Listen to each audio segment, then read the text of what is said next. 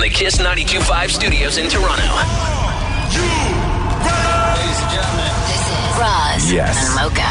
It's Roz and Mocha. What's going on? Hey guys, this is Bruno Mars. This is Selena Gomez. The Chainsmokers. Lady Gaga. Calvin Harris. Celestia Cara. This is Ed Sheeran. You're listening to my boys Roz and Mocha. Roz and Mocha. My boys Roz and Mocha. The Roz and Mocha Show. Between Roz and Mocha, who is your favorite? Roz. Mocha. Roz. Mocha. You guys are so funny, man. Congratulations, Lisa! Wow! You just won $1,000. That is amazing. Y'all just made my entire morning. Keep it up. you guys are awesome, man. This is the Roz and Mocha Show. Podcast. So they say the perfect way to make a festive bum wreath, Mocha, in case you're wondering, Okay. is you just grab a pair of like old leggings or pants and you cut a hole in the butt so your cheeks are exposed. And then you decorate around the edges of that hole with like bells and tinsel and garland and Like a regular wreath. like a regular wreath. And then when you turn around, your tushy is there and it's framed perfectly in a Christmas wreath. Maurie, come here for a second. What was your technique? Did you cut a pair of pants or did you just go bare? What did you do? I pulled my pajamas down, they were around my ankles, and then I put the wreath on my bum. Oh, well, did you just hold it there? It wasn't... No, duct tape. Oh, you taped it to your back. Yeah. Oof. Pajamas down at your ankles? Okay, wait. Weird. So you didn't even, your pants were just down? You didn't even take your pants off? They were just down around your ankles? No, because once I got into bed, I shimmied them down and then put the wreath on my back. So were you standing or were you lying? Lying face down into my pillow. Well, that's not in the spirit of the bum wreath, though, I don't think. But I thought it would be. Wow. How else are you supposed to display? Well, it's supposed to be like a fun, sort of festive thing. Yeah, Maybe a little bit sexy. Yeah, maybe a little sexy. You gotta go bum up. Oof. Okay, so you did the bum wreath, the festive bum wreath. And this is what Matthew's reaction to it, yeah? Matthew. Oh, no. What in God's name is that? This is a new trendy thing called Festive Bum Wreaths. I know you are lying. This is a thing that people are doing. It's a new social thing. Decorate your bums with wreaths. I'm not having this. This is not happening. And look, if I move, there's bells. First of all, the bruise on your hip is distracting me. No! We could do this just together. We are just together. Who else is here? I got you one too. It's in the back. No. Describe how great my bum looks in the wreath. Take the off. Do you want me to jiggle again? No, don't jiggle. Thank you. Jingle my bells. Great. Happy Hanukkah. Merry Christmas. Let's go. You're getting like sticks and like parts of the wreath all over. Merry Christmas from my bum to you. Okay, I cannot believe this is happening right now. Why? Because this is weird and silly. Okay, can we put the wreath on the door or somewhere else? Take the wreath off my bum. You take the wreath off your bum. Where do you want me to put this wreath? On your bum. No. Get off the bed with that thing. Just, please go. And get a vacuum and vacuum all that comforter. Thank you, which I just watched, by the way. What? There's nothing there. There's fake snow everywhere. Vacuum that up. Get the Dyson. Now. I'm putting my underwear back on. Oh, you can hang around with wreaths naked, but you can't vacuum naked? No.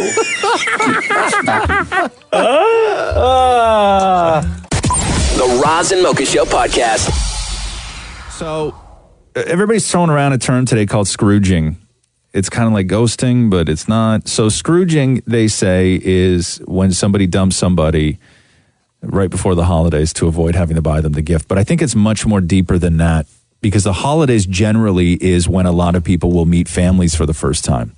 And the holidays are when you are spending an excessive amount of time with somebody who you may be in a new relationship, or a relationship maybe that's not working out too well.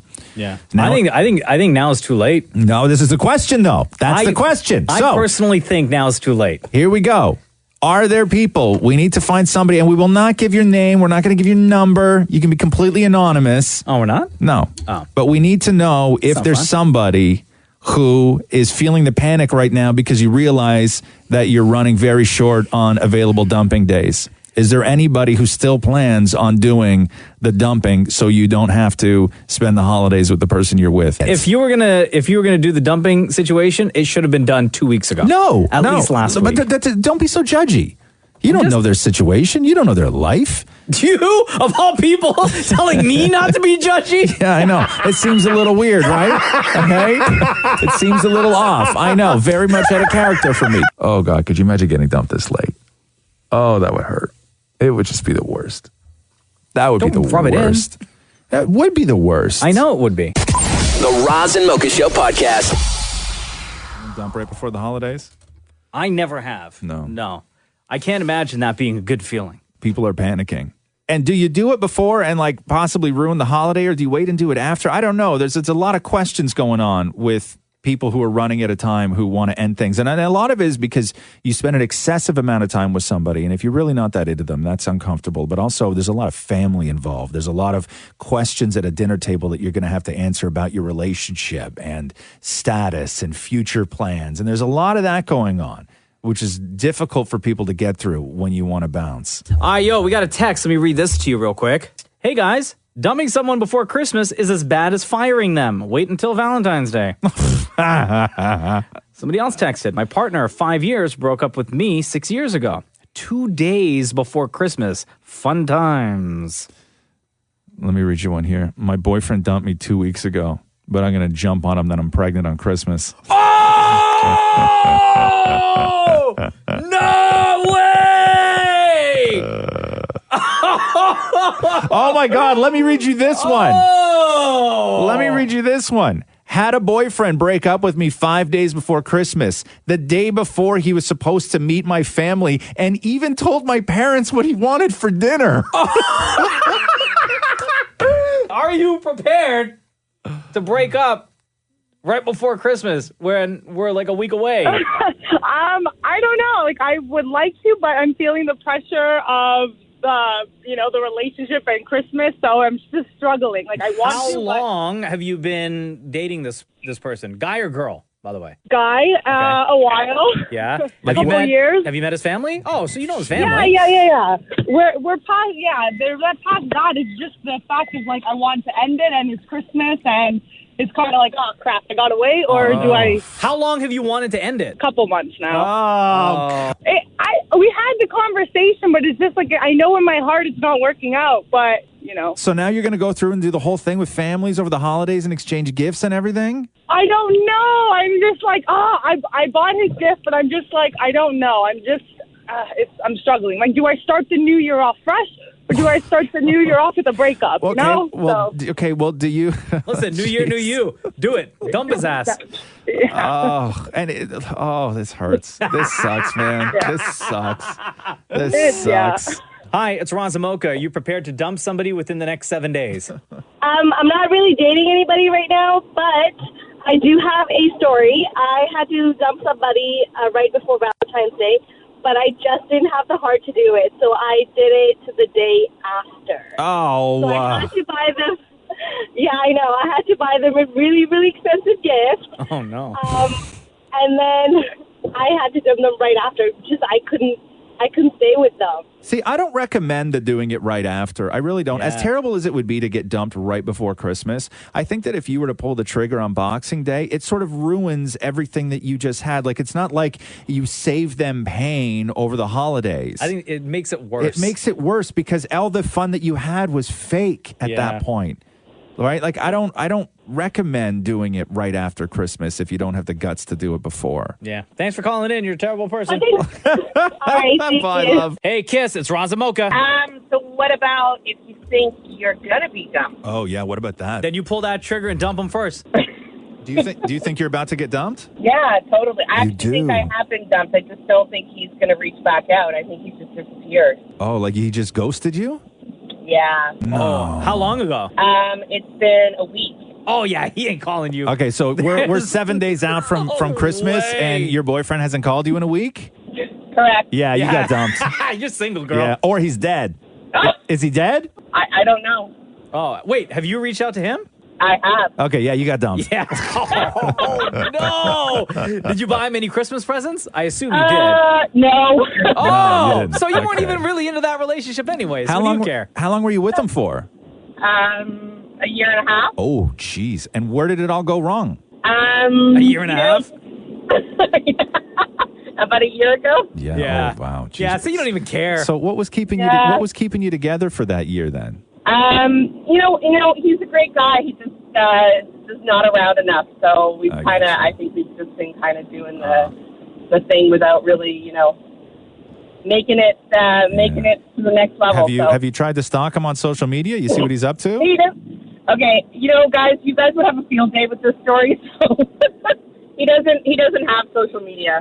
Oh, so you are one of many. Yeah. You got it. Yeah. Oh, no. Anyway, enjoy that single life, girl. Thanks. Bye, Merry love. Christmas. You too. The Roz and Mocha Show podcast. Hi, this is the Roz and Mocha Show. Who's this? It's Maya. Hi, Maya. How are you? I'm good. What's going on? I have this Christmas concert, and I'm a little bit nervous because we did a rehearsal yesterday, and we were really bad at the ending. Like, we couldn't do what the teacher was telling us. Oh, okay. Well, hold on. What are you doing for the Christmas concert? Are you playing in a band? Are you singing? Are you performing? We're dancing, You're dancing. like, we're doing a throwback, so we're doing, like, Michael Jackson. And you know that thing that those Russian guys would do the heels? Yeah. And then, like, pew-pew thing. Yeah. That's what my teacher called it. Yeah, the heels and the pew-pew. We get that. I know what that is. So what part were you and your friends messing up on? The heel part or the pew-pew part, or both? Like, both. Like, some of us were doing the heel, others the pew-pew, and some of us were just standing there in, like, a little ball, right? Not knowing what to do. Choreography's hard. Do you feel that you guys had enough time to practice this or no? Yes. You have had enough time. So what's the problem then? Why don't you know the choreography? I don't know. Did you think that you put in enough work? Yeah, I think we just weren't confident enough. Okay. And is your confident, when you talk about confidence, is that confidence or is it fear? Mostly fear. Okay. So fear isn't actually a bad thing, right? Well, yeah, it's not really. Like, that's just your body trying to keep you alive, right? Yeah. And when I mean alive, I mean part of that is your body preventing you from embarrassing yourself publicly, right? Like, that's what you do. Like, inside you have these things that prevent all that stuff. It prevents you from walking in front of a train, and it prevents you from getting up on a stage trying to do choreography that you don't know in front of a room full of people who you think are judging you, right? Well, yeah, I think we know the choreography, except we didn't know when to do it. Right. And some of us just froze up. Okay, so why don't you guys get together? You all need to be on the same page with this, right? You got to figure this out. You got to take some time. We're going to practice before it, but here's what I would do: why don't you take ownership of this and with the other people, right? Why don't you be the boss of this and say, hey guys, I know I don't feel confident with this choreography, and I don't know how you feel about it, but I really think that I could super benefit from a couple more run throughs, and I'm really hoping you guys are all on the same page with me. So why don't we get together for like 15 minutes after school and try and bang out some of this leg kicks and pew pews?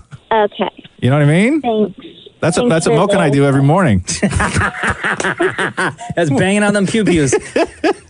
I will say, Maya, that was like way better advice than what I was going to say. My suggestion was to be just don't show up. Oh, God. And let the other jabronis take the fault for it. Let them be embarrassed. What do you want to put yourself through that for? You got this, okay, girl? Okay. Okay, hon. Yeah. I also wanted to say one more time because I only said it to Maurie, but Maurie's my favorite. Okay, that he doesn't... gives me laughs in the morning. Sure. Okay, bye. Okay. No wonder you're failing at things in life. Oh, damn. Bye. Okay. Welcome to the Bye. Bye, Maya. Roz and Mocha's Fix My Life. What advice can you guys give me? Okay, so my question is... Got a problem you can't fix? Roz and Mocha got you. Julie, what's going on? It's Roz and Mocha. How are you today? I'm good, thanks. How are you? Doing great. How old are you, Julie? Women should never tell her age. Come on, you gotta. 35. Okay, cool. What's wrong with that? Because that matters in these conversations. Because I'm gonna read what you wrote us, and I'll tell you, it makes a huge difference whether you're 35 or 22. Okay. Okay, so Julie, you wrote us. FML, Fix My Life, Roz and Mocha. Should I be okay with my boyfriend being close friends with his ex-wife? They have no kids, so I see no reason for them to be friends or carry on a relationship. Oh, yo. How long you been with the guy? On and off for 4 years. Okay, What do you mean on and off for 4 years? So we were together, and there was a period of time where we were not together, and then we're back together. Okay. How long were you not together for? A couple of months. Okay. What was the reason that you were not together? Partly because of this. Okay. Oh, wow. Okay. And so this run of things, how long have you guys been together now consistently for? Actually, we just got back together after the summertime. Okay. So when you guys are not together, does he go back to his ex? No. No, he does not. So what is it about that relationship between your boyfriend and his ex-wife that bothers you? That they talk all the time. And so I don't know that they would ever get back together. At this point, I don't think so, but who knows? There was a time when we first started dating that he did go back with her. Right. So who knows? So he hasn't been together with his ex-wife for how long now? Oh, quite some time. Probably 5 years. 4 years. 5 years. Okay. There's a couple things about exes, right? And first of all, it doesn't sound like you guys have the strongest relationship. So we can't come at this where, you guys are 100% committed to each other and have each other's absolute trust and have been rock solid for years, because you've had some real shaky ground. So I suspect there's a lot of other issues going on other than just the ex-wife, but we'll get to that in a second. Exes are kind of like ghosts, and unless you're being haunted and it's destructive to your relationship, those ghosts shouldn't bother you or disrupt your way of life. Okay? And unless there are secrets being shared between your ex and your boyfriend and his ex, if you're in a situation of where his ex is trying to get him back actively while you guys are trying to build a relationship, if you're in a situation where you go to bed at night and then he gets out of bed and has these long conversations with his ex on the phone, there's only things that they understand. There's things that he can't yet talk to you about.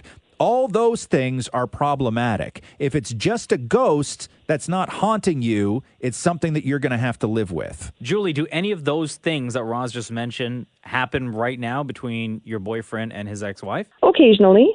And the fact that he hides the fact that he talks to her. That's a problem. Is one. A big problem. That's a problem. That's a problem. There is a problem. She goes and helps clean his house sometimes. Now, does he hide the status of your relationship to her? I don't think so. So he's straight up about where you guys are when he talks to her. She knows everything, right? Yes. Okay. Yep. Have you met her? Once. Do you think that either he still has feelings for her or she has feelings for him? On some level, yes. What does he say about it when you bring up this conversation? He says that they're just friends, that nothing would ever happen. And I said, that's fine. I don't mind you being friends, but there's certain things that I find very inappropriate. Sure. And what's his answer to those things? That nothing would ever happen between them. Okay. And that they're just friends. The things that bother you most about their friendship that you say to him, hey, this bothers me, and he's like, don't worry about it. Does he continue to do those things, those specific things, or does he kind of back away and just like talks to her? So my biggest problem is that he keeps it a secret, or he hides the fact that he talks to her. Yeah, that's a problem. That's a huge problem. Your partner's ex can be a lot of things, right? They can be somebody that is still in their life that they do care about because they spent time together. They were married, okay? For but sure. things that they can't be, okay, is that they can't still be like their workout partner. They can't be the person that they watched football when they were marrying and then they still get together once a year and go to a football game, as like their old tradition. You know what I mean? They can't be, they can't go to certain movies together. They can't have those things. And then if you have a problem with it, your boyfriend can't tell you that you have to deal with it, because as soon as he says that you're going to have to deal with it in that way, then he is not at a point where he's willing to build something better with you. Right. Okay? He doesn't want to let go of the past because he still gets some sort of huge emotional kick out of his ex, even if they're not together. There's some sort of comfort there. And of course there would be. They were married. And I'm sure he gets something out of you. Maybe it's sex. Who knows? I don't know what your life is like. But he doesn't want everything from you. He wants a little bit from you and a little bit from her. And if he's keeping secrets, that's a huge problem. If he's straight up, because people are, and you can. If he's not an easily influenced guy, where he's not going to accidentally fall to her, ways and her lady magic and they wind up in bed one night. If that's not the kind of guy he is, where he's trustworthy and he's straight up with you and he's straight up with her, that's something you can live with. But with secrets, you can't. Agreed, 100%. And you shouldn't. Hey, Julie, I'm going to ask you two very important questions, okay? Right. Number one, do you love him? Yes. Number two, do you trust him? Yes. Okay. So then you're good. Do you trust her? I don't know her. Really? You don't know. I don't know. Do you trust him around her? I I would, yeah. Yeah. Okay. Then I think that you can dig into this with him, and I think that Mocha's right. If you do trust him, I think that you can lay this all out. I think the wrong way to lay this out is if you think that he is somehow going to get back together with her, or you make it into a trust issue. I think that's the wrong way to go at this. But I think that you can be honest and say, listen, I understand that you have a life. We all have a life. We all had lives before we're with the person that we're with. And understanding that and accepting that is just a big part of being who we are, okay? And you can't ignore it. It's better to accept it and grow together. But I think that you are well within your right to say, I know you communicate with your ex, but man, you just can't do it in secret. That really, really kills me. Like, it kills me. It makes me feel so insignificant that there's stuff that I can't not only not give to you, but that you're not even allowing me to try, that you still have parts in your life that need to be filled by your ex, and you don't even give me the opportunity. And that really sucks. You got it. That's exactly what it is. Yeah, you just want a shot. You want a fair shot. Mm-hmm. Sorry to be such a bummer, but these situations suck, huh? They sometimes can, yes. Yeah. Okay. You can be okay? Yeah, I'm great. Okay. Thank you. Okay, you go and have that conversation. Thanks for reaching out, Julie. Appreciate it. Thanks, guys. Bye. Roz and Mocha's Fix My Life, only on Kiss. When you travel with Transat, one of the cool things that you can do is take advantage of the Distinction Collection of hotels. What makes this special is that it's exclusive to Transat, so you can't get this deal or these deals with anybody else. Yeah, so we're talking direct round-trip transfers between the airport and the hotel. That's awesome.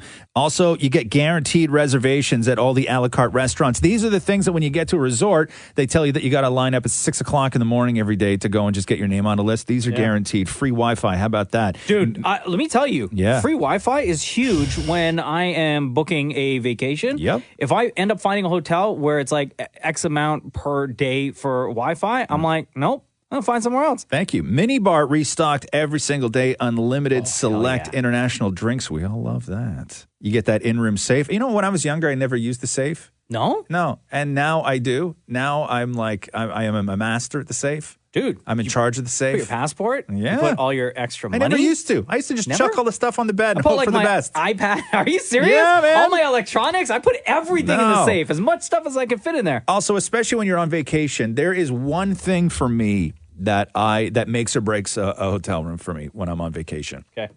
And that is when I walk into a room, the first thing I do is I go to the closet and I find out if there's a robe. Oh, yeah.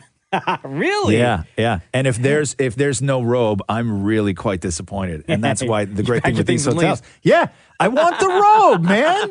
I need a robe. Listen, you get a bottle of wine in the room, concierge service, turn down service, and golf and spa discounts to book and pamper yourself because you really need to. Hit up transat.com. There you go. Hey, let's take a phone call. Hell yeah. Hi there, it's Roz and Mocha. Hi, who's Hello. this? What's your name? I'm Antonio. Antonio, what's going on, brother? Well, I called because I give a nice panettone for Christmas to my daughter. Now, I go to my son's house. He goes, Papa, we're going to have some coffee. He goes, can you cut my panettone? He goes, my sister brought it over. I looked. Underneath, it says to Dora. Dora's my daughter. What does she do? She regift and give it to my son. You think this is right? Okay, hold on. I don't even know. What are we talking about? What did you give your daughter? A panettone. It's like the Italian cake with the raisins, the lemon inside. Okay, well, nobody likes those. It's a big tradition around the holidays, Roz. Okay, so you gave your daughter a cake, and then your daughter gave that cake to your son. And then I go there, and he served it for me with the espresso coffee. You believe it? Antonio. Hey, Antonio, listen, your daughter does not like panettone cake, so stop giving it to her. I know. Next time I'm going to give her the Nutella cake. Okay, see, that's even better. Who doesn't love Nutella? I know, but I like that one. I eat it myself. Right, but it all worked out for you in the end because you still got to eat the cake. I guess so. I guess you're right. I guess so. Wait, but did you bring it up with your daughter? Have you had a conversation yet? No, that's why this upsets me a little bit because my tradition, we don't do this recycling gift. Right. Okay, so Italians don't re-gift is what you're saying, right? Oh, I think they do lots, but when you go do to my daughter to Papa, that's not nice. Oh, okay, yeah, you're right. Oh man, I wouldn't feel bad because in the end, you still got to eat the cake when you got to have it with you got to have it with one of your kids at least, right? That's it. I forgive her. That's it. No problem. You know what? For Christmas, you should give her another cake. I think I'm going to give her another one. But this one is going to be with panettone. Can I tell you what I would do just because I'm a huge troll in a situation like this? What do you do? Okay. I would give your daughter, what I would do is I would wrap up the rest of the cake that she gave to your son and give the rest of it back to her. Oh, no. You want to know something? I have the box with her name on it. Yeah. That's a good idea. Maybe. Yeah, just give her the box and just tell her it was a delicious and you and your boy really enjoyed it. Oh, you know what? That's beautiful. I'm going to do it. Thank you. Hey, Antonio, Merry Christmas, brother. Thank you so much for listening. Thank you. Take care. The Roz and Mocha Show podcast. Hello, this is the Roz and Mocha Show. Hi, it's Alana. Hi, Alana. How are you? Good, how are you? Good. What's going on? Oh my God, I'm shaking. I love the Johnny Depp School of Acting. Ah, we love it too. It's my favorite time of year. Right. And National Lampoon has to be the best Christmas movie ever.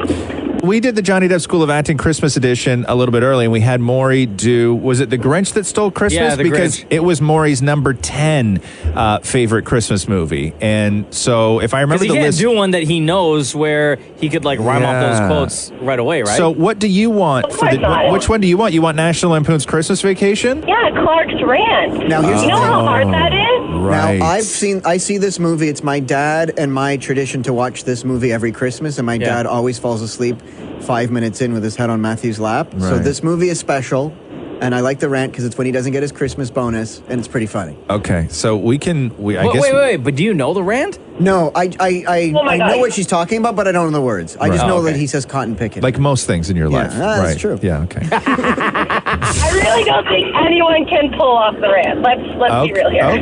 Okay. Well, Alana, we could, you know what? We can make this happen for you. Oh my goodness, that would be so amazing. All right. Thanks, Alana. Thank you so much. Bye. The Roz and Mocha Show podcast. All right, so by request, the Johnny Depp School of Acting, National Lampoon's Christmas Vacation. It is the holidays. The Johnny Depp School of Acting, how this works is Johnny Depp, the story goes, far too famous, far too busy, far too eccentric to remember his and memorize his lines from his own movies.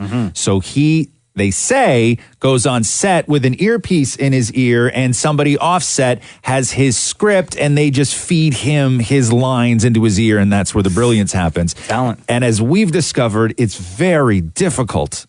It's extremely difficult. So we will dip into the Johnny Depp School of Acting, Christmas Vacation Edition. Maury, I have your script, and can you hear me in your earpiece? I can hear you in my earpiece. Okay. Mocha, you will be playing the part of Ellen. Maury, you will be Clark. And of course, what was requested was the Clark rant. Okay. The big, famous Clark rant from Christmas Vacation. Okay, so Johnny Depp School of Acting, Christmas Vacation, Clark rant. Maury and Mocha, take one, and action. Clark, I'm sorry. Tis, if the biggest the head and the punch in the face ever had. Damn it, listen, if any of you are looking for last minute love, I have one. I have Frank Shirley, my boss here tonight. Big with a big bibbin on his bed.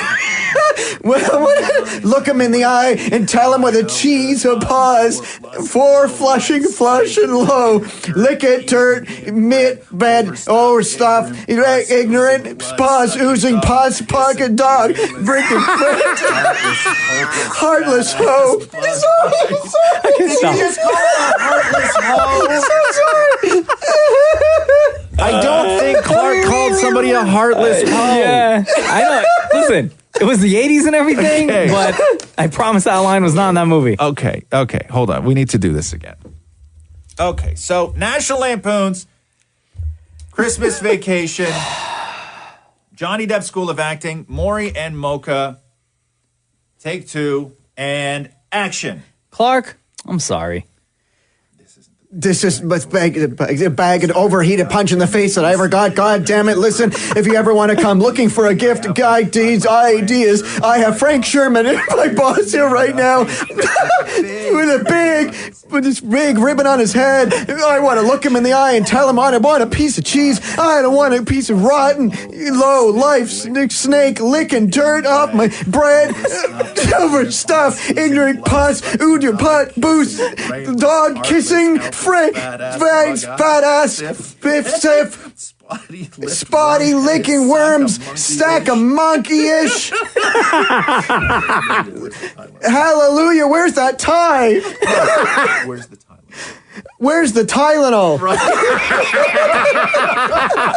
I like how you added your dad's name into the script as well. Can we just take note here that it's Frank Shirley, not Frank Sherman? Okay. And that is the Johnny Depp School of Acting. The Roz and Mocha Show podcast. Hi there, is this Renee? It is. You guys disappointed me this morning. Why? What happened? First time in years that I've been disappointed. What? Well, you had a super fail. Well, you guys were talking about doing the Johnny Depp School of Acting, and Maurie says, "Oh, I watch this every year with my dad. It's a staple in our house." Mm-hmm. And 5 minutes into viewing, my dad falls asleep with his head on Matthew's lap. Right.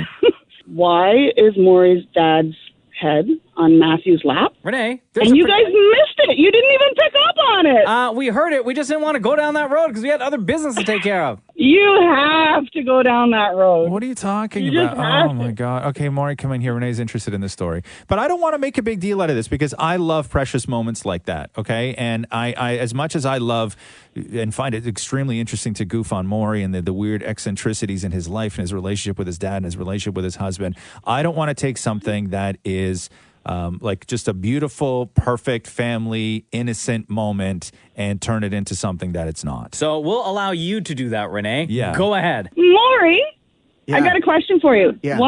Why does your dad lay his head on Matthew's lap and not yours? After so much eggnog and rum, and I sit with the dog and my stepmom, whose lap is his head going to go in if not Matthew's? I don't know. I just find that strange, no? Here's the thing. I absolutely love seeing that happen. I just think it's so cute and so awesome that my dad has accepted Matthew and finds him so awesome and cool that he's willing to put his head on him. And comfy. Yeah, I'm sure. I mean, it's a very bony lap. I thought that would be a lot funnier this morning. I heard that, and I was expecting so much more out of you guys. Oh, what are we going to do? But why would that be funny, though? It's a great moment. Mocha, what would you do? Mocha, what would you do if you guys are watching a movie and your dad fell asleep with his head in Jenna's lap? Wait, are you saying this is wrong? No, I'm just trying to deconstruct it and just sort of... I don't know. I don't know if I would find that like... Come on, Mocha, like, find your inner sweet, bro. Yeah. Like, sweet, or like, Dad, what are you doing, man? That's my wife. Right. Like, you have your own. Okay, but here's the thing. Okay, but here's the question. Maybe you're onto something. Let me investigate this real quick here. Because the visual of your dad falling asleep with his head and just being there sound asleep and Matthew's there and the head's on the lap and everything else. That's really, it's a beautiful Christmas sort of We're all image. around the TV, like Daniel Clyde. We're all there. I get that. But if you could tell me that your dad was sitting upright and then fell asleep and fell over and his head wound up in Matthew's lap, I would think that is fine. But in order to fall asleep with your head in somebody's lap, it usually starts with the head in the lap before you fall asleep. So the question isn't your sleeping dad's head in Matthew's lap. It was how long was his awake head in Matthew's lap watching a movie with the rest of the family? No, it starts it starts where he's leaning, and then he falls on Matthew's shoulder, and then down onto the lap. I gotta say something here. Awake, my dad awake is not in Matthew's lap. That would be weird. With his eyes closed is okay. I don't know. I think it's more weird. What if your dad's head was in your wife's lap, but his eyes were closed? Does that make it okay? No. Dad, get off my wife. glasses are all crooked. You know what happens when somebody with glasses lies down and they kind of like go in between? Come on, I man. look Go at upstairs and go to bed. I just see it. I'm like, oh, that's so cute. Right. I'll take a picture this year. Please do. I'm sure Yes, your father would post love that. Thanks, Renee. Have a good day. The Roz and Mocha Show podcast. Jasmine Lorimer is here, our good friend, Canada's first Bachelorette, and now worldwide traveler. What's going on? I'm good. How are you guys? Good. According to your Instagram, you are very, very, very busy.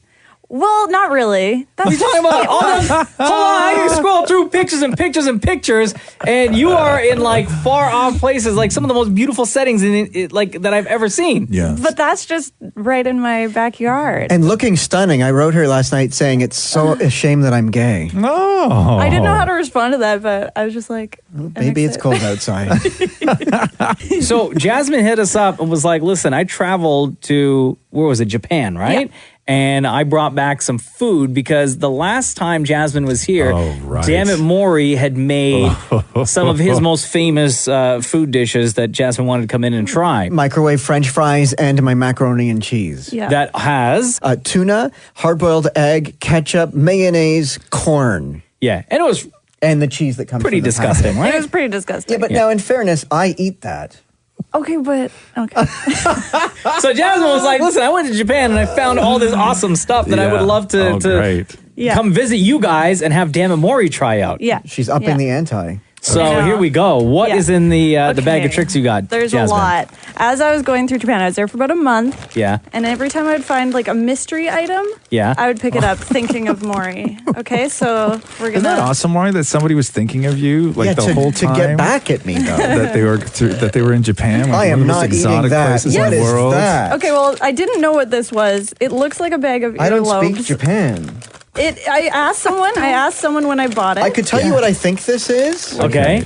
I'm thinking this is rat tongue. Oh, wow. What is it, Jasmine? Do you know? Should I tell him before or after? No, after. Okay. After. I'm not eating that It either. might be worse than what you think, and it might be just normal. Why don't you select the first item for Damnit Maurie? This bag, it looks like a little earlobe with some sort of string attached to it. Oh, it's like an earring. All right, here you go. Okay. Do you want me to open it for you? I didn't realize. Okay, smell it. Okay. Oh. What does it smell like? Oh, dear God.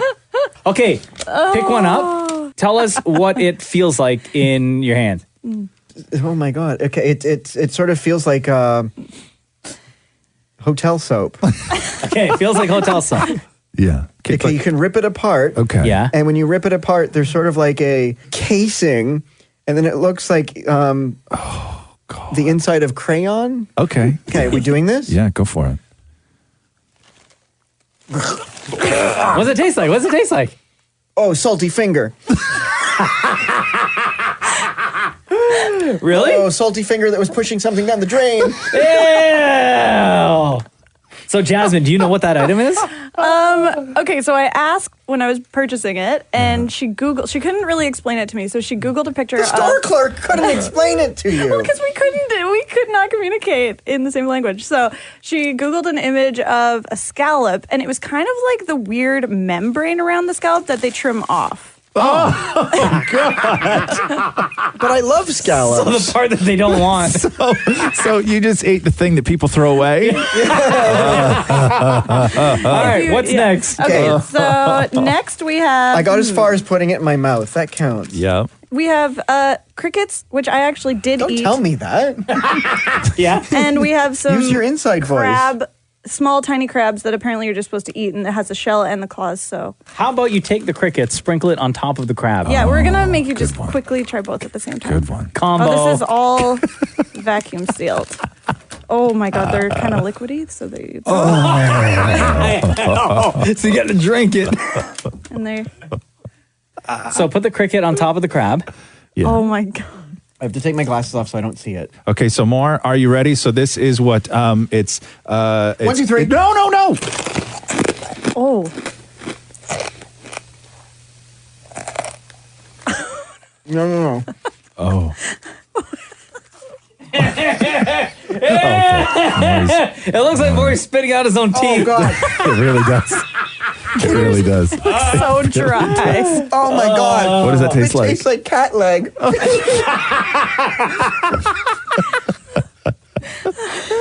I think I really need to go somewhere else.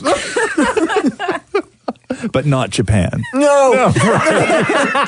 Jasmine Lorimer, always a pleasure having you join us on the Roz and Mocha Show. Thank you. The Roz and Mocha Show podcast. Hey, it's Roz and Mocha. What's going on? Hey, it's Angelo. What's up, Angelo? How are you, man? Not feeling too well. My wife, well, technically my baby is the one that's been keeping me up at night. So I'm on my way to the gym before work, and I was wondering if Damnit Maurie can motivate me. Oh, you need some motivation. Oh, like Monday motivation? Yeah. So, how old is the baby? She is turning 8 months. Oh, wow. Okay. So, still brand new. Congratulations.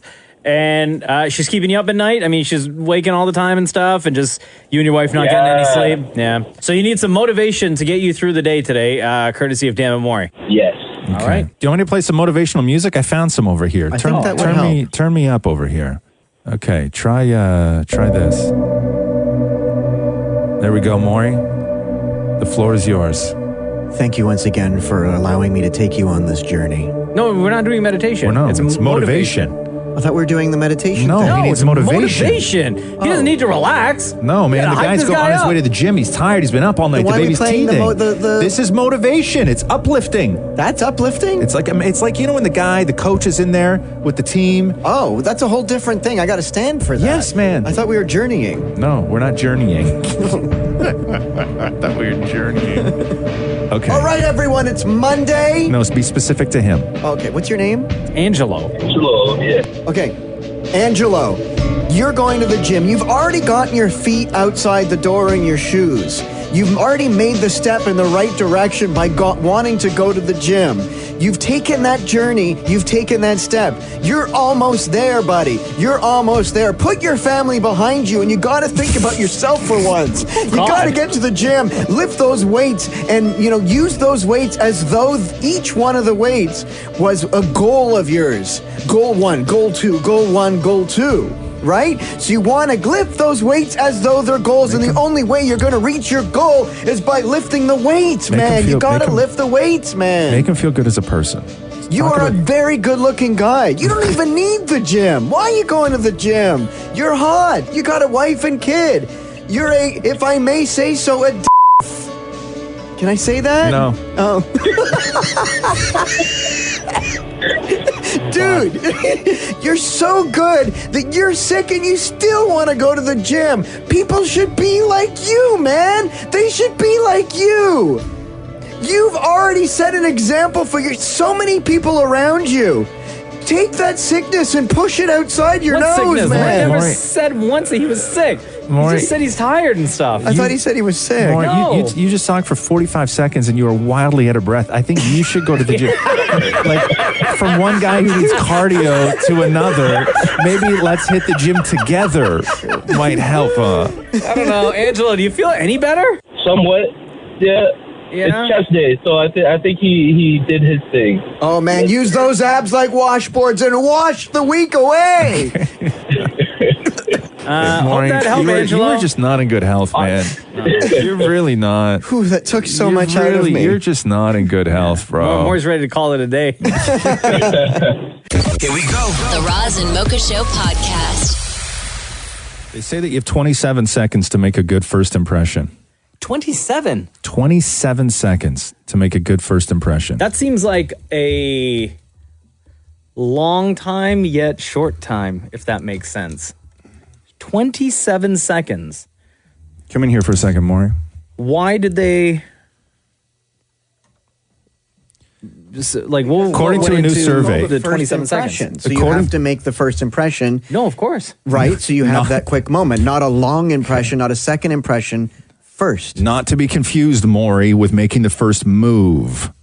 Oh, the first impression is different than making the first move. No, but are the two not one in the same? No! No, but the first, like kissing. Right. Okay. You don't have 27 seconds to make the first move. You have 27 seconds to make a good first impression. Which is, if I may say, eye contact. Yeah. Touching. Okay. Like touch their elbow. I don't know about touching. Okay. What in 27 seconds? I already know you. You've already made a first impression years ago. It didn't go well. Hey, don't touch me. Let me just break this down for you. Let me break this down for you. So they say, here's some of the things you could do. So according to a new survey, you got 27 seconds to make a good first impression. And that's not 27 seconds from when you start talking. Okay. The majority of people start that countdown clock from the moment they see you. Yeah. That's called first impression. For sure. So here's what you can do according to a new survey. Here are the top 10 things you could do to make a good first impression. Smiling. Yeah. Being polite. Yeah. Being well-spoken. Yeah. Making eye contact. Yeah. Listening well. Yes. Smelling nice. Of course. Holding the conversation well. Good body language. Mm-hmm. Good tone of voice. Mm-hmm. And dressing well. That's too many things for 27 seconds. Okay. Now, you can't listen and smile at the same time. Excuse me? What? You can't listen and smile at the same time?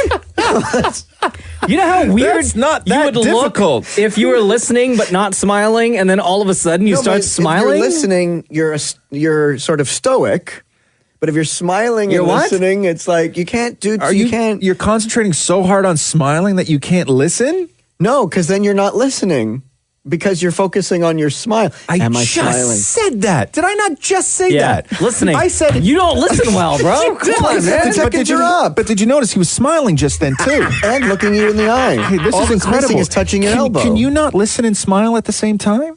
No, see, I was just listening to you there. I couldn't smile. No, but seriously though, can you not listen and smile at the same time? Not there. I just tried smiling. But And what are you thinking about when you smile then?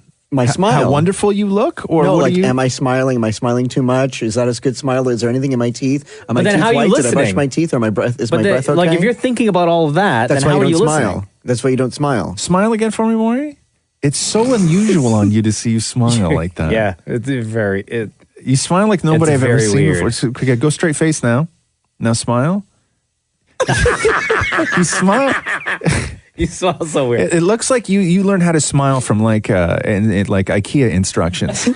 Like just the very basic fundamentals of smiling is what you read on how to smile. Great first impression. Right. Okay. Well, we're going to get you to do a first impression before the end of the show. So. Oh, yes. The Roz and Mocha Show podcast. So they say you have 27 seconds, Mocha, to make a good first impression. And the clock doesn't start when you actually start the conversation. They say the clock for this starts when the person sees you, the person you don't know, when you first make eye contact. Some of the things that they say are key to making a good first impression. Smiling, being polite, Maury's shaking right now, being well-spoken, making eye contact, listening well, smelling nice, holding a conversation. No, it makes sense. Good body language, good tone of voice, and dressing well. Maury, come in here for a second. Get your phone, bring your phone and call us. I just did. Okay. Okay. Well, you can't talk because it's going to be super echoey. You can't bring the phone in here. You told me to come in here. No, you can't. Just mute the phone. Mute the phone. Okay, there we go. So what you need to do is leave the studio right now. You can either go downstairs on the street or you can go outside into the building. There's no one here. Doesn't matter. Find somebody. Oh, right there, Dr. Bacon. They'll see you coming. No, it can't be somebody you know. Has to be a first impression. There's nobody there. Go find somebody. Okay. So you have 27 seconds from the time they see you. What are you doing? He's getting his jacket. He's bundling up now. Okay. Okay. He's got his jacket. I'm His hat. going to say right now, Moore, that jacket does not make the best first impression. This is my new coat. No, is it a brand new coat? I got it through my insurance. Okay. Anyway, so where are you going? I'm going downstairs. Okay, go. It's not the best fit, but I guess it's okay. It's a small. Yeah. Yeah, okay. That's exactly what you are, small. It's designer, by the way. Okay, so Maury, now we'll go through this list again, okay? If you're just joining us, they say get 27 seconds to make a good first impression. And this does not start from the first time you start talking to someone. This starts from the first moment they see you is 27 seconds starts. Smiling, being polite, well-spoken, making eye contact, listening well, smelling nice, holding the conversation well, good body language, good tone of voice, and dressing well. Maury does have a brand new coat on. So Maury, you have to then find somebody and let us know when they first see you, then you have to go to them and make a good first impression. Okay. Okay? So where are Give you me a right second. now? Where are you right now? I'm exiting the building. Okay, you're exiting the building. All right, there's a truck driver. He just saw me. Okay, go. He saw me. Go. He saw me. The clock is on. Okay. Clock is on. But don't get hit by traffic. What? Look both ways. Sorry, there's a car. Can you roll down your window? Hi, I'm Maurie from Kiss 92.5. How are you? How are you? Awesome. What do you think of my smile? It's amazing. What do you think of our first impression? Do I smell good? Am I smiling? Am I looking at you? Am I holding the conversation? How's your day going? So far, so good. How's yours? That's conversation. So you're laughing at me. This is a great first impression. Well, I listen to you, so you're funny. So. Or you can't talk to a fan.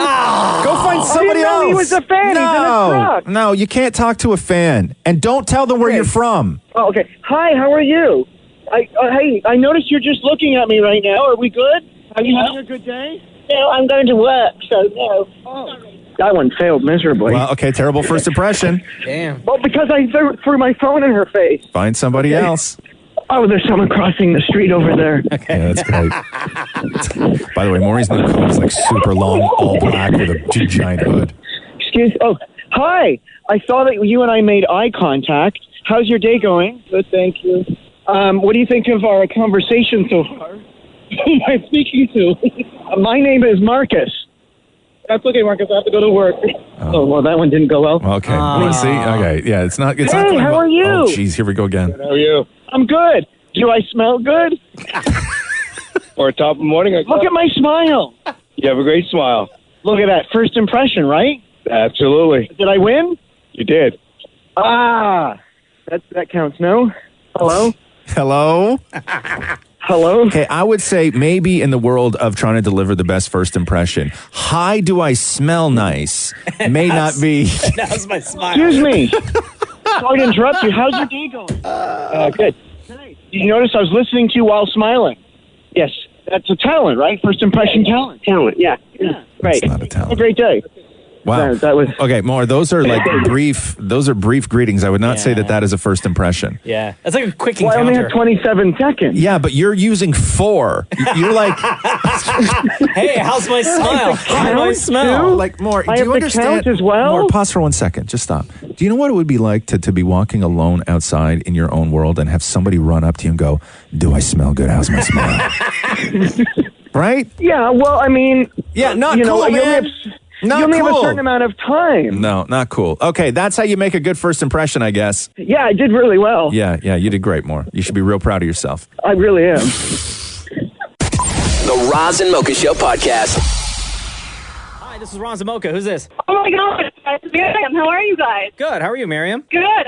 I'm actually on my way to a social psychology exam, and kind of what Maurie did is like write up what I'm about to write about. And like maybe a tip would be like find a similarity or like put the person in a good mood because they'll be more likely to engage in conversation with him. So back to first impression. So that's your take on a first impression, is to immediately try and maybe find some sort of common ground or compliment them in a way? Is that what you're saying? Yeah, because like if they're in a good mood or if they're in guilt, like that they're more likely to give you something. So like whether it's their time, whether it's like a donation, whether it's anything, right? But obviously you're not going to put them in guilt on your first impression. So should I have maybe run up and said, "Oh my God, we both have green eyes"? Right. maybe not like material stuff, like maybe like, or like maybe not like, maybe don't draw attention to yourself, like your smell. What if you don't actually want something from them? What if you're just trying to make just a general great first impression as a person? Well, then it all comes down to like physical appearance, unfortunately, and like Physical whether you appearance. look innocent or whether you look like someone who can like they trust you or you're trustworthy looking, like average features, that kind of thing. Right. Like attractive people have to really, really screw up in the first 27 seconds to ruin that first impression. Oh, exactly. Like I just did a practice test or like a practice question that was like that if someone is more likely to be not guilty if they're more attractive. No, see, I disagree. I find hot guys to be very unapproachable, and their first impression always gives off the allure of I am too good for you. But here's the difference, Maury. Like Hot George at the gym, I was not able to say hi to him for like the first 2 weeks. Because he didn't want to make a first impression with you. It's not about you approaching them. It's about them approaching you. And then it's I their told him, first I'm like, impression. wow, you're so nice, but you came across like an a-hole. No, but you're getting it backwards, though. You're getting it backwards. It's when you are an attractive person and you approach somebody, it's very easy to make a first impression. You're talking about somebody who is attractive that you are now mad at that you didn't have access to. And you thought I didn't notice you would say I wasn't good looking. Is that a surprise to anybody? I don't know if that's what he really meant to say. Do I have to? Well, that's all I got out of that. Hey, Miriam, thanks so much for the phone call. Hey, good luck on your exam. Oh, thank you so much, guys. Have a good morning. The Roz and Mocha Show podcast. The standalone Bumblebee movie, the prequel to all the Transformers flicks, is out today. Takes place in the year 1987. John Cena from the WWE is in the movie, and Hailee Steinfeld stars as well. She joins us right now. Welcome back to the Roz and Mocha Show. How are you? Thank you so much. I'm good. How are you? Doing great. I want to read a couple of lines from some reviews about Bumblebee before we go on, all right? Bumblebee is the good Transformers movie we've been waiting for. Another one, Bumblebee is now certified fresh at 93% on the tomato reader. And another one, surprise, Transformers prequel Bumblebee replaces Loud and Dumb with humor and heart. There you go. Congratulations. Amazing. Thank you so much. When you got into this, what did you know about Transformers? And was there a moment where you're like, oh my God, what the hell did I get myself into? Oh, I had that moment all the time while making this film. I had seen the films as they sort of came out over the last decade. My older brother is a race car driver and mechanic, and I remember seeing the first one with him, and it was kind of our thing. So when I got the news about this one, he was like the first person I told, and he was actually with me on set when I made the movie. And I think both of us didn't know whether we should be like amazed or heartbroken, you know, because they make these movies in a certain type of way that you don't necessarily know when you're watching them. Yeah, so that's what I was going to ask is when you watch the movies, you kind of envision what it was like for them to film the movies where you have these real life people interacting with the robots who aren't actually real robots in real life that you're interacting with. What was the experience like once you got on set and had to immerse yourself in that world? Definitely a challenge. At first, you know, after reading the script, I knew that the relationship between my character Charlie and Bumblebee, it felt so real on the page that it never really struck me as anything.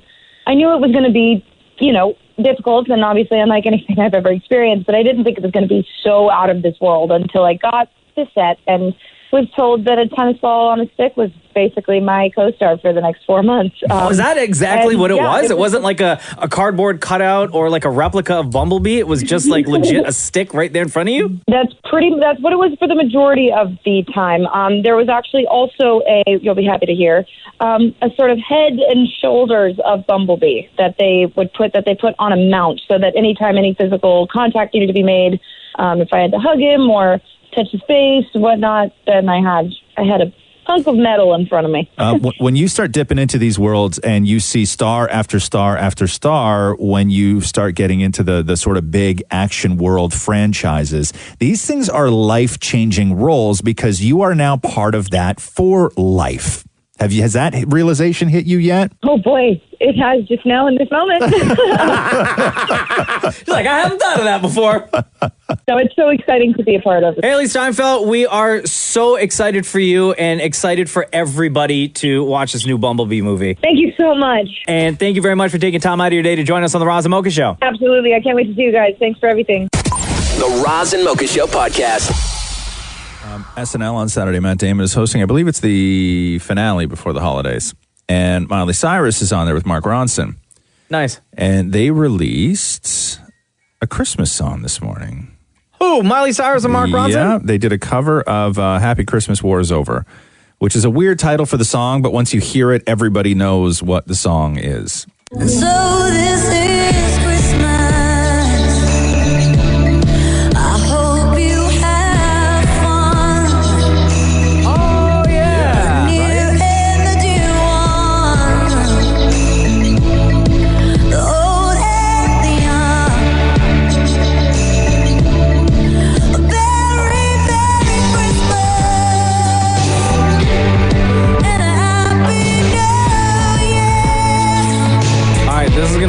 probably be like, dude, I love this. Her voice is so bloody good. Semi bad to say because I know the importance in the messaging of this song. Yeah. But this version of it, yeah, it's kind of hot. Yeah, no, you're right. You're right. You're right. Is that dirty of me to say? No. And can I just... Like, it's pretty sexy. I agree with you. It's very sexy. First of all, I'm going to applaud Miley for releasing a sexy Christmas song. I will say this, too, and that is, out of all Miley's peers, Ariana Grande, you name it, all those young girls, when Miley sings, I can understand the words that she's saying in a song. I don't understand what anybody else is saying in anything they sing. But when Miley sings, she sings words. She doesn't need assistance from... She just sings words, a computer to enhance her voice. Maury, can you remind... When's our last day on the show before the holidays? Next Friday. I would like to end the show next Friday with this song. That's how much I love it. Oh, shoot. Remind me of that. We may end the show today with this song. That's how much I love it. So this is Christmas. Yeah, dude. This is...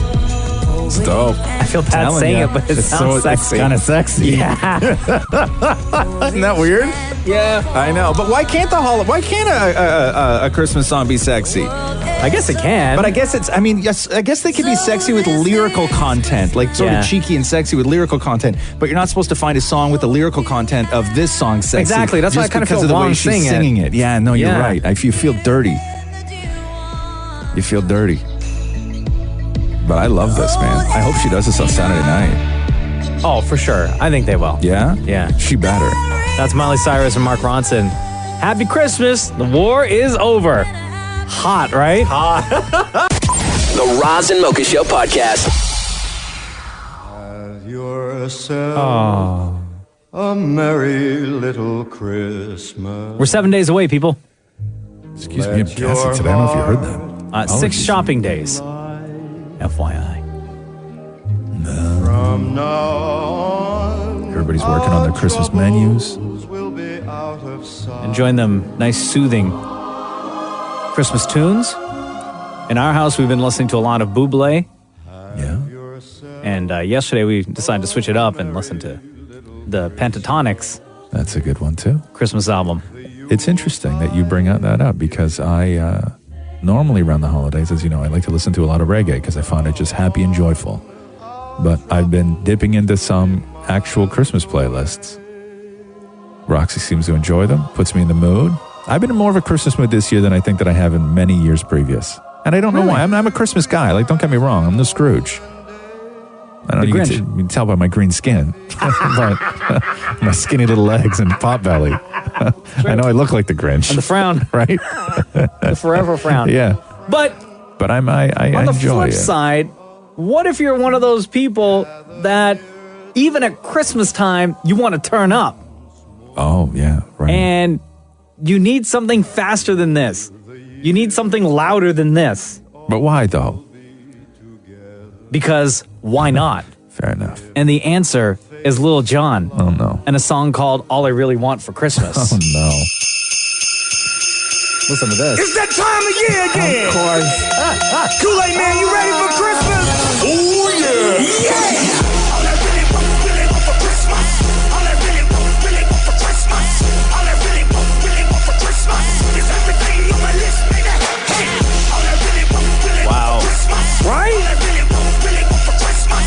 All I really want for Christmas is everything on my list, baby. Hey. Having a party. Yeah, I'm all about this. Yo, forget you, Frank Sinatra. Forget you, Bing Crosby. You get it too, Mariah Carey. We don't want none of that. We want this.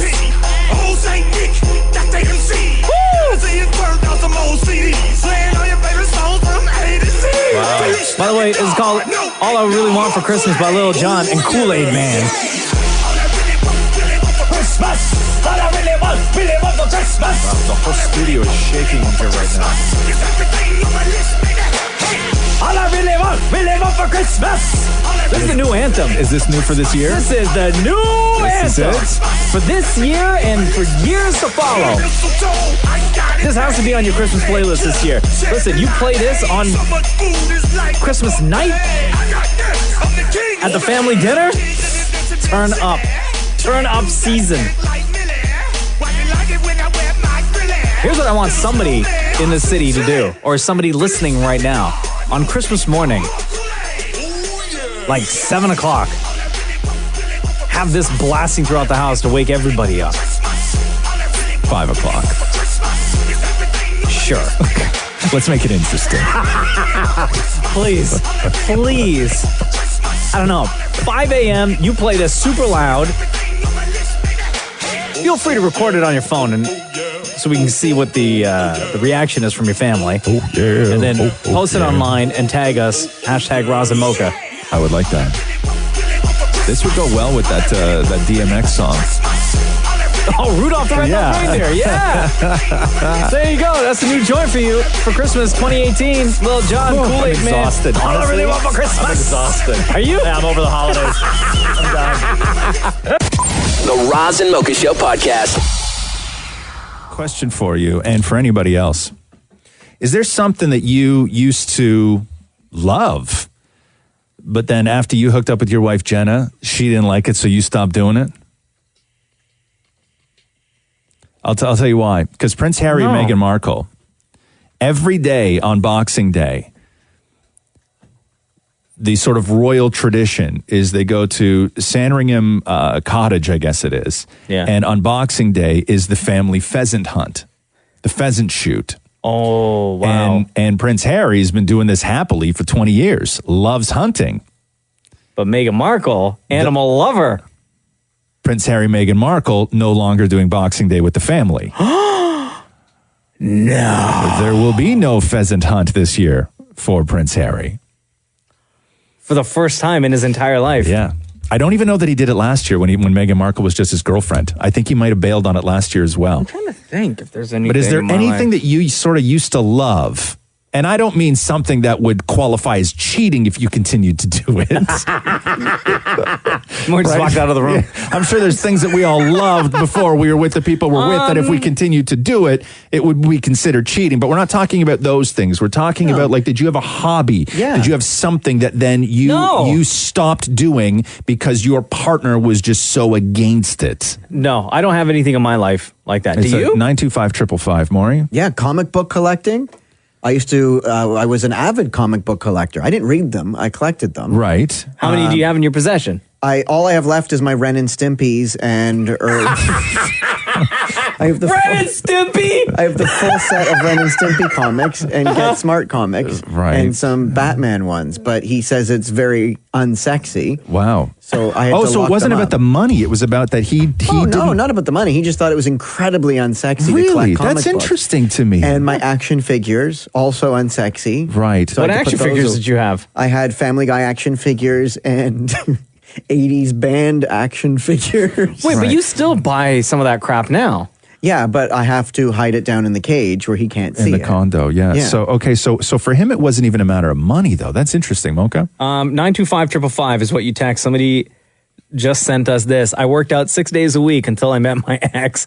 I have not been to the gym in 8 years. Oh, I don't So think I she guess would that's not why that like person's your ex then, right? Like, are you going back to the gym? I don't know. Oh, no, maybe. What I think is that maybe did he do that because his ex liked working out so much that they worked out together? Oh, maybe. And then as soon as they broke up, he stopped going to the gym because I don't people know. do that, right? People do that. But I find it interesting, Maury, that your husband doesn't want you to collect comic books or action figures, dolls. Let's call them dolls. Has nothing to do with financials. It's because he doesn't find it sexy. Yeah, and I find can't that and I interesting. can't play in my office. I have an original NES, and he won't let me play it because he says that Again, playing video games is not sexy. It's not sexy. Wow. What does he find sexy? Do we know yet? Yeah, if I sit still and don't speak. Right. Here we go. The Roz and Mocha Show podcast. Last week of school.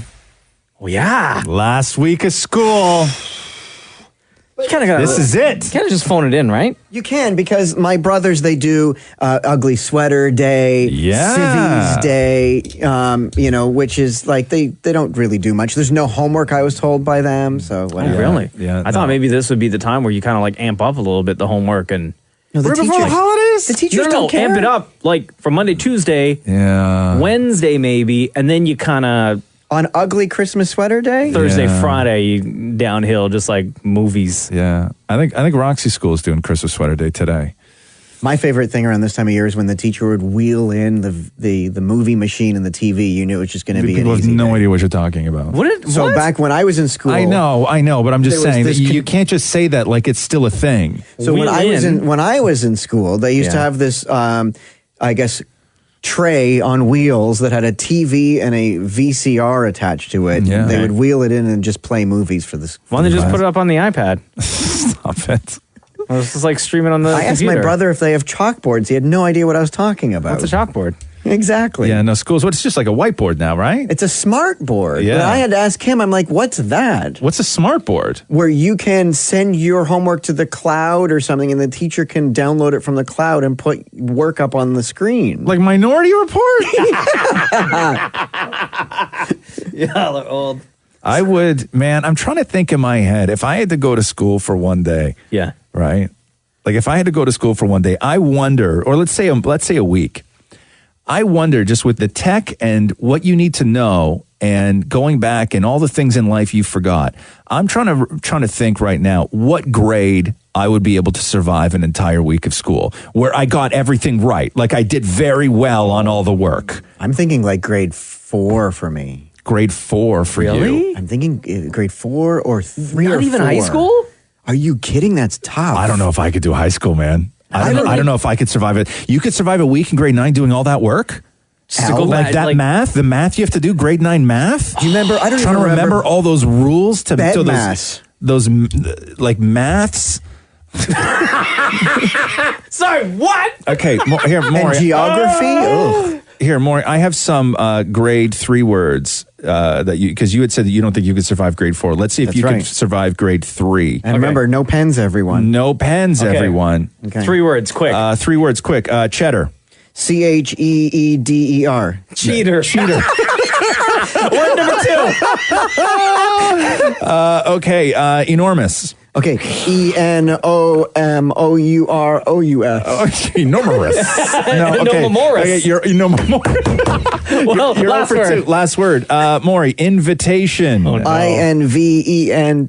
INVENTITITONS. No, okay. So we're going to grade. Invitation. Yeah. Okay, Maury. You're now down to grade 2, which Oh no. CAT cat. Thank God that Christmas break's coming up. Here we go. The Roz and Mocha Show podcast. Hi, it's Roz and Mocha. What's up? Hey, Roz and Mocha. How's it going on, boys? Good. How are you? Good. You know what? I was listening to a podcast earlier, and I haven't heard you guys arm wrestle in a while. I think Maury can take you today, Roz. Oh, stop What it. are you talking about? These guys arm wrestled like a couple weeks ago. Yeah. Yeah, man. I probably was called that. I just recently smoked Maury. Yeah. Yeah, like it wasn't. Hold on. Wait. even that Stop. long Everyone ago. stop. Everyone stop. What's your name on the phone, sir? Marcus. Marcus, are you just, like, you know that there was an arm wrestling segment on one of our podcasts recently, and you just want to hear Roz kill Damnit Maurie again, right? Probably. Yeah. Oh wait, I thought this was like a legit thing. No, Maury. But I got faith in Maury with all the boot camp training he's doing. First of all, can we stop calling the gym boot camp, please? It says it in the name. It doesn't matter, okay? You're not learning how to jump out of a helicopter. It's the gym. No, but when they say it in the name, No, that's it's what not. it is. It's not boot camp. It's the gym. You're going to the gym. So if What is wrong with saying you're going to the gym? What's wrong the with difference that? between barber and salon? What are you talking about? Is it not the same thing? Listen, stop calling it boot camp, okay? There's nothing wrong with saying you're going to the gym. You're going to the gym. No, they yell at me. Okay, I'm about to yell at you right now. So, fellas, are we going to knuckle up or what? Oh, God. Okay. You know, what are my 3 favorite things in life? Me. I'll tell you. Okay. Roxy Catherine Maury. Incorrect. Catherine Roxy Maury. Incorrect. My 3 favorite things in life are having my butt cheeks tickle before I fall asleep, Nothing But a Good Time by Poison, and beating you in an arm wrestle. Okay. Are we doing this? Hell yeah. Dude, my hand's been up for an hour. Okay. All right, Marcus, here we go. So, right on. Roz and Damnit Maurie are making room on the table right now. They're going to go right hand. Can I, like, hold the desk? You can hold all the Yeah, you can hold the desk if you want. Both elbows are on the table on the count of 3, gentlemen. Yeah. 1, 2, 3. Oh, Maurie. Oh my God, Maurie. Maurie, hold. Oh, God damn it, my knuckle! Bro, yo, damn it, Maurie's arm just now was shaking like a leaf. I swear it was shaking. And the look in Maurie's eye, because Roz gave him a little bit of leeway, Maurie thought that he was actually going to win for the first time. So there you go, Marcus. And still, arm wrestling champion, Roz Weston. Right on, boys. Roz and Mocha's Fix My Life. What advice can you guys give me? Okay, so my question is. Got a problem you can't fix? Roz and Mocha got you. So Todd, how are you, man? It's Roz and Mocha. Hey, I'm great. How are you guys? Doing Big great. fan of the show. Thank you very much for listening, and thank you for your text to us. Okay, Todd, let me try and sum this up here for you real quick. FML, Fix My Life. Love the show. Listen to the podcast every morning. You're 45. You got 3 kids, 15, 13, and 11. You were married 21 years. You were kind of a dork, but you married your college sweetheart. It didn't work out. Now you find yourself 45 and single. You're a pretty great guy. Yeah. You coach your kids' games. You seem active. You play sports. You're an effing delight, as you said. You're single and cool. Kind of like Roz, but without the beard. Oh, wow. But you said that everything ends the same way with nothing long term. So is your question, how does a 45-year-old single father of 3 who just got out of a 21-year relationship find someone?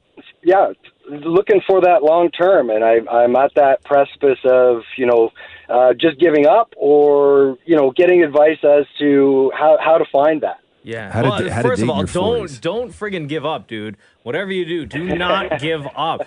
Because listen, man, if you give up, you're gonna get yourself. You need to start thinking about things a little bit too much, get in your own head, and then that may take you to a dark place, right? Yeah. And then get all upset and depressed. So don't give up. And I know that my kids always come first, right? So that's my main thing, and focusing on the kids, and then just trying to find that thing that's going to kind of integrate into the life. How long have you been single? 2.5 years. How long have you cool. been single now? Here's the weird thing about dating, man. Especially dating in your 40s, is the world isn't designed to help a 45-year-old single father of 3 succeed in the dating world. And society really isn't either. And let me explain this to you. Because if you are a woman and you have a peer group, okay, and you are suddenly single, and you are a 42-year-old woman, and you're recently single, and you got a couple of kids, and you're doing great. That peer group, that friend circle, they celebrate that.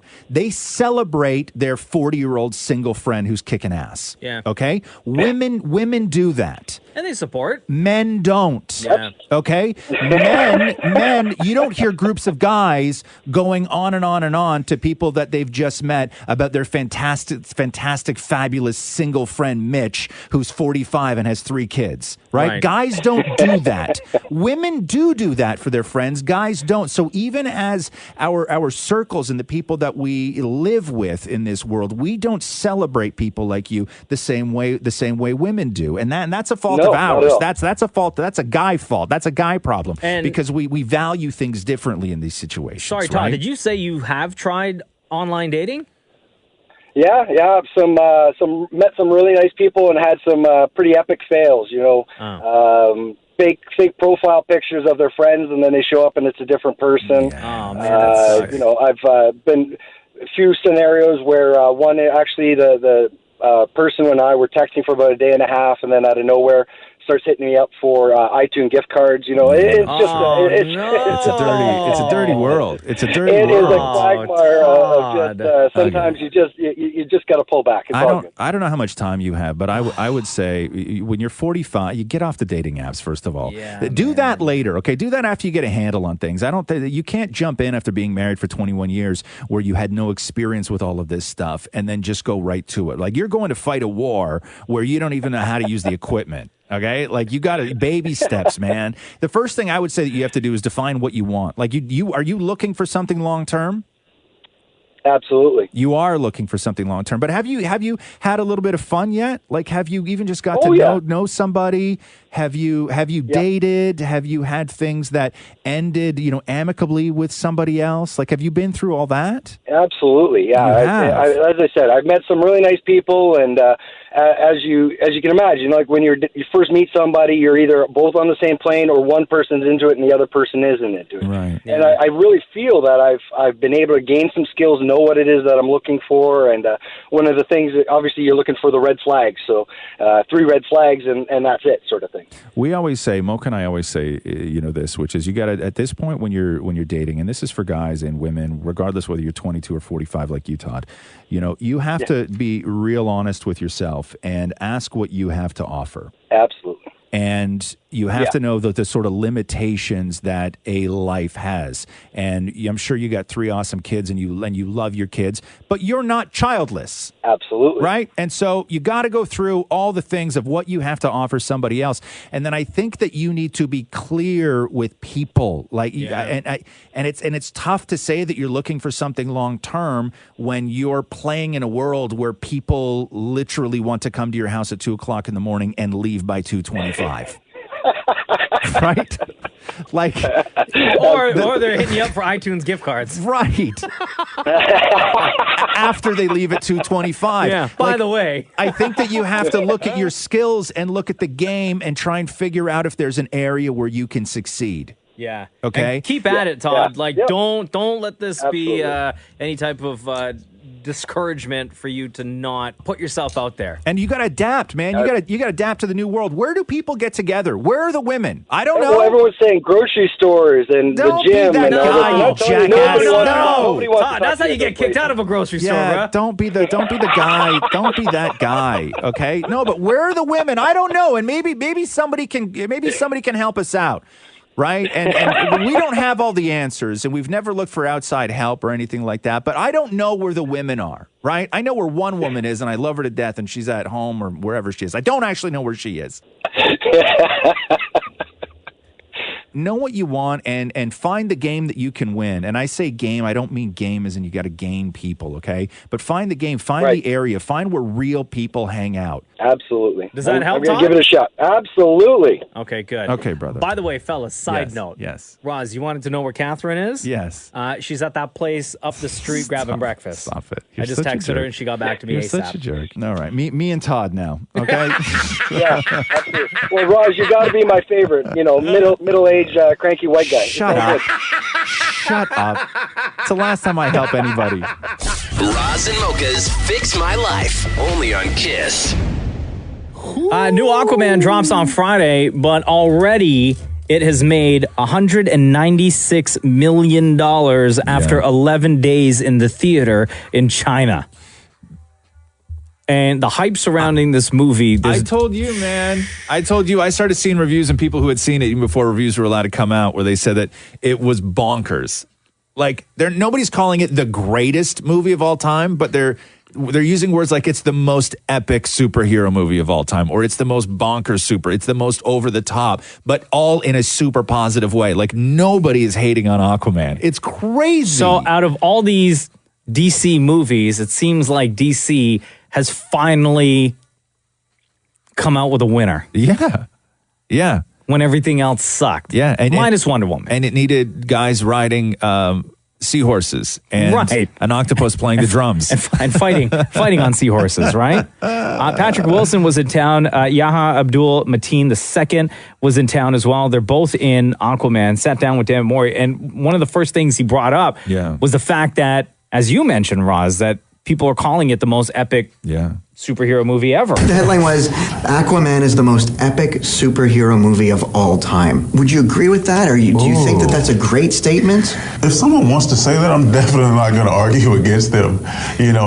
But we are, and it is ambitious, and we are onto something, I think. Yeah, I would agree, and that's not out of any, speaking as a fan, because I think what you've got here is you've got, each movie that comes out, and I see every movie, as I'm sure we all do, of these of superhero movies that come out. But you hit a wall in the scale of it, and so it's natural I think to now instead of being in space and going around, doing all this stuff, now we're in the water too. So I think the fact that James and his team have created this underwater world brings a much different visual level than we've ever seen before. So there's a lot of new spectacle that we're seeing. So from that perspective, and that's kind of where it's coming from. There you go. Yeah. And then things get really weird. Oh. Like really weird. Oh. Between two of the stars from Aquaman and Damnit Maurie, when this question was asked. Now, was there any fear, going into this with the title Aquaman, that the younger generation might not know that aqua is also water? We have done easily 800 interviews, and I've never been asked this question. No. I'm speechless. If people don't know that aqua is water, that's amazing. Listen, there's lessons to be learned here. Lessons to be learned. That's a good place to start. Because obviously Maury at that point is like, I'm not saying I just found out or anything. For me, I've known forever. Yeah, I'm asking for the general public out there. Yeah. Just in case. The Roz and Mocha Show podcast.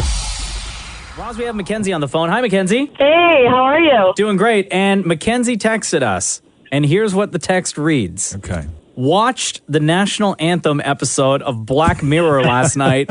My night was ruined.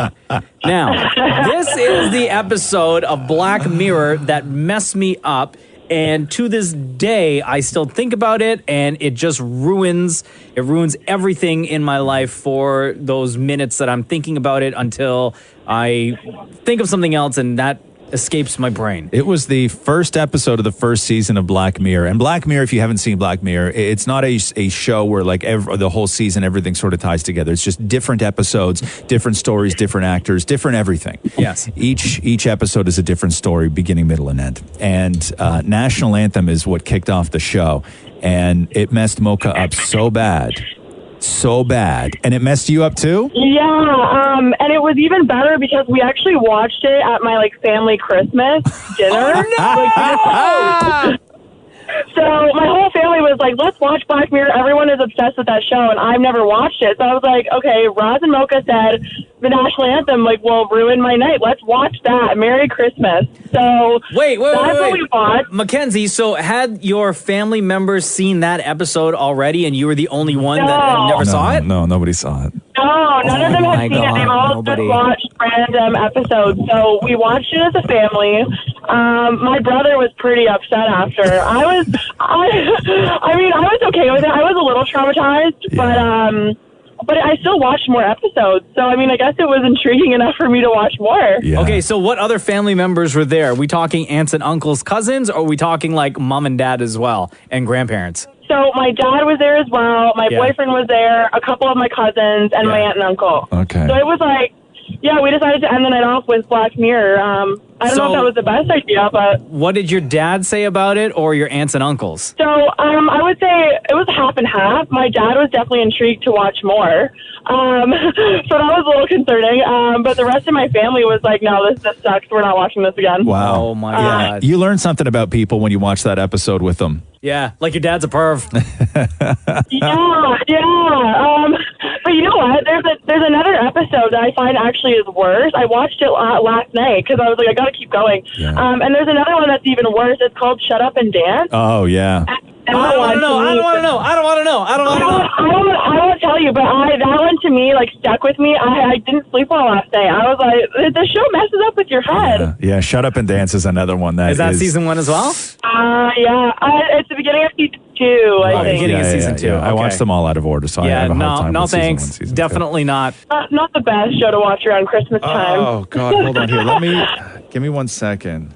What are you doing? No. Please don't tell me you're logging into your Netflix account. No. I just need to... Oh, yeah. Okay. So I just refreshed myself with Black Mirror. So Shut Up and Dance is episode 3, season 3. Okay. And it's the one where the kid falls into the online trap, right? Oh, yeah. Yeah. That one's dark. That's dark. It's dark. It's really dark. It's really dark. I'm not going to do it. I can't do it, guys. If anybody has not seen these yet and they're willing to tonight to go home and watch National Anthem and then follow that up with just go straight to Shut Up and Dance. And let us know how your night goes. And best night ever. You are going to have the happiest Christmas ever imaginable. It will put you so in the mood for the holidays. Your heart would explode. I'm It's kind so of curious joyful. now about Shut Up and Dance. It's so joyful. I would love for Mocha to watch it, and I would love to hear his feedback after. Yeah. Will you go home tonight, Mocha, and watch Shut Up and Dance? Maybe. Okay. Yeah, do that. Go home tonight and watch Shut Up and Dance and let us know how it goes. Season 3, episode 3 of Black Mirror. Yeah, season 3, episode 3 of Black Mirror. Okay. Yeah. All right. I can't wait. I can't wait. Mackenzie, thank you for your text and thank you for listening to the Roz and Mocha Show. Thank you. Nice talking to you guys. The Roz and Mocha Show podcast. I found them all to be dead yesterday. What time did you go? I went there around 11. Yeah. Yeah, that's not that. I don't think that's that surprising. It was awesome. What did you have to go to the mall for? Who'd you I buy? went to Who'd you buy for my dad. Yeah. What'd you buy him? You can't say. Don't say. Don't say. Don't. Don't do it? Mocha's trolling you. He doesn't even care what you buy your dad. Oh, I He thought just for a wants you to moment say that he it on the actually radio. cared about something in my look at him. life. He asked you, Maury, when somebody asks you a question, right, Yeah. and they go, hey, how was your night? And then they immediately just look down at their phone. They don't care. You could say. You did that this morning. I know, exactly, because I actually don't care how your night was. Oh, wow. Yeah, and then at that point, you could say, I was burned alive. And I would be like, cool, man. Yeah. Right? Like, it's just people don't want to know. Wow, interesting. Oh, that's awesome. Yeah. I did have a good night. Yeah, so great. So you're done your dad. Dads finished- are hard, right? I remember my dad being, I just play video games. No, my dad is super hard. Why? So because he doesn't want lots of things. Like I don't want to get him a shirt again or socks. So I try and buy something that makes me look good as a son. Right. So I want the oh wow factor, right? Like I want to just impress. Sure, of course you do. What'd you do this year to get the oh wow factor? He doesn't care, right? He doesn't care. This is one of those troll things again. I'm starting to pick up on that. I will say this. If you have a retired dad that you have to buy for, or a dad in his 50s, treat them 60s. Treat them like you would a really cool 9-year-old. That's so true. Right? Okay. So, but only whatever you would buy that is really cool for the 9-year-old, buy the adult version for the dad.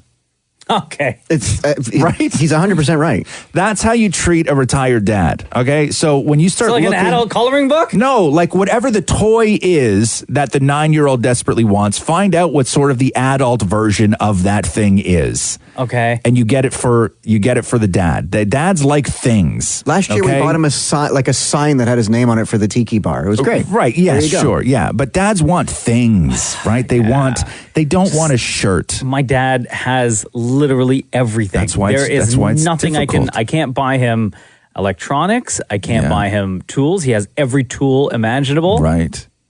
I can't buy him clothes because he already has a ton. Yeah. Sneakers, forget about it. You could get him he's an accountant, you could get him a vintage abacus to put on display. Why? When he has one already from when he was a child in the house. His dad is vintage, more. That's what you're missing here, okay? We're talking about retired old men. The Roz and Mocha Show podcast. Hey, let me run this by you guys here. Hit me. You get stressed over the holidays? Nah. No, huh? I mean, actually, I'm going to retract that statement. Remove it from the records, everybody. Okay. Yes. Stricken. Very stressed over the because of the amount of traveling we have to do to various houses. Very stressful. It's very. That's what I don't like. I had a conversation with someone who was like, hey, you looking forward to Christmas? I said, yeah. I'm looking forward to getting Christmas Eve, Christmas Day, Boxing Day kind of over with. Yeah. And then that relaxation we have from the 27th until we come back to work. Right. That's what I'm most looking forward to. Stressful for me is sort of figuring out the reaction you give when you're opening presents. That's tough. That is stressful. I agree with you. Like, how am I with going to that. react opening this? What if I don't like it? But what about an honest reaction? No such thing. Okay. So let me run this by you here. They say that there's a breathing technique that you can do to help relieve the holiday stress. Ooh, okay. It works by calming down your nervous system and forcing you out of the sort of fight or flight mode. Is it like And Mama's? there's actual science behind this that proves that it works. And here's the 2 steps you need to remember. Okay, are you ready? Is it like birth breathing? No, it's not. I ignored that the first time you said it, Maury. I need to get into the zone here. Okay. Maury, please close your eyes. Mocha, please close your eyes. I don't know if it even says close your eyes. I'm doing it anyway. Go with it. Close your eyes. You're staring at me right now. Why wouldn't I stare at you? Because it makes it weird. We're trying to relieve stress, Maury, not cause stress. Okay, gentlemen, are you ready? They say breathe in through your nose. Sorry. Maury's stressing me out right now. Whoa, I'm so dizzy. Okay, breathe in through your nose. Then, with your lips pursed, do 10 to 15 sharp half-second exhales through your mouth. You should make a sh or a f sound with each one. You sound like a transformer right now. Okay. Mixed with Godzilla. Okay. Please, gentlemen, we're trying to calm people down here. Okay, hold on. Let me try it again, okay? Okay, yes. Maury, you sound like a pug, Maury. Poor little puppy. Okay, breathe in through your nose. Yes. Big deep breath in through your nose. No, big deep breath, Maury, in through your nose, please. Just listen to me.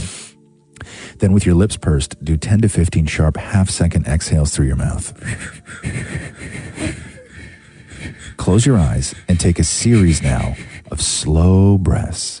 Breathe in through your nose and then out through your mouth. Do not let your shoulders move up and down with each breath. Just let your stomach expand instead. Okay. So you're not breathing with your back. Maury's really stressing me out right now. More. You're not taking this serious.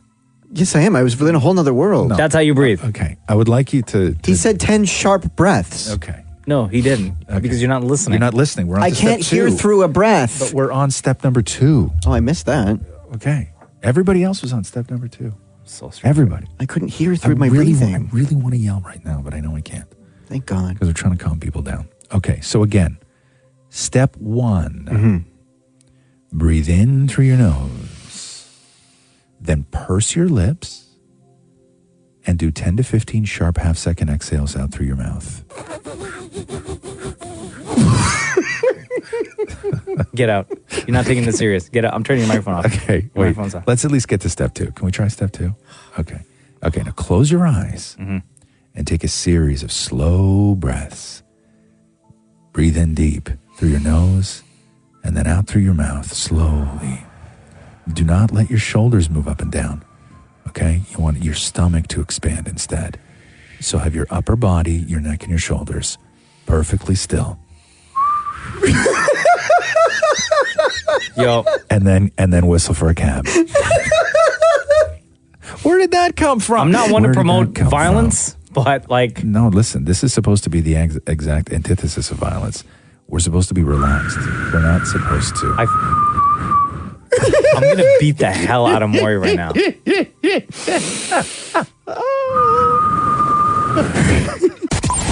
Roz and Mocha Show podcast.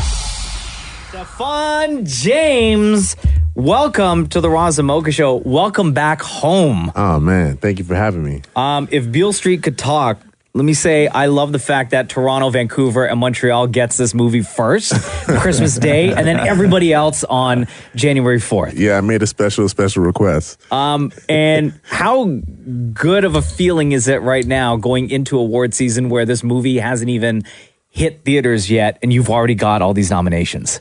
Man, that's crazy. You know, honestly, I feel like we already won. Like, the nominations are crazy, the recognition is crazy, but just the way people have been reacting to this film, responding to this film, it's been so much love. It's been so much love, so I'm just grateful to be a part of it. When did it go so right for you? Because, you know, as a young actor, you've seen this before with other people where one choice kind of sends them on a path of where it takes years to right the ship again. Yeah. You didn't have that. When did it go so right for you? Do you know the moment of where you were like, oh man, I made that one right decision and it has been paying off ever since? Man, I don't know. And I can't credit, you know, everything to myself. You know, I work with a lot of great, smart people who help me, you know, find projects that I care about. Did you ever want to do something where somebody was like, no, man. No, You're going to sink us all. That's Christmas is hilarious. around around the corner. That's hilarious. Yeah, you know, my people's definitely look out for me. So, you know, it's a team effort. Are there scripts that get to your people that you find out later that didn't get to you? You know what? Usually, if it's worth getting to me and it's worth reading, then I will have a chance to read it. Yeah. When did you do Beale Street? We shot Beale Street last fall in New York. So Harlem. Moonlight had already happened then. You guys were all aware. Yes. Okay. Barry had already won the Academy Award. This is a year after that. Okay. So what was that like going in? I mean, I know you don't want to let somebody down when you show up on set, but it ups the game. You have to up your game when you're walking onto a set of somebody who just came off that run. Oh yeah, but you know, not only is it Barry Jenkins, who I'm a huge fan of, but it's James Baldwin. It's like it's the first time James Baldwin's being adapted in the English language ever, and we're doing it. So there's that. It's a little daunting, but you know, thankfully everyone sort of just made it feel like its own thing. We weren't like trying to live off the pressure of Moonlight or anything. It was just like, we're going to make Beale Street now. And so everyone was just committed to that. If Beale Street Could Talk is the movie on Christmas Day is when it drops. Stefan James is here on the Roz and Mocha Show. When selecting a movie or when going for a movie role, do you always try to play a character that has more depth than the character you played before? Because it seems like your progression of character keeps increasing and almost, I don't want to say gets difficult, but you work harder, if that makes sense. Yeah, I mean, no question about it. I think the more work I do, I think the harder the work gets. And obviously the deeper the roles get. And it allows me to just dig into my craft really and work on things, exercise muscles as an actor that I haven't exercised before. And that all comes with putting in the work. You know, you get more opportunities. People trust you to tell stories more and they do you like the bestow emotional roles better? I like it all, man. I want to do everything. I'm just an actor, man. I want to like put on a yellow cape one day or something. I don't know. Like I just want to do it all. Yeah. Who in, because I'm thinking now about Homecoming, which is a fantastic show,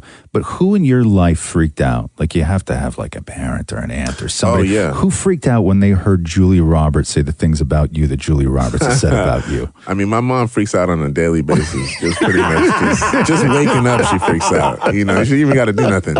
But no, everybody's been super proud. Julia's been super nice about me. You think? Yeah. Wow. You know, listen, that's Pretty Woman right there. Yeah, that's Pretty Woman Right? for real. But that has to be a trippy experience because when you're a young guy and she's been in your life of show business for your entire life, Forever. You've seen her on movies before Forever. you were even in movies, and then to work with her, but then hear her go off on you that way has to be so surreal in a way. Yeah, it's a little like out of body. You're just like, wait, did she say? Is she talking about me? Yeah. But no, she's been the sweetest, and literally, she's like the most amazing person. Like I've been probably the luckiest guy in the whole world to be able to do this show with her. You know, not only is she one of the most important and incredible actresses of our time, she's just an incredible woman, an incredible human being. So I'm just so grateful for her. You are from Toronto. Scarborough. I was just going to say, that's my hood, Malvern. When you do come home, are there places you like to visit because it reminds you of just growing up in the city? Are there certain spots that anytime you're back in Toronto, you're like, I have to go here, here, here, and here? Man, you know, like I've definitely been thinking about Johnny's Burgers in Scarborough. Oh boy, Victoria Park and Shepherd. VP and Shepherd. Right off the highway. What do you guys know about that? Them thick ass shakes. Yeah. Listen, you can't even talk after you have a thick Johnny Burger milkshake from there. Trust me. And then I like to go to Please say the food court at Scarborough Town Center. Hold on. That's a throwback. He didn't work his ass off to get into a Barry Jenkins movie to come home and go to the food court at Scarborough Town Center, okay? Me and the squad had some fun in that food court, bro. That's hilarious. Oh, man. Yeah, classic.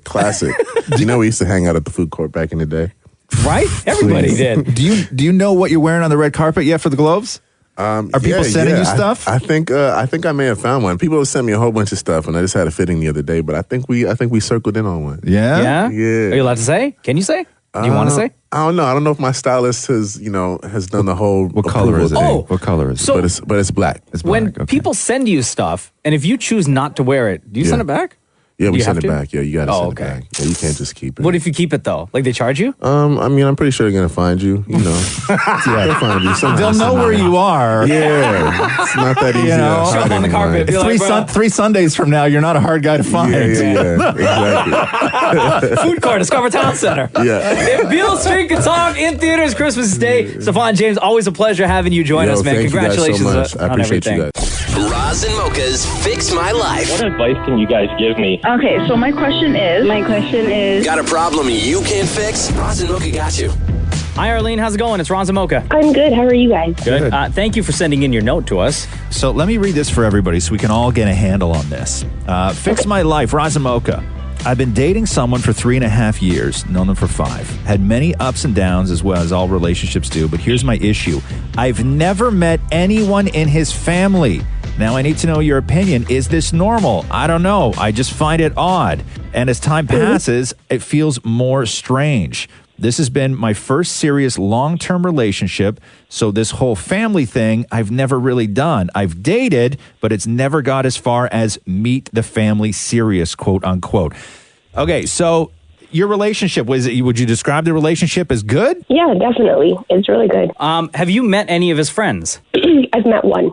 You've met Just one. one. Does he talk about his family? He does. Yeah, he definitely talks about it, but it's always like problems. Does he talk about his friends? Does he talk? Yeah, exactly.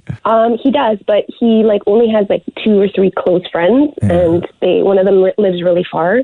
Do you guys spend a lot of time together? Yeah, a lot. Like every weekend, like every. But what about during the week? Every day, pretty much. Does he spend time with his family at all? Like, does he say, "Hey, I can't hang out this weekend. I got to go see my folks"? No, because he lives with his family, so they're there at the house.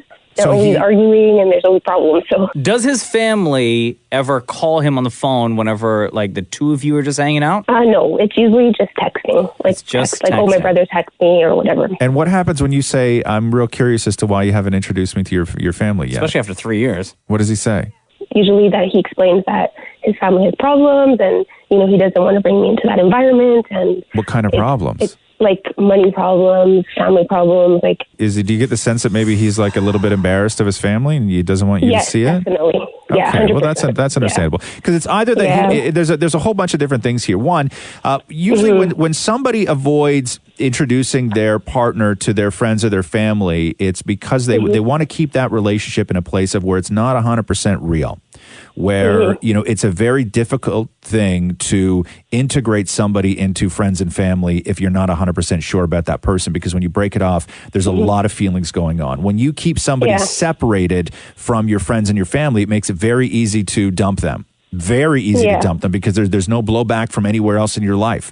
So there's that. That's one reason. The other reason is he's either embarrassed of them or he's embarrassed of you. Yeah, that's what I thought of before. Exactly the same thing. Okay, on the complete opposite end, because I watch a lot of TV and movies, I'm just going to throw this out there.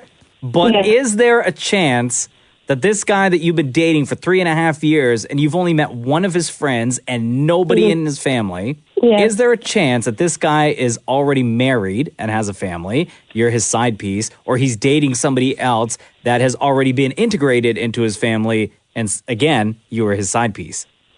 Well, he's not married for sure, 100%. Okay, but does he have another girlfriend? No, not that I know of right now, but no, like he's always around me, so when would he have time for that, Like when you say always around you, does he how many nights of the week is he sleeping at your place? No, like he's not sleeping over, but like we'll see each other like pretty much every single day. He doesn't sleep over? No. Why not? Because I live at home still. Okay, so hold on here. Okay, Yeah, so my you house- still live at yeah. home with your I still folks. do, yeah. Okay, how old are you? I'm 30. You're 30. Wait a second. You're 30 and you can't have a guy sleep over? No, because, well, I can if I want to, but the thing is, my house is very small, so there's a lot of people in it, and it's just, I don't know, it's just more of a respectful thing. So when you guys want to be intimate, where do you go? We have to, like, find a place somewhere, or it doesn't happen. We have to go, I don't know, like a hotel or something. Like, it has to be somewhere else, or... Holy. Okay, so I think there's to be honest, it doesn't really happen much. Okay, there's a lot going on here. You want to take it personally because it hurts and it sucks, right? But you don't want it to be the complete opposite of that. You don't want to be putting your boyfriend in a position where you make him feel bad about feeling bad.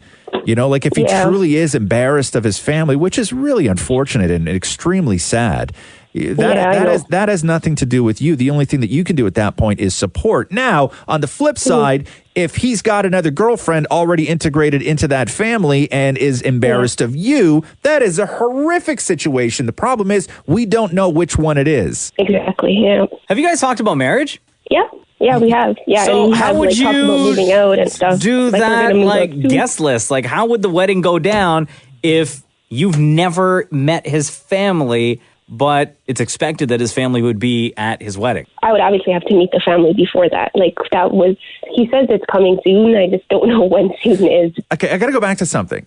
Bring us through this quick conversation as quickly as you can. What happens when you say, why won't you introduce me to your family? And then he will say, basically, my family has a lot of issues right now. You know, I've already told you this. Yeah, but for 3.5 years? But 3.5 years? Yeah, because he says they're all like roommates. They all fight. They don't get along. He's like, if I bring you there, you're never going to want to speak to me again. So You're why never not gonna in the talk to me again. 3.5 years that you guys have been together, and if you think you have a solid relationship, have you not moved out into one place together, just the two of you? Well, that's what we want to do. We're planning to, but the thing is, we want to buy a place. We don't want to just rent it, so we're saving up. That's why we're still living at home. Okay, right? so does he have any siblings? Does he have like a brother or sister? Yeah, he has a brother. Have you met his brother?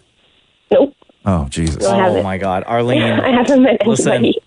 You need to know the absolute truth. You need to just find out that this, you have to tell him, okay, take it away from the family. You have to tell him this relationship after 3.5 years cannot move forward without absolute honesty. And it has to be absolute honesty from this moment on until we either die together or we decide that this isn't going to work. But the only thing that you need right now is absolute honesty, and you need to sit him down and he needs to be straight up with you and tell you exactly in specifics why you can't meet his family without fighting. And he can't just say they're in a bad place right now, because if this is going to be something, the longer you guys go on, this is not going to get better.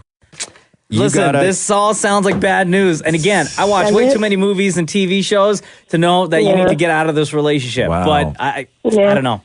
Too many things add up to bad news with this situation. Okay. Okay, love. No, that makes sense. Thank you so much, okay? Okay. All right, take care. Okay. Yo, we got to get the rights to this movie, bro. We got to get the rights to this movie. That was a tough one. Roz and Mocha's Fix My Life, only on Kiss. We've talked so much, like just at length, of different stories and articles and studies about couples who fight.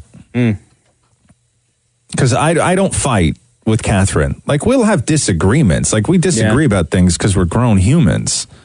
But we don't fight. Like, we don't have explosive fights. I'm trying to think of the last time, or like what Jen and I have ever fought about. Yeah. And I honestly can't. Like, we've had disagreements, sure. Yeah, but like a big blowout? Fight. Like, when's the last time you had a fight?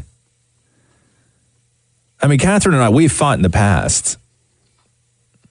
But I'm such a jerk when I fight. I am like, I can see that. Oh God, I'm terrible when you'll cry in a couple seconds. Like, I'm just real. I know. I take terrible. She's texted me before. I take terrible cheap shots because I have no interest in fighting, so I'll just shut it down as fast as I can. And I throw big rocks when I fight. Oh, you do? I really do. Yeah, it's terrible. You're the worst. Yeah, no, it's awful. It's awful. I just go into destroy and I just want to end it immediately. And I throw huge rocks when I fight. So it's not fun, right, Moore?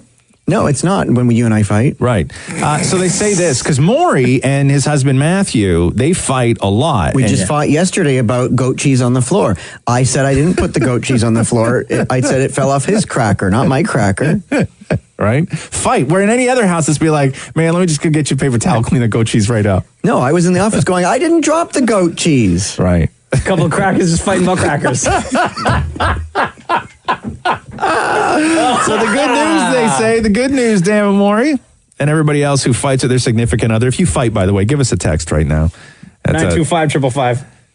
So they say that if you get into lots of loud, explosive fights with your significant other, that might mean you will actually live longer, they say. No. The bad news, that just means you're going to be living longer and having more horrible fights. So I don't know whether that's But it doesn't say that you'll be living longer together. No, it does not at all say that. Because you didn't say that. You just said you'll be living That's longer. right. According to a new study out of Arizona, couples who have blowout fights are most likely to live longer. Researchers say that the key is that both of you have the same approach to handling your issues. Oh, so it does mean together. Oh. Yeah, so if you have massive fights, that's good. If you both just suppress your anger, that is not nearly as good. So I guess what they're saying is what you don't want in a relationship are people who treat conflict differently. Yeah. Right? You can't bottle it up. You can't bottle it up. Where one person loves to fight and the other person does not. That's not a good, healthy relationship. If you're two passive individuals, not necessarily those who bottle it up, but let's just say people who can work through small differences like cheese on the floor without it turning into a massive blowout, or like Maurie and Matthew, where every little thing sets both of you off. Like when I went to bed last night while he was still wrapping presents, and I wasn't helping him. I'm like, yeah, but it's 11 o'clock. It's my bedtime. Good night. And I closed the bedroom door. And he's like, you're just going to leave me here doing all the wrapping? Yep. You got in a fight at 11 o'clock at night? Yeah. My God, man. Time doesn't matter when you're fighting. Right. The Roz and Mocha Show podcast. The drama. The drama between Cardi B and her soon-to-be ex-husband, Offset, from the group Migos, after he allegedly cheated with a stripper. And Cardi was headlining the Rolling Loud Festival over the weekend. And if you haven't seen the video, she's in the middle of her set, and then Offset walks on stage with a microphone that's plugged into the sound system. Somebody gave him access and a microphone, and he had flowers and big signs that read, "Take me back, Cardi," during her set. And it was actually framed pretty perfectly in the middle of the stage. Yeah, they wheeled it all out during her set, and she did not take it back on stage. And it was kind of awkward and kind of weird. And I think what he said when he walked out was something along the line. Didn't he call her bruh? Yeah, twice. Yeah. He was like, I just want to say, I apologize, bruh. Right. I love you, bruh. I just want to tell you I'm sorry, bro. I love you. Whatever I gotta do to show you, bro. What do I got to do? What do I got to do to show you, bro? Okay, so and then after this, everybody went in on Offset on social media, telling him that he was a piece of garbage. And then Cardi was then forced to defend her maybe soon-to-be ex from all the hate. I see a lot of people bashing me because they feeling because I'm defending my baby father. They thinking that I'm getting back together with him. I'm not saying that I'm going to get back together with him. I just don't like that bashing online thing. Just earlier, you just saw how Pete Davidson was talking about how he don't even want to be on this earth because mad people be coming at him every single day. I wouldn't want my baby father to have that feeling because of millions of people be bashing him every day. And then Offset, oh man, comes back and does his own video. I only got one birthday wish, and that's to get my wife back, Cardi. You know what I'm saying? We're going through a lot of things right now, a lot of things in the media. I want to apologize to you, Cardi. You know I embarrassed you. I made you look crazy, doing things I ain't had no business. I was taking activity that I shouldn't have been taking in. And I apologize, you know what I'm saying, breaking your heart, breaking our promise, breaking God's promise, and being a selfish, messed up husband, you know what I'm saying? I'm trying to be a better person. I want to get this off my shoulders. I want to get this off my back. I apologize to you, Cardi. I love you, and Culture, I want to spend Christmas with you. I want to be able to spend the rest of my life with you. I apologize. I'm sorry for what I've done to you. I didn't that girl when I was entertaining it. You know what I'm saying? I apologize. And I love you. I hope you can forgive me. My birthday wish is just to have you. Oh, my God. I didn't get with that girl, but I was entertaining it. Yeah, I think you can just leave it at, I didn't get with that girl. I don't think, when you're in the middle of apologizing and trying to get your wife back, I don't think you need to say, I didn't get with that girl, but I was entertaining it. I think you can just say, I didn't get with that girl. Like, up until that point, she was probably thinking, she could have been thinking, oh my God, this is so sweet. He's, sending this out to his millions and millions of followers on Twitter and Instagram. The whole thing is so messy. Until he said, but I was entertaining it. And it's such a new thing that all this plays out the way it does, where they communicate through these Instavids together. This is a relatively new thing, and it's so bizarre. I can't wrap my head around it. Well, you don't have to participate. Like, even look at Pete Davidson over the weekend. You don't, the online hate, when it is so vicious, and nobody should have to leave social media, but it's very easy to avoid all that stuff and just not take part. For sure. But there is no option. There is no opt-out option for people. You can't live a life now when you're not a part of some sort of social media game. Sure. You can't do because it. Even if you delete can't the account, survive. even if you delete the account or you just stop posting or whatever, those comments and You'll never those hear them. opinions You will never hear them. You will never hear them. I don't know, man. Are you going to tell somebody, if you had no social, and me as a friend of yours, am I going to tell you if people said terrible things I about guess you not, online? right? You will never hear them because they're not real people who say that stuff, but you get so engrossed in this world that you are then communicating with Cardi when you're offset, where you have to say something like, I didn't get with that girl, but I entertained it publicly. Publicly! You have to say that. Tell you, I love you, bro. Here we go. The Roz and Mocha Show podcast. So, Damnit Maurie finally got a quote on a movie poster. Get out of here. Yes, he did. You know how when movies, when they release the commercial and they show like the 5 stars and then the so-and-so from here says this and your family's going to love it and all this stuff. New York Times says greatest movie of the year. Exactly. Rotten Tomatoes gives it a 100%. Yeah, exactly. And those things, when people do submit quotes for these movies. Yeah. It's a real sort of pandering, terrible process. I never do. I get asked all the time, can I give a quote? And I always say no. Oh, so it's the movie companies that reach out to people. I always thought it was like based on reviews. It's both. But they have to ask in order to use it, right? Like they have to be able to use it. I just don't speak in those ways. Yeah. Right? It takes me a longer time to say whether I like something or don't like something. Even if I really enjoyed the movie, I'll tell you what I thought to your face. Yeah. But I can't sum it up. I enjoyed it, but I don't speak in those ways. Maurie, come in here for a sec. So before I get to the quote that was used for more, and it's so pandering, it's incredible. Let's go through some of the ones that Maurie submitted for other productions that were not used.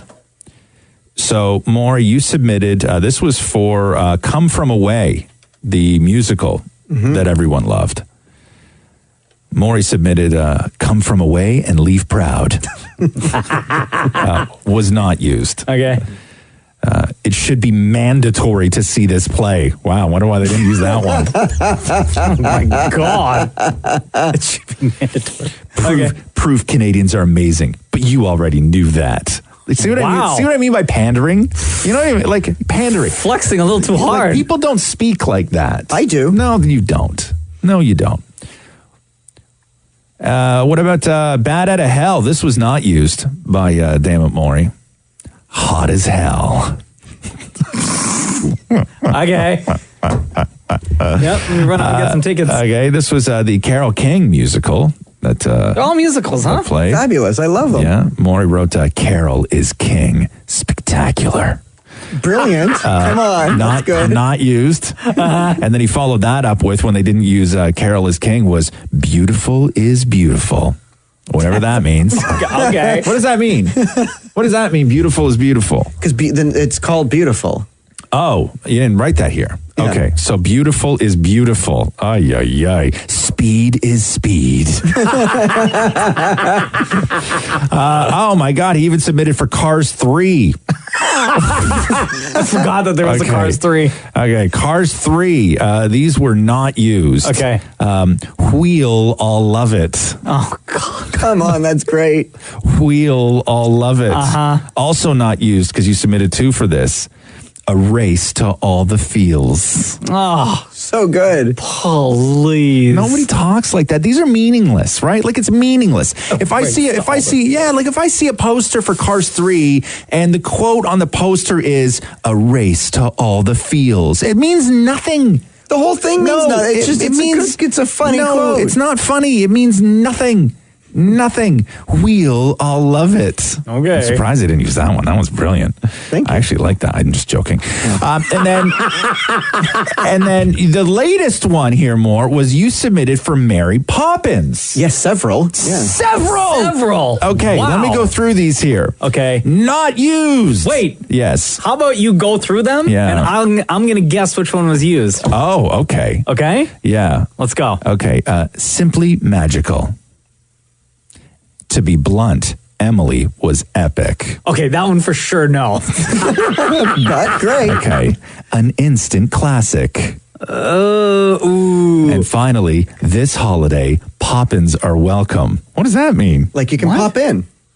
Oh, pop-ins. Yeah. Oh, my God. Okay, so it's either the first or the third. Read the first one again. Simply magical. And the third one? An instant classic. I'm going to say Simply Magical. No, it's an instant classic because it just means nothing as well. Yeah, right? true. So where are they using that? On social media. They used it on social media. Disney. I only saw you post it on social media. But Disney posted on the Disney They did. account. Look at that, Maury. So How are you credited? Yeah. You Maury finally Sherman, Kiss 92.5. You finally got Because Disney's not going to say damn it. right. That's true. you finally got, Maury, a quote on a movie poster for Mary Poppins Returns. The quote was an instant classic by Maury Sherman. So there you go. A race to all the feels. The Roz and Mocha Show podcast. Let me go through this list. I love a year-end list, and they only come out this time of the year. Thanks, more.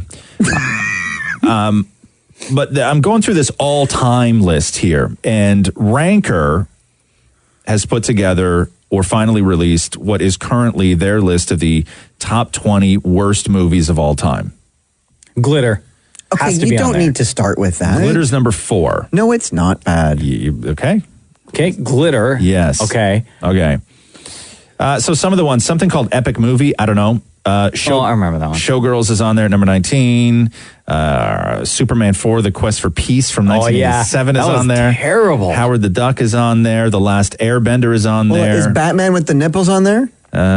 Yes. So Jack and Jill is on there. Oh, Adam Sandler. Justin Bieber, Never Say Never, Saying Never is on there. That's hilarious. From Justin to Kelly is on there. Remember? Yeah. That was Kelly from Clarkson. American Idol. Kelly Clarkson and Justin Guarini. Something like that, yeah. Is Love Actually on there? No, it's not on there. Super Babies, Baby Genius 2. That just sounds like a dumb movie. Catwoman is on there. Battlefield Earth is number 5. Glitter's number 4. Twilight is number 3. Ooh, really? Gigli, which we'll double back on, is number 2, and Batman and Robin, which I believe is Batman with the nipples, the Joel Schumacher version of Batman, is number 1 as far as the worst movie of all time. Okay, they're saying that's the worst movie. Yeah. Yes, it is Val. And they're saying that's the worst movie of all time. Yeah, and I'm going to say this, and I've said this quite a few times. There is a case to be made to defend Gigli. That's Ben Affleck and J-Lo. And J-Lo. During the time that they were dating. Correct. Okay. And I think that Gigli, and I fully believe this, that to say that Gigli is the second worst movie of all time is preposterous. It is, it's an insult. And Gigli was judged. It's not a great movie. I'm not saying Gigli is a great movie. That's not what I'm saying. But Gigli is not the second worst movie of all time. What would you consider by any stretch? The second worst movie of all time? Okay, before you answer, does Gigli deserve to be on that list? Not that high. I'm not saying it's a great movie. Like, I'm not defending Gigli in the sense that but not that high. everybody got it completely wrong. You would agree that it's a bad movie that deserves to be on that particular list. I don't even know. I don't even know if I would say that Gigli is. I wouldn't. Why are you defending it so much? What was it about the movie that you loved? I enjoyed Gigli, okay? Because it was a stupid movie that I enjoyed. But I think that Gigli was harshly over criticized and judged because people hated Bennifer.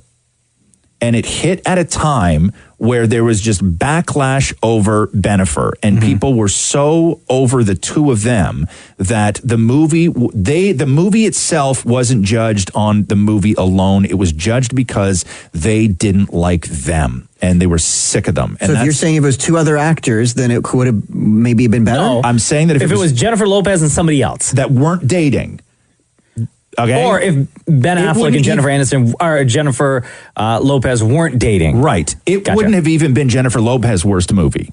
if that was the case. I guarantee. only 'cause they were dating. There was such backlash over them, and it was judged so harshly that that the movie took a dive for it. And it's not the second worst movie of all time. Like, I'm sorry, Gigli is not the second worst movie of all time.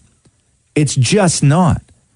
I've never seen you so emotional about a movie. Yeah, you really love Gigli. Like you're gonna be like, leave Gigli alone. No, I'm not doing a leave Gigli alone. Damn, Okay. I think we just found Gigli's #1 fan, and his name is Roz.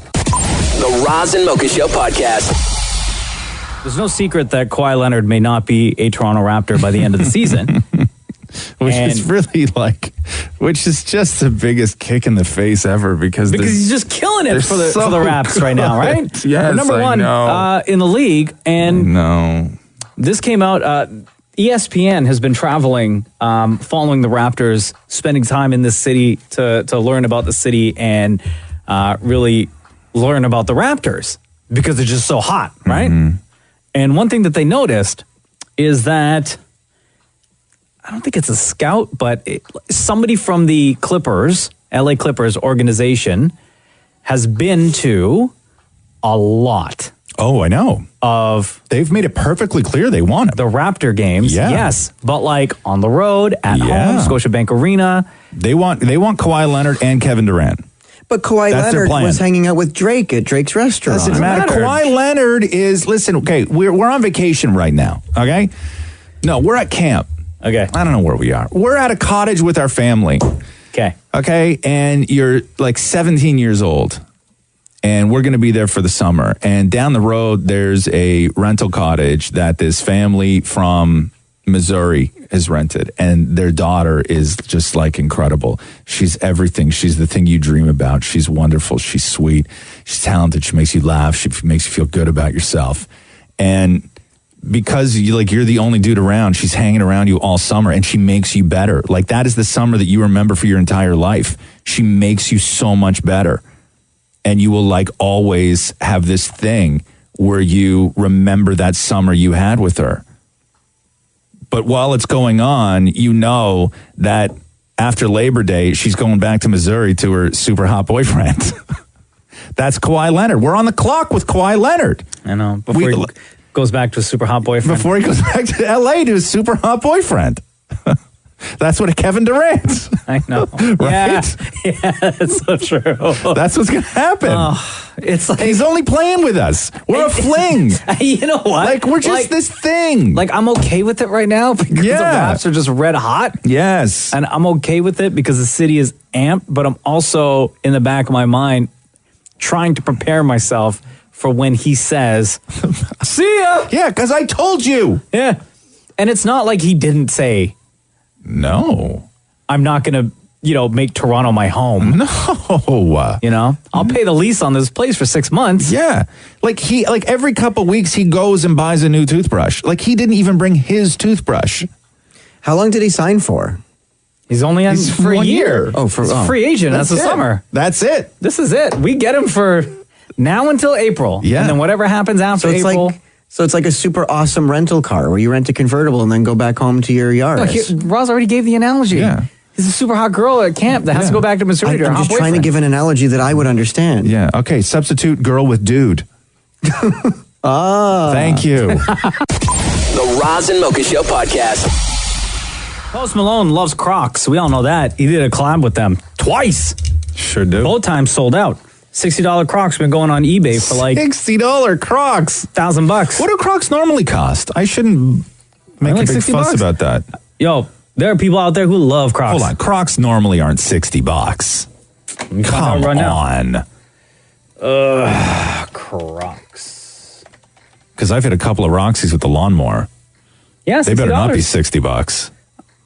Let me see here. Mark's has a set for $25. There you go. Okay, $25. Sure. Post Malone, who I did not know, also loves, like a lot of people in the U.S. do, Olive Garden. Yeah. And I don't know how Post Malone and Dennis Rodman, the former NBA's weirdo, became friends. But Rodman found out that Post Malone loved Olive Garden so much that he gave him a gift card for Christmas. Jeez, what was that worth? $25. Oh.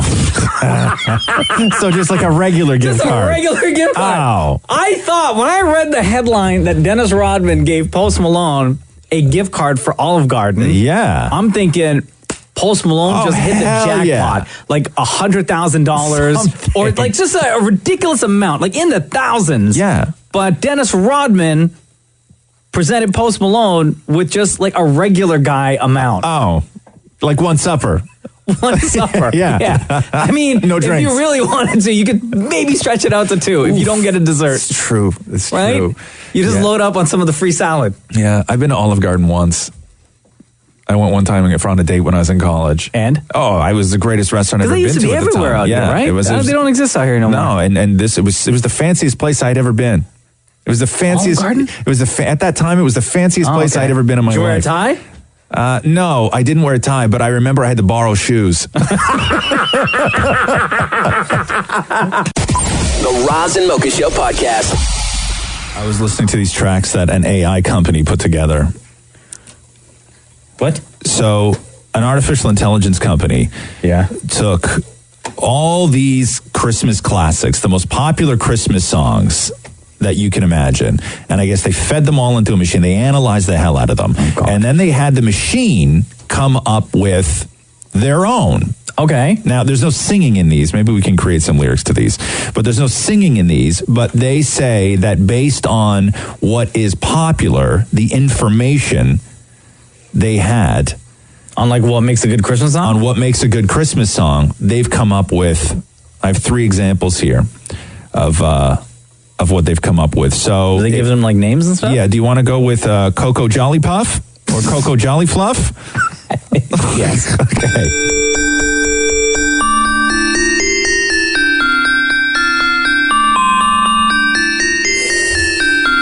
Oh, this sounds like somebody's going to get murdered. This is quite piercing to the ears. I don't like this at all. Oh, yeah. Okay, I don't like that, guys. Moving on. That's not good. This one is, I believe, just simply called Cinnamon or Cinnamon Holly Bells. Oh, boring. Oh, I know. That sounds familiar. Oh, yeah. Even still. This song would land you in a court of law. I think that's a little too close to... Oh, yeah. Like that classic, whatever it's called. Not as piercing as Coco Jolly Fluff. And then this is Syllabub Chocolate Bells. Syllabub Chocolate Bells. They all sound exactly the same. What's the computer making them, Jermaine? Come on. Oh, yeah, sure. Stupid computers, do better. Oh, boring. This sounds like a real, like a very not interesting level in a video game. Yeah.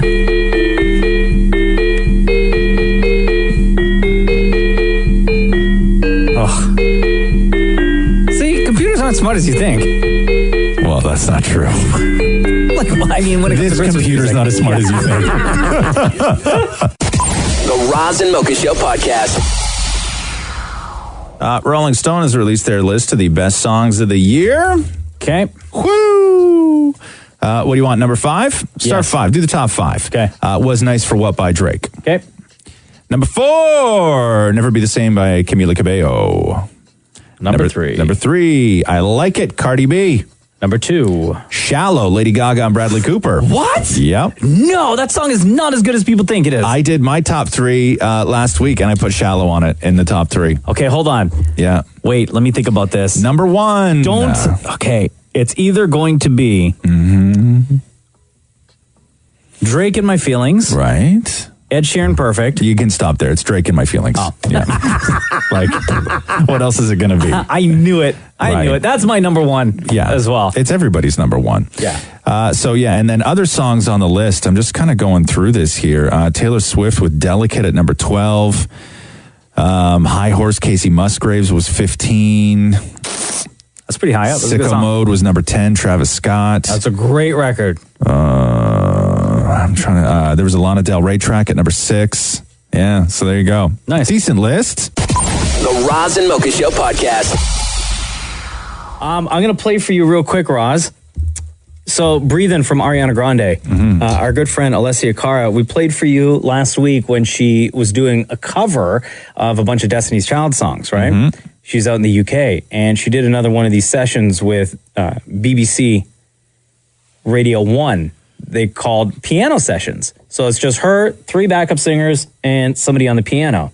And this just got released yesterday, but she performed Breathin' from Ariana Grande. Just keep breathing, breathing, breathing, breathing. And all I gotta I keep on breathing. Just keep breathing, breathing, breathing, breathing.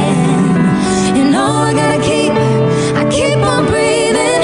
Ooh, sometimes it's hard to find my way up into the clouds. Tune it out, they can be so loud. You remind me of a time when things weren't so complicated. All I need is to see your face. Okay. So, like, no disrespect to Ariana Grande, but I kind of like Alessia Cara's version better. That's the double-edged sword of doing these things. You know, for somebody like Alessia Cara, it sucks because she is got a new album to promote, and you go and you do all these shows where they have their own agenda and they got to go viral, and they need you to do something that is everything except play your new music. And so they have them, they go on, they do these covers. So that's why she did Destiny's Child last week, and then she did Ariana Grande just recently. So it kind of sucks for Alessia Cara because she's not playing her new stuff. But no, the other side of this is that it also sucks for Ariana Grande because Alessia Cara sounds better. Sounds way better on the track. Like this to me now is a much better song now that Alessia Cara is singing it. Like a much better song, regardless of the piano and everything else. Sure. They could have just recorded this straight up pop style. And I much prefer what Alessia Cara did with those words than what Ariana Grande did. Which sucks, man. Like, it sucks all around. It sucks for everybody. But except for us. Yeah. That's crazy. Roz and Mocha's Fix My Life. What advice can you guys give me? Okay, so my question is... Got a problem you can't fix? Roz and Mocha got you. Hey, Jen. Hi. Oh, my God. Girl, my heart is breaking for you right now. Yeah, I'm having some difficulties. Okay, so we're going to start with Roz reading what you wrote to us. Roz and Mocha Fix My Life. My 7-year-old son is out of control. 7. Oof. Yeah. To start, he's disruptive at school, doesn't allow his teacher to teach or the kids to learn. He's always laughing, talking, and making noises. I get phone calls from the school on a regular basis. Then at home with me, he doesn't want to listen. He talks back and thinks that he can talk to me however he wants, throws tantrums and screams bloody murder as if it's going to get him out of doing things that he doesn't want to do, which never works. He's become extremely disrespectful, and I cannot allow that. I have never tolerated this kind of behavior, and I don't know how to get control. Jen, do you have any other kids, or is he your only one? He's my only one. You a single parent? Yeah. You are. Okay. I'm no child psychologist. So these are, I think, a lot of questions that you may need to seek help outside of the Roz and Mocha show, but there may be some practical things that we can help you to get to that place. For sure. He's going through some stuff and is expressing himself the way he is right now. The thing that you need to ask yourself, first of all, and you're going to need somebody to help you out with this who is a professional, is you need to figure out whether this is normal or abnormal behavior. Whether this is just a rambunctious kid who has a ton of energy, or if this is abnormal behavior where they actually need some sort of medical assistance to get them through this. Right. I mean, I know because he's had difficulty in school with behaving, but this is like a whole new level this year. Yeah. And in the previous years, I have spoke with like the school counselor. I've spoken with the supervisor at his daycare, and they've all told me like he seems like a pretty normal kid. He's just really active, and he is for him, he's extremely active. But there's a power struggle with you and him. Yeah, you know what? It's funny because his behavior at school is a lot worse than how it is at home. Like, there's because you're not there. Yesterday I spoke with his teacher, and his teacher was like, "Oh, I would ask him to do something, and he will just flat out stare in her face and be like, no." and start laughing at her. How do you discipline him? I have literally tried everything. I've tried grounding him. This weekend he did laundry. I've tried spanking him. That he doesn't care. At the end of the day, like, he's just like, okay, well, the punishment's over. So what are the consequences though? Like what are the sort of long-term consequences for you? Because you have a power struggle going on with your kid right now, okay? Right. And 7 is really old for this. Like for everything that I've read, 7 is really old for this. To be at this sort of stage, right? Right. And that's a problem. Because what's happening is you now have a kid that whenever that kid walks into a room, nobody wants that kid there. Right. And it's funny because yesterday when I actually had a sit-down meeting with him and his teacher, and he's like, I don't like school. So I asked him, well, then what don't you like about school? And he's like, well, kids pick on me, which this may very well stem from that. But I can't guarantee it because, like I said, he's misbehaved previously as well, right? Just not to this extent. Yeah, but does he consider them picking on him, them not wanting to play with him because they don't like him? There are some serious issues. A couple weeks ago, I had to take him to the hospital because of an altercation, and the school never notified me of this altercation. And so the next morning, his leg was hurt so bad he couldn't even get up out of bed. So I had to take him to the hospital. And it wasn't until after we left the hospital that he was like, hold on. And he put 2 and 2 together and was like, Mom, my leg is actually hurting because of this altercation, where the kid threw him on the floor and was nonstop kicking him. Jen, have you ever had like a conversation with your son and just ask him straight up, like, how are you feeling? Is anything going on with you? Is there anything you want to talk about? Yeah, I try to do that regularly because, like I said, I feel like the bullying might possibly have something to do with it, but I don't know. And so I try a lot. And what's his answer? He does say that that's part of the reason why. Like yesterday, for example, that was the reason why he doesn't like school. And I said to him, look at how these kids treat you, and you don't like it. But then you're turning around and treating your teacher the same way. Obviously, she's not going to like it either. Jeez, from everything that you've said to us, and we don't know the situation, but what you're saying is that he's disruptive in class, that he won't let the teachers teach, he won't let the other kids learn. Then when he gets home, he runs all over you.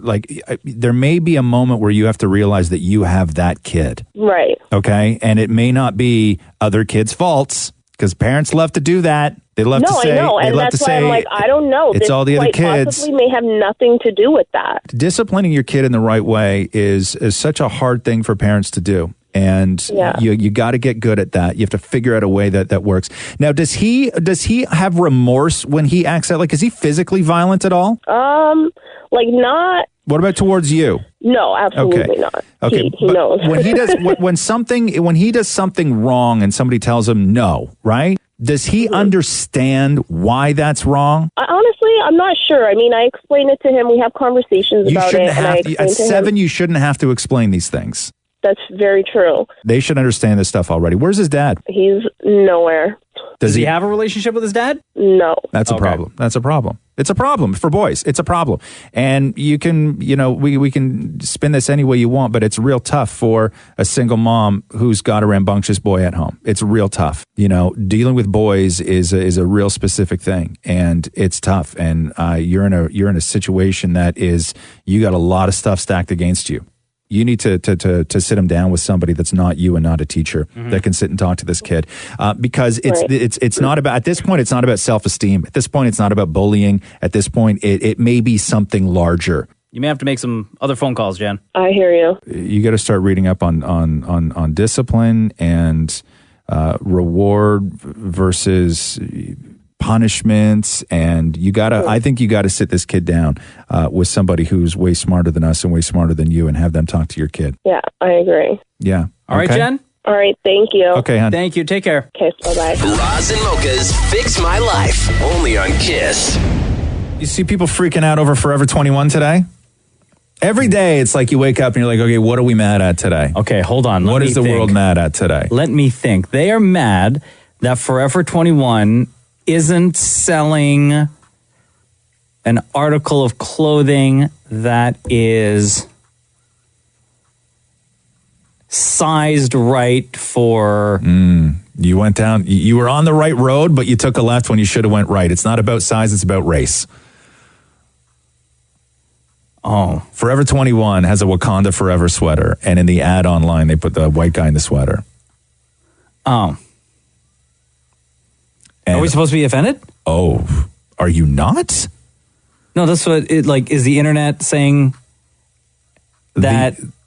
Yeah, I mean, the internet wanted to cancel Forever 21 again. Yeah, like it was outrageous. But doesn't anybody looking at the history? Let me read you the apology that Forever 21 had to issue for putting a white guy in a Wakanda sweater. Okay. Forever 21 takes feedback on our products and marketing extremely seriously. We celebrate all superheroes with many different models of various ethnicities and apologize if the photo in question was offensive in any way. Was it earlier this year that Forever 21 had the... No, it was H&M. Oh, no, it was H&M. Right. It's always H&M. But okay, we need to clear a couple things up here, right? Just so people can stop losing their minds over things. Okay. I get that you like Black Panther, right? Wakanda is not a real place. And Black Panther wasn't the best. Okay. It was a good movie. Wakanda is not a real place. Yeah. And also, as far as I know, not that this should matter because we all love Wakanda and we all love Black Panther. But if we're going deep into the racial aspects of what Forever 21 did and that crime, I think you also have to acknowledge that Wakanda was created by a white man.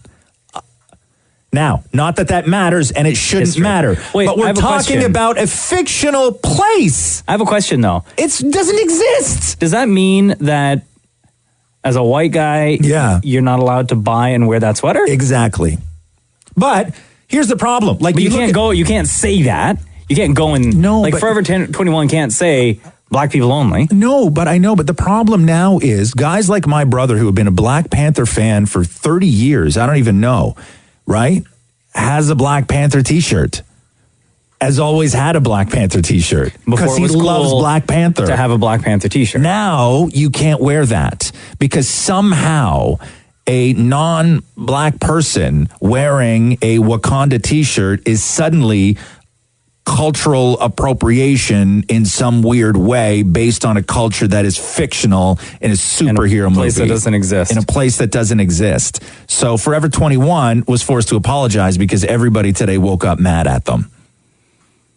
Mad because they are selling not even the fact that they're selling a Wakanda t-shirt. If you're going to be pissed at that. But the fact that they, on their website, had a Wakanda Forever t-shirt and the model who was wearing it was a white guy. And they wanted to cancel Forever 21 over that because it's a place that doesn't really exist in the world. And it's Black Panther, which is awesome. I love Wakanda, don't get me wrong. But it's beautiful in the summertime. It's great. I would like to go there. It's awesome. I love Wakanda. Maybe your Transat flies there. Right. The Roz and Mocha Show podcast.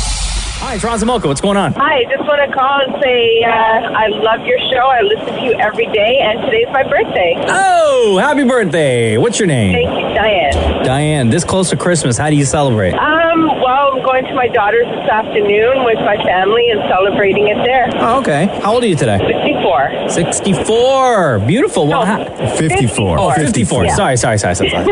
You're about to get smacked, Mocha. You call us in 10 years and I'll use the same line again. Hey, between Roz and Mocha, who's your favorite, Diane? I can't choose. Well, you have to. I knew you were going to ask me that question. Don't make me call you 64 again. I would say Mocha. Oh.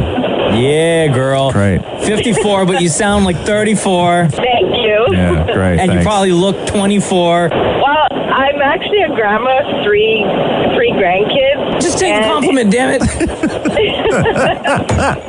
Diane, happy birthday. Love you lots. Merry Christmas. Take care. Thank you. The Roz and Mocha Show podcast. There is a Grinch in Ottawa who hates fun and children and hockey and fun. Oh, yeah. This story really took off. Lisa Cosgrove is on hold. She is the head of the family that had the rink on their side yard, and then a neighbor said that it was an eyesore when her kids are playing hockey on it and having fun and doing kid things on the rink. So they had to take the sideboards down because it's an eyesore. Hi, Lisa. It's Roz and Mocha. How's it going? I'm good. How are you guys? Doing great. Thanks for taking time out of your day to chat with us. How's the skating rink? Right now, it's perfect. I believe it's like -9 in Ottawa, so the weather is cooperating. So it's great. So what's the deal? You got a neighbor that everybody freaked out because they're like, hey, well, you can't do this. This is Canada, God damn it. And the children. They didn't come and tell us that, but they went to bylaw saying they were liking the look of it. But yeah. Do you know the neighbor that did this? We do know the neighbor. Okay. And is she crusty all the time? This person is not crusty all the time. Not crusty all the time, and we're not here to cause any more concerns. We've spoken to this neighbor a few times, and we're looking for some solutions. But it's upsetting that it had to go to this level to cause the boards to come down. And so we are with this situation, right? Here we are. It's not the rink that has to come down. It was just the boards that have to come down, correct? That is correct. That is correct. Is the ice rink that is built on the property, is it on your property or is it on the city's property? Because your house, it's not in between two houses. You have like a corner lot where it's your house, grass, and then the street. That's right. So a lot of the rink is on the city property. It's about 9 meters, I believe, from the curb. Okay. But it's where we've had it for the last 4 years. This is our 5th year. So that's a sort of surprising point that we want to make, is that we're concerned that it's not our first year that we put it up, but it's the first year we put up with boards. And that's been the concern, that it was described to us that this person was concerned that it was an eyesore. Okay, so I was with them for a brief second where I was kind of like, yeah, you know what, if it's not done right, I know it's only the season and it's for the children, but like giant pieces of plywood sort of do look ugly and whatever. But then I saw a picture of the rink, and I think it's very misleading when you call them quote-unquote boards, because we're not talking about like 3.5 foot, 4 foot slabs of plywood around a hockey rink. How high are these boards? I think what Corey told me, my husband, was there are 2 pieces of 2 by 12. So they're like a couple, maybe 2.5 feet high. They're just to keep the water in. That's the purpose. Did you have a conversation with your neighbor after all of this, after the bylaw officer came and talked to you and told you to take the boards down? And if so, what did the neighbor say? How did that conversation progress and end? Well, once bylaw came and let us know what was going on, we never knew up until this past weekend, when this sort of took flight on social media, who the neighbor was. Okay. So this whole time we didn't know until a couple of days ago. So no, we didn't have that conversation. Were you surprised that it was the neighbor it was? We had put some thought into who we thought it was, and this person was one person that we thought it was, and we were correct when we realized who it was. Okay, so you knew. We kind of knew. Right, you knew. And so what's the state of the rink right now? Can the kids still play on it or no? The kids can still play on it. It's not a problem. We don't have a lot of snow right now in Ottawa, so we've used as much as we could find to kind of pack up the walls where we've teared it down. We've had some people that have come to us through social media volunteering to bring truckloads of snow, which we might take them up on the offer so we can maintain it, so it's great. So right now... Your neighbor may not like that. That's what we used before, right? Okay. That's what we used to hold the walls before. So. Oh, wait a minute, Lisa, let me ask a question. And this is a really stupid question, but why not put the rink in your backyard as opposed to on the outside of your house on that street corner? Yep, great question. We actually have an indoor pool, or in-ground pool. I wish I had an indoor pool. An in-ground pool in my backyard. Gotcha. So if we can build some sort of stage or apparatus, which would be a lot of wood, perhaps we could, but that's why we've always chosen the location that we did. Right. And I'll tell you, the real pisser about this story, if it were for any other reason, I think why people got so up in arms about this, if it were for any other reason other than it was an eyesore, I might be able to accept it. I don't know what it would be, though, another reason. I don't know. Kids having a good time, and we've had no other complaints, and we have a lot of support from our neighbors and friends. So. Ugly children having ugly fun. No. on an ugly rink. It's all ugly. Oh, no. Lisa Cosgrove of Ottawa, thank you very much for joining us on the Roz and Mocha Show. All the best with your ice rink, and happy holidays. Thank you. You too, guys. The Roz and Mocha Show podcast. Some people, a lot of people have their Christmas traditions. But did you know, Roz, that there are superstitions surrounding Christmas that exist? Oh. I don't know if you're a superstitious person. You listening, I know you, Roz, are not. But listen to this. Okay. Mincemeat pies the superstition around mincemeat pies. Eat as many mincemeat pies as you can on Christmas Eve and afterwards, because the amount will determine how much luck you will have the next year. Now, there's no meat in mincemeat, right? Am I wrong about that? Isn't it chopped up meat? No, mincemeat is not meat. I don't think it is. I don't think. Can you find that out for me more before we finish this? Don't cut them with a knife, but rather bite into them, or you will cut your luck. Really? Because I know a tourtière is a meat pie. Good old French-Canadian delicacy.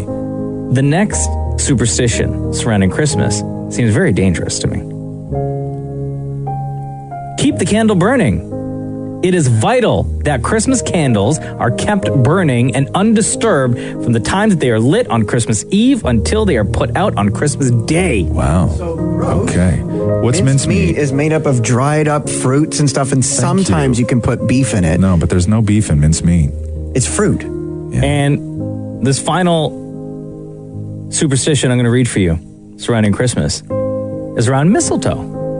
Oh, the thing you smooch under. I like that.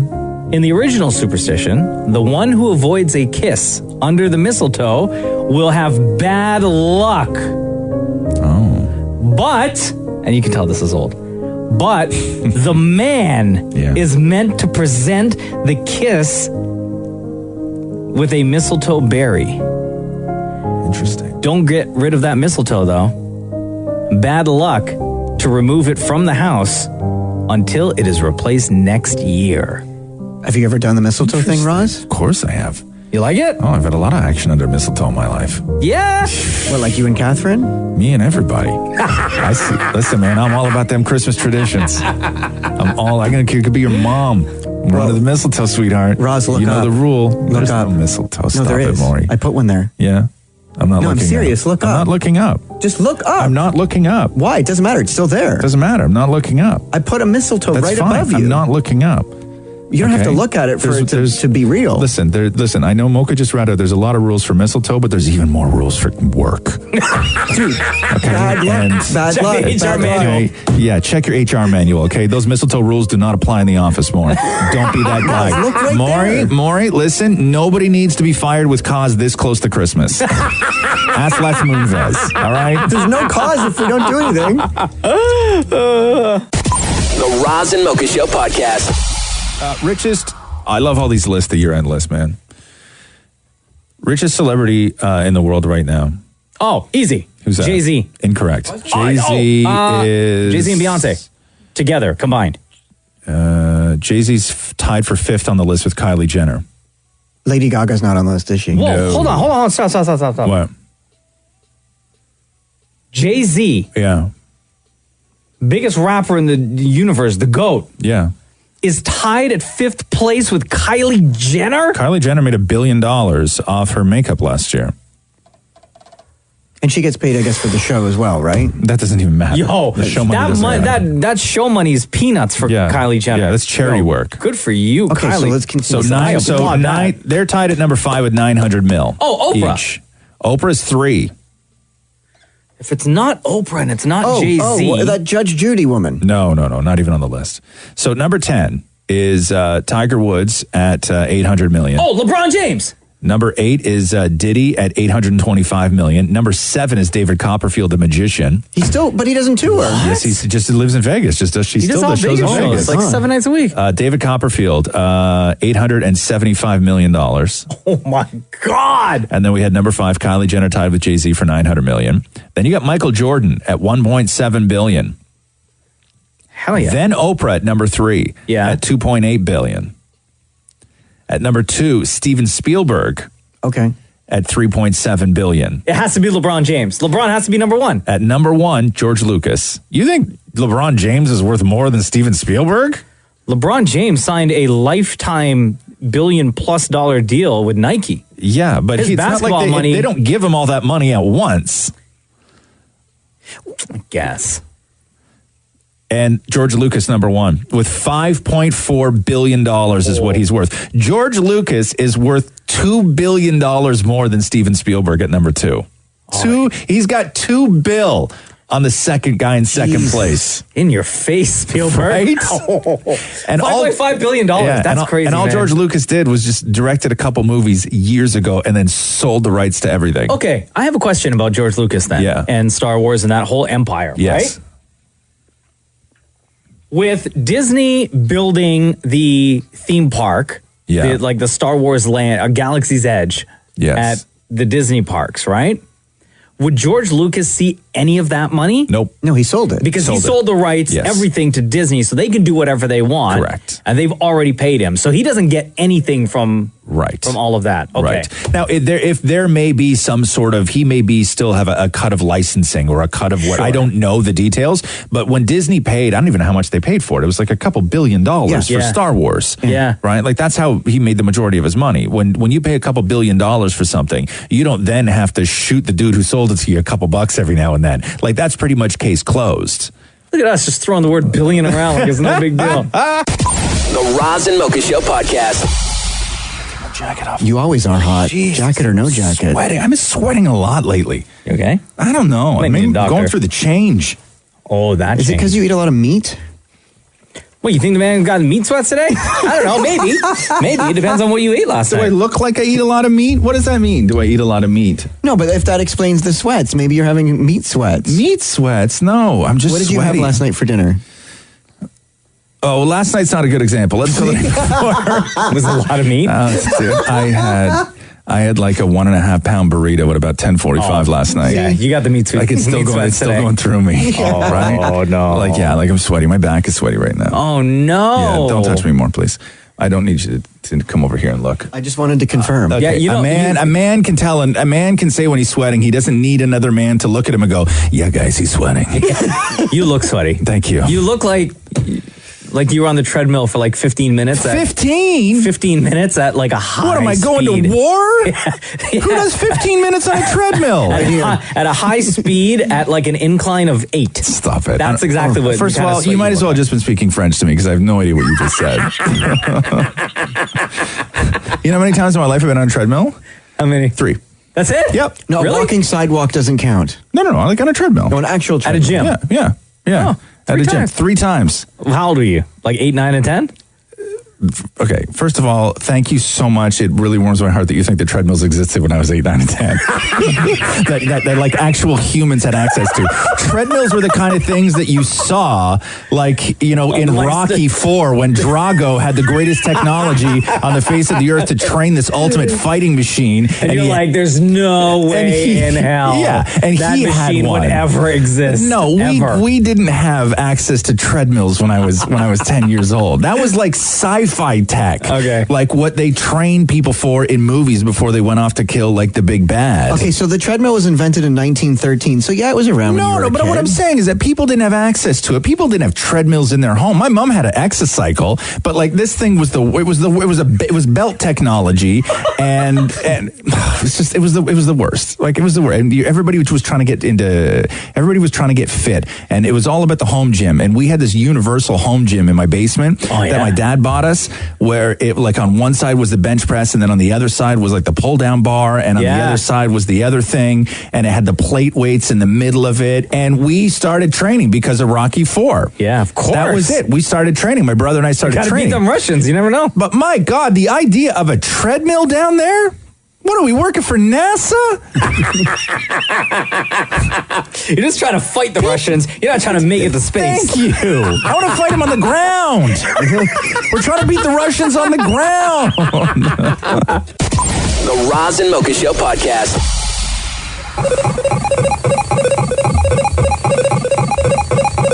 A lot of people listening right now are probably like, what is going on? Yeah. What is happening to my radio? That noise sounds so familiar. Is that the sweet sound of Centipede? What am I listening to right now? It is. Oh my God. Mark Saltzman is here, tech genius and friend of the Roz and Mocha Show. Happy holidays and Merry Christmas, brother. Thanks for having me. How are you? I gotcha. I'm great. Thanks. So you have like an actual arcade video game in here, but it's not like the size that we remember at the laundromat or convenience store or arcade. It's like half the size, but it looks like a regular arcade. Yeah, it's a 3/4 replica of a stand-up arcade unit that you would typically, play at an arcade in the 80s. And it's called Arcade 1-Up from a company called Tastemakers. And they basically, it's like 3 or 4 games in one cabinet. Yeah. But no quarters needed. It's that exact experience. We're hearing Centipede right now. This also has Missile Command and other games in it. There's another one that has Street Fighter. There's another one that has Pac-Man. Another one has Galaga and Joust and all that. Yeah, so really fun. And without breaking the bank, they start at $349. That's it, eh? Yeah. And then it depends on the unit. Yeah. And these, the retro style games over the past year and a half maybe have really been picking up because you saw Nintendo release 2 versions of their earlier consoles mini version. I believe Sega or Sony did one recently. Sony just did one. Yeah, Sony just did one. So this is huge. Of course, Mark Saltzman is here on the Roz and Mocha Show. We're talking about maybe your last minute holiday gifts that you're looking for. This thing is dope, man. I like this. And where can people get this? So you can go to arcade1up.com or walmart.ca. I think they do. I think they have the exclusive in Canada, if I'm not mistaken. Okay. Yeah. I have another question. Yeah. The jacket that you're wearing right now, Mark? Yeah. Is that plugged in? It's not plugged in, but it is heated. It's got a built-in battery that not only heats up the jacket up to 10 hours, but you can also charge up your smartphone in the jacket. No. Yeah, the company's called Ravean, Ravean, and it's their heated jacket. There's 2 different styles, and it is, as you can see, like a windbreaker kind of jacket. So, but it's not like a big, thick, puffy jacket, which is why having it heat up is perfect. Is it a big battery in there? It's Toronto. It's tucked in here. You don't feel it when you're wearing it. So how do they? So you have just like wiring. It's all done for you. You just have to plug in the jacket, or you could take out the battery and plug it into the wall. So you have to charge your jacket, and then once you charge the jacket, you can get 10 hours. Yeah, right. Heat. Wow. It's like wearing like a heated blanket. Jeez, and it looks cool. Like most things like this, they always used to look like hell. That was the problem. Whenever there was like wearable tech. Yeah, right. That's why Google Glass didn't take off because I don't care what you could do, nobody wanted to look like an idiot and wear Google Glass. And everybody wearing Google Glass looked like an idiot. Right. Every single person looked like an idiot. I remember the caption was like, "Don't be a glass hole." Yeah. Right. You take those off. Yeah, take them off. But nobody would know, and that's the great thing with the sort of way that wearable tech is going is it's that not the expensive fashion. Exactly. How much is that jacket anyway? It's $229 US, but you can deliver it to Canada. So let's say $300 with the exchange. But still, not for a bad jacket that heats up for 10 hours. Yeah. Okay, talk about the vacuum that you have here. Yeah. This is not. This is like an upgraded. What is it? It is. Roomba, You're right. So your listeners, of course, know about the Roomba floor vac robots from iRobot, and this is the newest one called the i7 Plus. But what makes it unique is not only does it clean your floors for you, whether you're at home or not, and you can use your voice via Google or Alexa, but it will even empty the dustbin for you for the first time. So the way it works is this: when it goes back and drives itself back to the base to charge itself up, there's a second vacuum cleaner in that. So it sucks all that dirt and pet hair and all that out of the vacuum cleaner because nobody wants to open it up and have it in your face, right? So it'll suck it into another bag that's disposable inside of that base, and that you only need to change every month or 2. It depends on how many pets you have and that kind of thing. Yeah, and it just pulls out and you throw it in. It's like a little base station. I've always wondered about these little robot vacuums and if they actually work. They do, and how well they work. Yeah. Around corners and like up against, like the baseboard. I don't want my baseboard getting damaged. That's a great point because they used to not be good around corners. So they added this little brush underneath, as you can see here, that extends and it spins it around. So now it goes near the corner and it grabs it still, throws it into its path, and then picks it up. And like all Roombas, we know that they have to be able to do 2 things. 1, clean and clean well.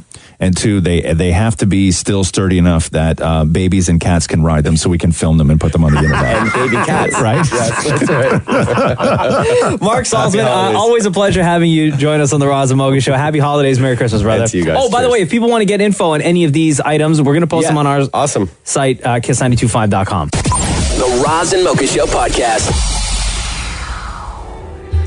I can show you the world, shining, shimmering, splendid.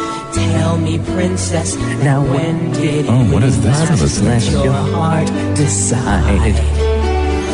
I can open your eyes, take you one. Man, you know the song?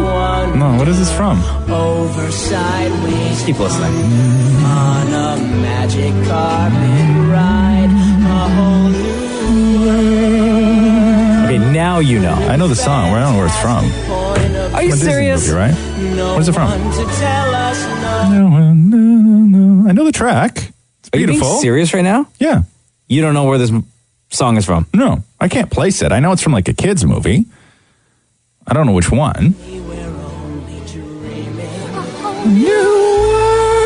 Yeah, it's a good song. It's beautiful. People are screaming at their radios right now. Okay. They're yelling out the answer right now. Okay. I can't believe you don't know. Okay, I accept. Who deprived you of all these wonderful moments as a child? What are you talking about? When did this movie come out? 80s. Hell no. Hell no. Let me just double check. Yeah. There's a reason why I'm... It's a beautiful song. Okay, 92. 92, yeah. So basically the 80s. I was 18.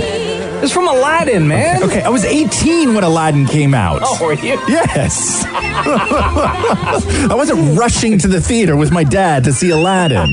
Dad, please. Forgive me. Everyone's going to be talking about this movie. Yeah, please. and because they're all those that's sort of like second wave of awesome kids movies, right? I was on the edge of being too old to see them. So I never saw Aladdin. I never saw Lion King. I never saw Beauty and the Beast. I never saw Little Mermaid. I never saw all those movies because I didn't have a younger sibling in the house for one. Yeah. And then I only and I was too old. So now I'm sort of starting to watch all those now with Roxy. But are you talking about the live action? Yes. What do you think? So I saw the pictures. I don't know if anyone else did, but Entertainment Weekly released a bunch of pics yesterday on the cover of their magazine as well, featuring the cast, including Will Smith. And one of the stories is that, of course, in this day and age, everybody has to be offended and upset about something. What are they pissed at? Well, didn't they go through great lengths in the casting of this movie to find a Persian kid that was actually a Persian kid who could act? And people are mad at Will Smith. Why? Why are they mad at Will Smith? This is so stupid. You ready for this? Yeah. Will Smith plays the genie. Sure. In the live action Aladdin movie. And people were upset that in the pictures that were released, Will Smith as the genie was not blue. Excuse me. Like in the animated movie. It has nothing to do with cultural appropriation, race, like none of that. Is the fact that Will Smith as the genie in the pictures that were released was not blue. So much so that Will Smith had to reply in the comment section on Instagram. And he said, yes, I'm gonna be blue. Somebody else replied, you're not blue. Will Smith then replied to that person, said, I'm gonna be blue. This is how the genie is in human/disguise form. My character will be CGI most of the movie. So he will be blue. He will be blue. But why does that even matter? I mean, if you see Aladdin on Broadway, he ain't blue. He's not? They didn't make him blue? No, it's just a guy. To me, that seems like a mistake. They should make him blue. They should make him Even blue. on Broadway? Yes, make him blue.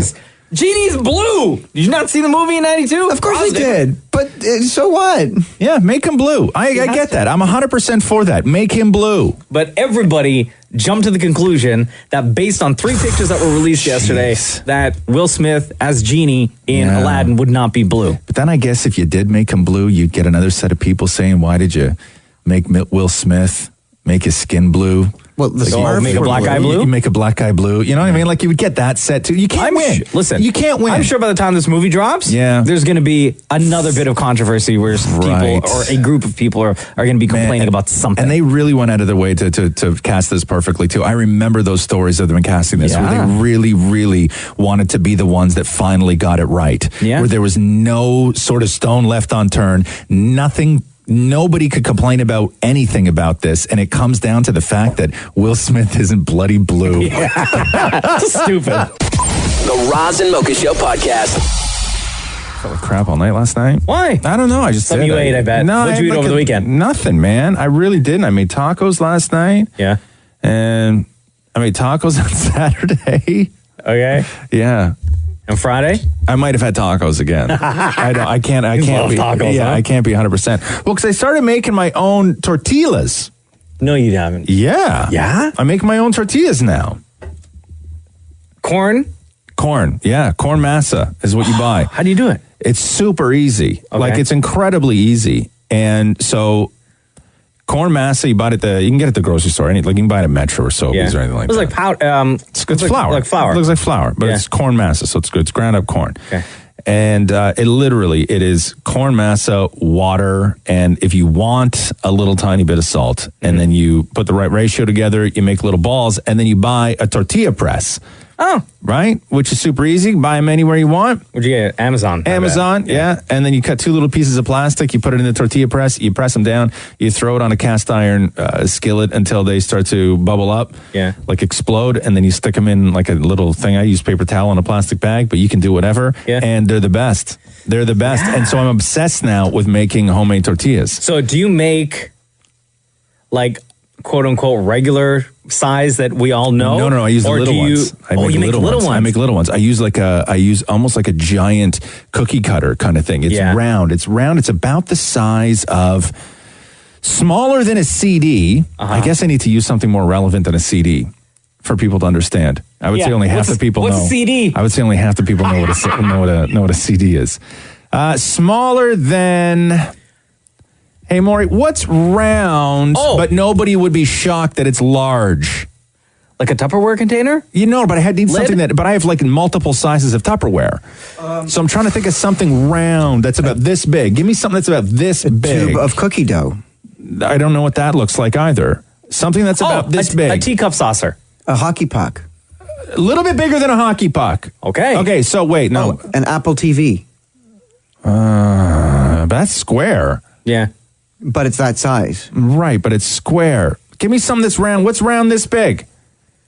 Oh, what do you call it? Like birth control. Not a birth control disc. That's about this big. Oh, pills? It's a little bit bigger than that? Yes, big, okay, There. big, okay. Smaller than a CD, larger than a birth control pill container. Okay. That's how big I make my tortillas. That's the perfect size. Okay, so if you're wondering what the perfect size tortilla is, it's a little smaller than a CD, a little bigger than a birth control pill container. Okay?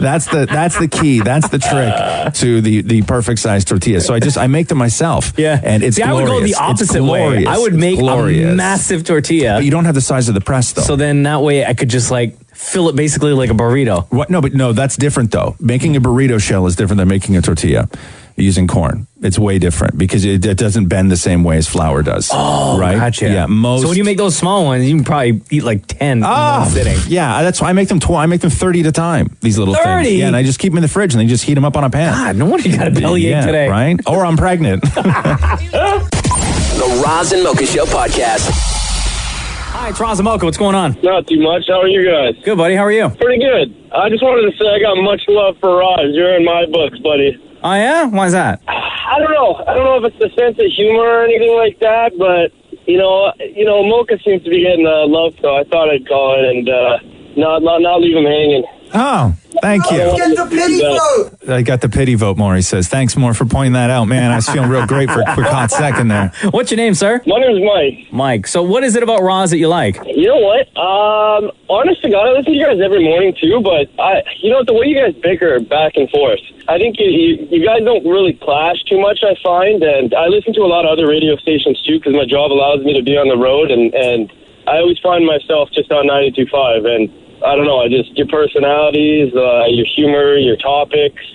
You guys are great, honestly. You know what Mocha does, and I just realized, if somebody says that they like Mocha better, I don't make them deconstruct why, right? If somebody says they like me better, Mocha always says why. Because what do you like about them? And then what happens is people don't have fully formed answers. Most times it's just a feeling they have. And that's why I ask. No. Because I know that they don't really want to pick you. No, that's a terrible thing to do, man. Don't you just love the holidays?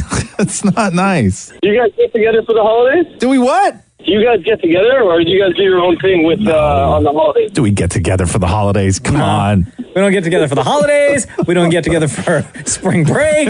We don't get together for summer break. No. Listen, in the history of the Roz and Mocha Show, we've been on the radio for 9 years now, over 9 years. Roz and I have hung out outside of this show less than 5 times. Yeah. Really? Yeah. Wow. And one of those times was a week before we started doing this show together. You guys sound so close, though. Like, I listen to you guys. And I will say this, the majority of the other times was completely instigated by our wives. That's true. Yeah. I really want to wish you guys a Merry Christmas and to you guys and your families, and I hope you guys have a great New Year's if I don't get another chance to talk to you before then. And thank you so much, Mike. That's Hey, so good, you bro. said that you typically drive. You have long drives throughout the day for work, right? Yeah. Have you downloaded and subscribed to the Roz and Mocha Show podcast yet? I have not had a chance. You know, I kept you guys saying that, but I've been needing to do that. I've just been, with the past few weeks have been so crazy with the little kids and that and shopping. Yeah, no, of course. What do you have? Are you on iPhone or Android? I use my work phone's my iPhone, but my personal is my Android. Okay, so if you're using the iPhone, Apple Podcasts, just search Roz and Mocha and hit subscribe. So every Friday when we drop a new episode, it'll automatically download to your phone so you don't have to worry about it. And you just hit play and go for it. And the episodes are like 3-4 hours long. Now, if you want to download it on your Android device, go to the Google Play Store, grab any one of the podcast apps. Again, search Roz and Mocha, hit subscribe, and you'll get the episodes whenever they drop on a weekly basis. Awesome. All right? Yeah, I appreciate that, guys. Thank you so much, Mike. man. Take care, man. Yeah, you too, guys. Take care. The Roz and Mocha Show podcast.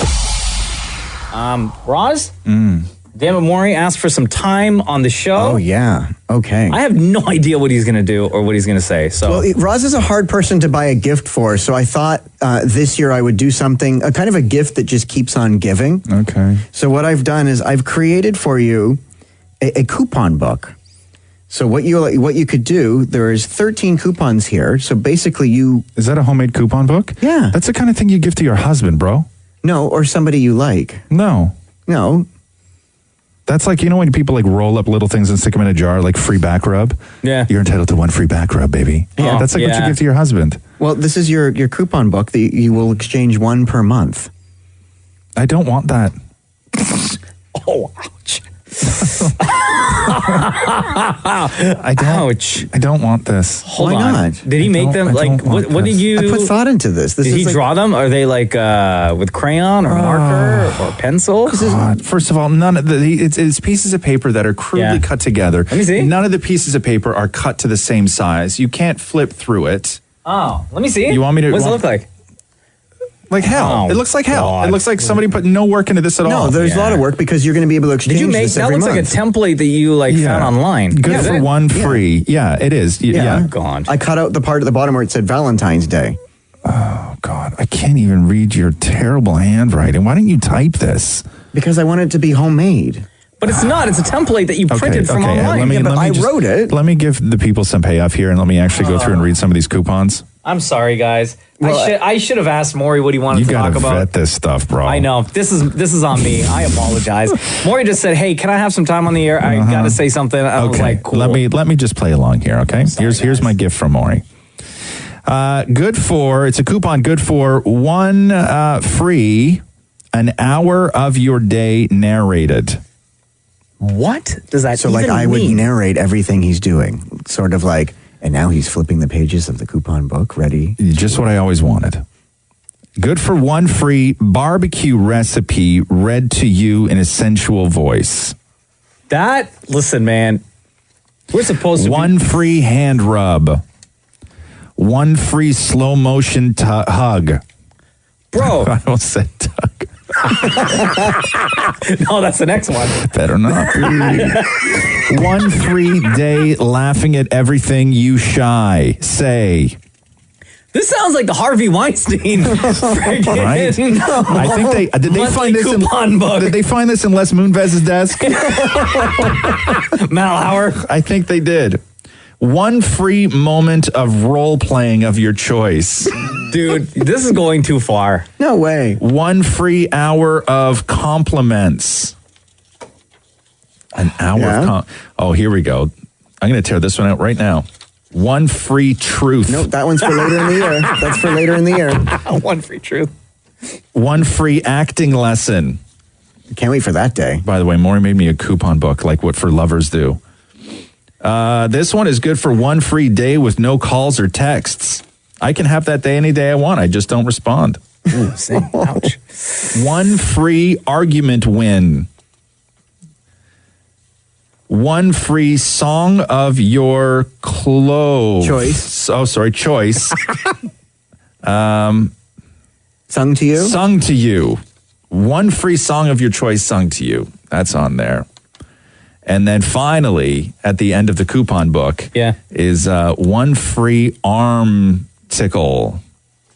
So we should start one now. Should it be the back of the book or the front of the book? I don't know. I apologize. This is on me. Did you think that I would like that? Like, honestly? I thought that you would find it interesting. Interesting. I find it harassing, to be honest with you.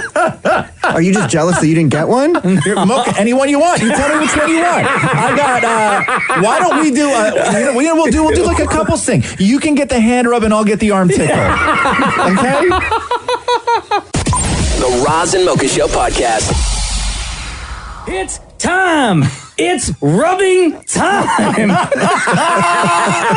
This has become an annual tradition, and it's one of the fan favorites that we've ever done on this show. Rub it on my face.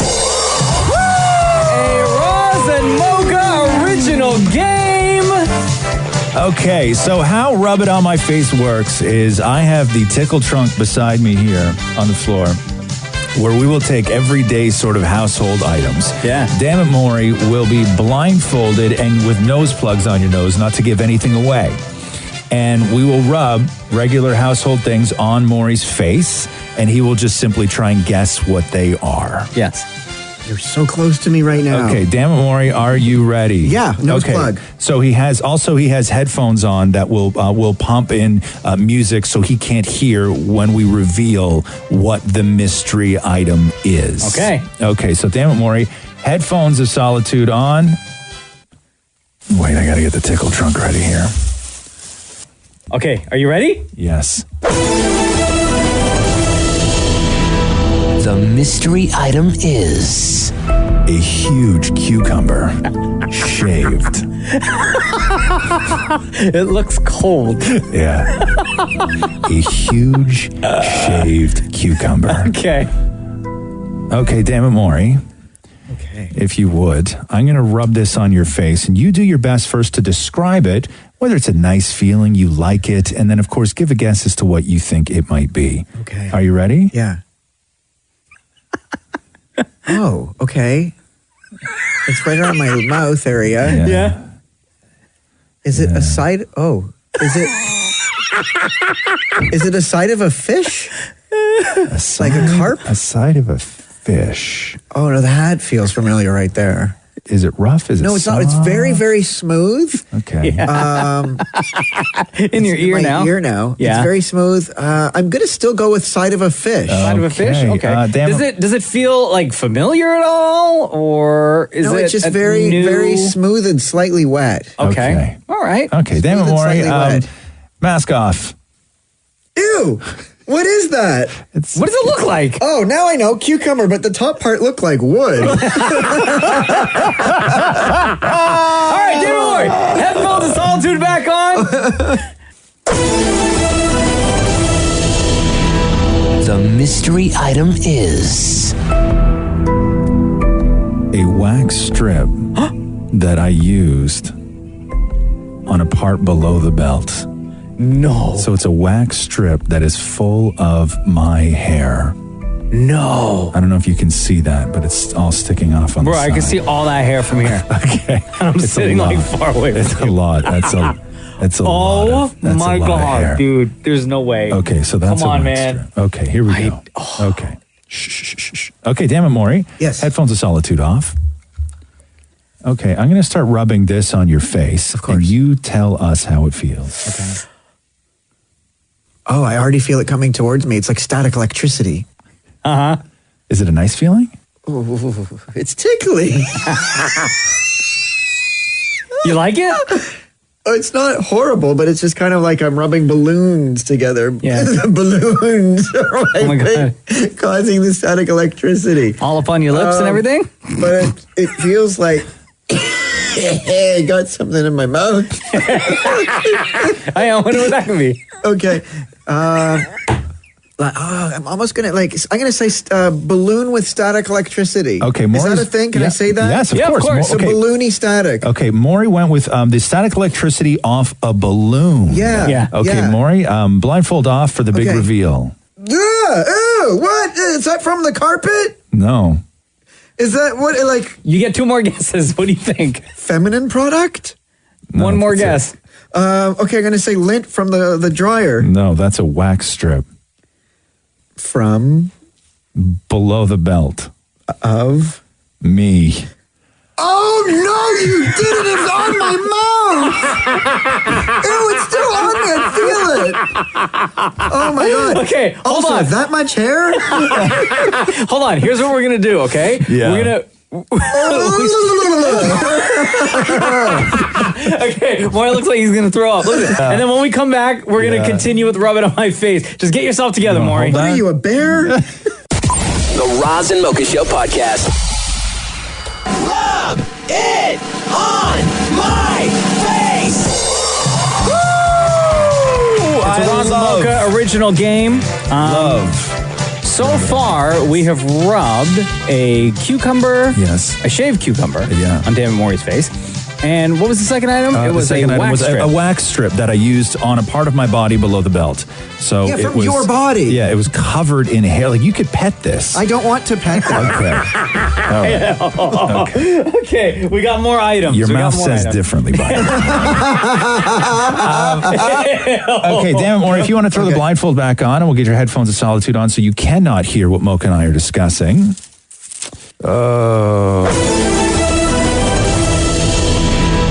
The mystery item is white glue.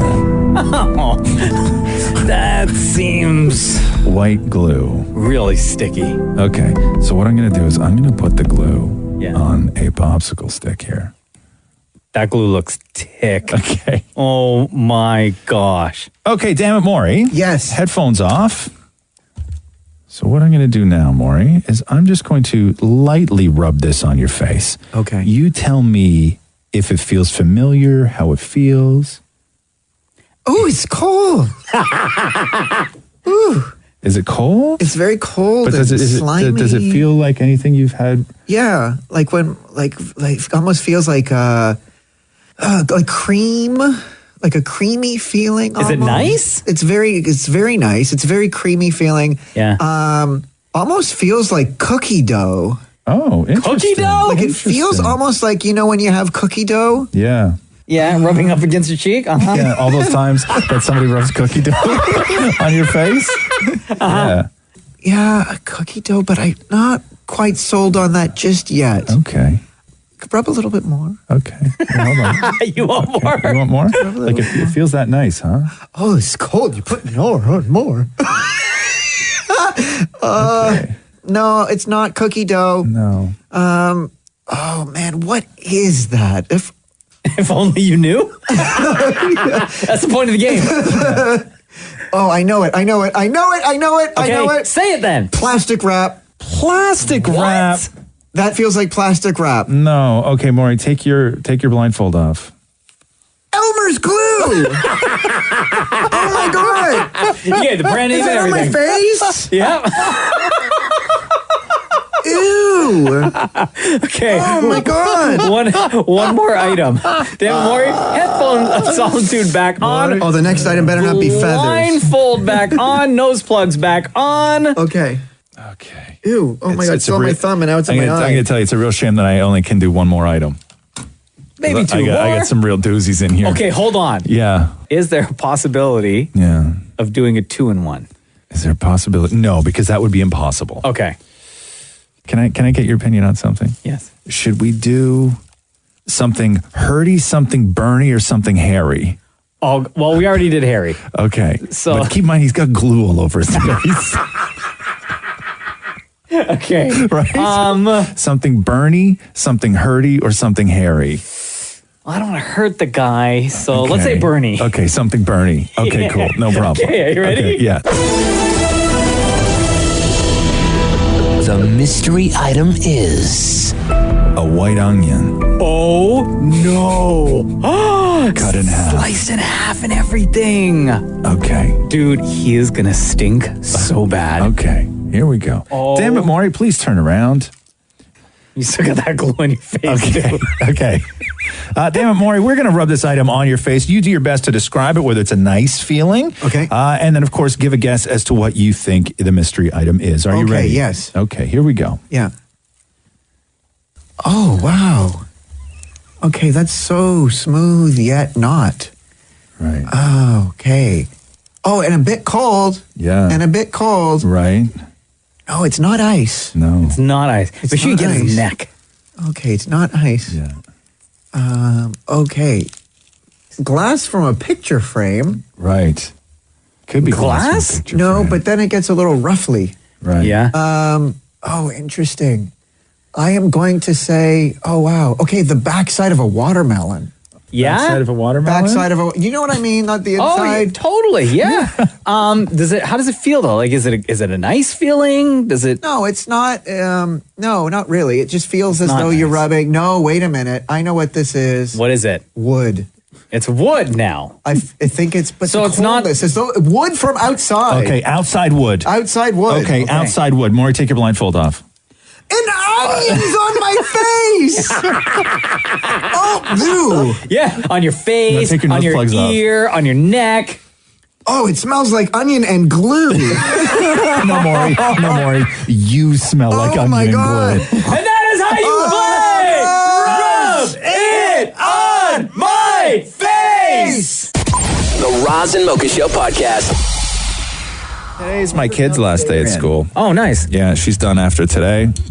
And you can't count the day that you're already in because you're awake. So therefore, it's already the next day. That's how I live my life. You know, I had to make an ironing board this morning. You what? I had to make an ironing board this morning. Let me tell you how. Let me tell you how my morning was. So Roxy used to do. It's formal dress day today at school. So Yeah. she had to wear like the uniform that, like.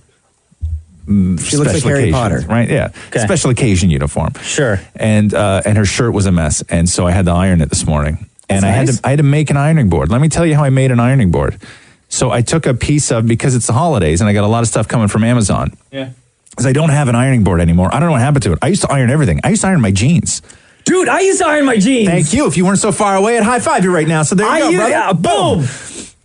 Iron jeans were always the best. Oh, now, dude. did you iron flat or did you iron a crease down the middle of them? I ironed flat. Yeah. And I put them on like right away so I can still feel like one of the legs Thank you. warm. Thank you. Bro, the best. wintertime was... Thank you. Even in the summertime, it could have been a hot ass day, and still you put your leg through a warm jean leg. The best. There was nothing better than freshly ironed jeans. No. Now, could you imagine this, like right now, going home and ironing a pair of your jeans? Absolutely not. Never you would you do that? No. People would look at you weird. So I had to make an ironing board this morning because I used to love my ironing board. My ironing board used to be set up in the hallway permanently. I never took it down because that's how much I used to iron. Yeah. So here's what I did. I took an Amazon box, a long one, and I formed it into a long sort of, so it was about 1.5 feet wide and about 3 feet long. Yeah. And then I taped up the bottom of it. And then I took a towel and I wrapped a towel around it. Wow. And then I taped up the back of the towel, and it was in a perfect shape of an ironing board so I could iron this little teeny tiny shirt. Wow. So yeah, so a cardboard box and a towel in a pinch makes the perfect ironing board. And because that is you can your still life hack of the day. So if you have jeans Yeah. that you would like to iron today, but we don't have ironing boards anymore in our houses, try it. You're welcome. The Roz and Mocha Show podcast. It's about that time on the podcast. All right, Mocha, are you ready? Hell yeah. Let's do the news. A Roz and Mocha Show and Kiss 92.5 News Break. Okay, so try and quickly cover off all this Drake and Kanye jive that was going down yesterday. So in a flurry of tweets, Kanye addressed some unresolved issues that he had with Drake. And this all happened because Drake sent a clearance request for a song to Kanye. And it's a song that was on, I guess, one of Drake's mixtapes. So the song was Say What's Real, which is coming up on its 10-year anniversary. And Kanye has copyright clearance on that. And so the story goes that people are suspecting that Drake wants to re-release that at the 10-year anniversary to streaming services, but he needed Kanye to sign off on it. Sure. So... And they're friends, right? So let me just go through some of these tweets that Kanye tweeted yesterday. Yeah. He goes... This proves that Ish is faker than wrestling. And then he sent a screen grab of Drake sent a clearance request for Say What's Real. Do you want to clear? And he goes, still need that apology for mentioning the 350s and trying to take food out of your idol's kids' mouths. So I guess 350s are Kanye's shoes. Yeah, his Yeezys. I've been trying to meet with you for 6 months, bro. You sneak dissing on Trav Records and texting Chris, I guess Kris Jenner, talking about how's the family. I told you I ain't tell Push about your son. It's all love, bro, but don't play me.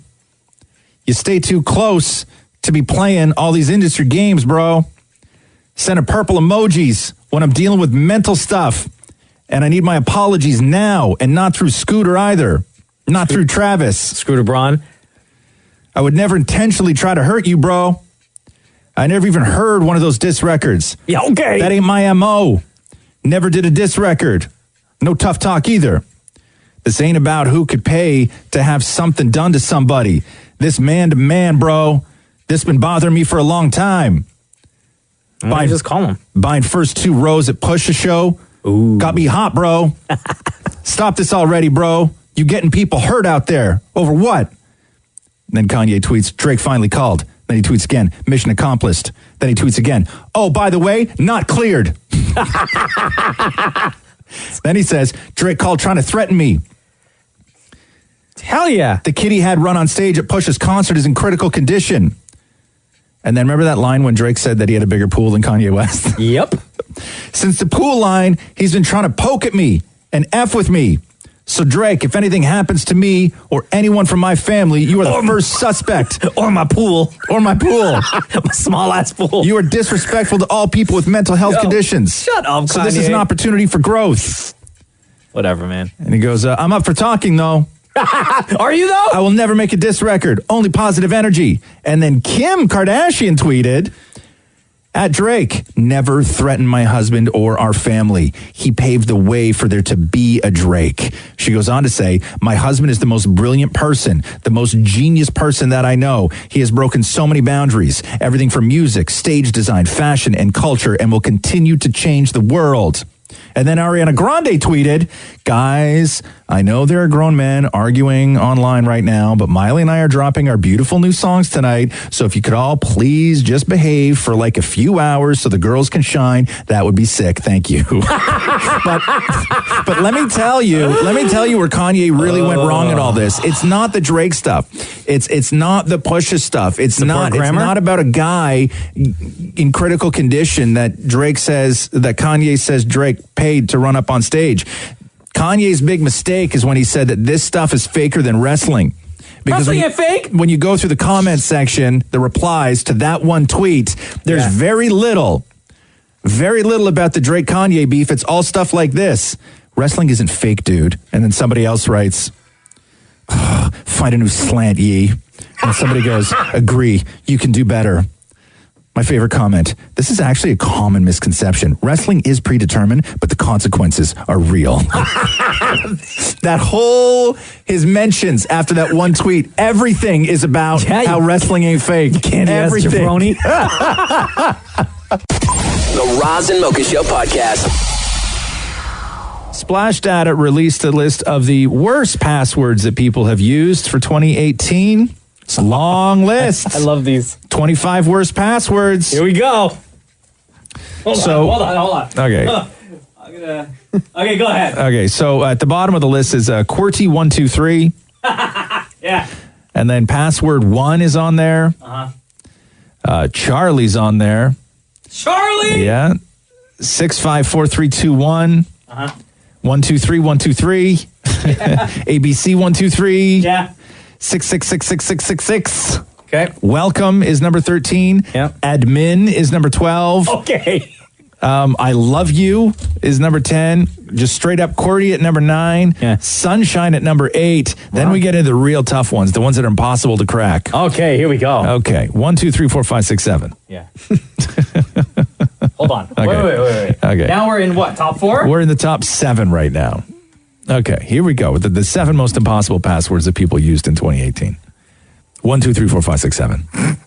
At number 6, 1111111. At number 5, 1, 2, 3, 4, 5. At number 4, 1, 2, 3, 4, 5, 6, 7. At number 3, 1, 2, 3, 4, 5, 6, 7, 8, 9. At number 2, password. Can I just say, every year that's number 1? And at number 1, okay, hold on. Number 1 password. Can I get the most reused common password of 2018?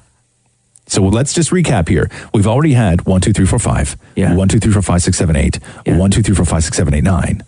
Password. And the number 1 password, the most used password. I think I know what it is. Well, go ahead.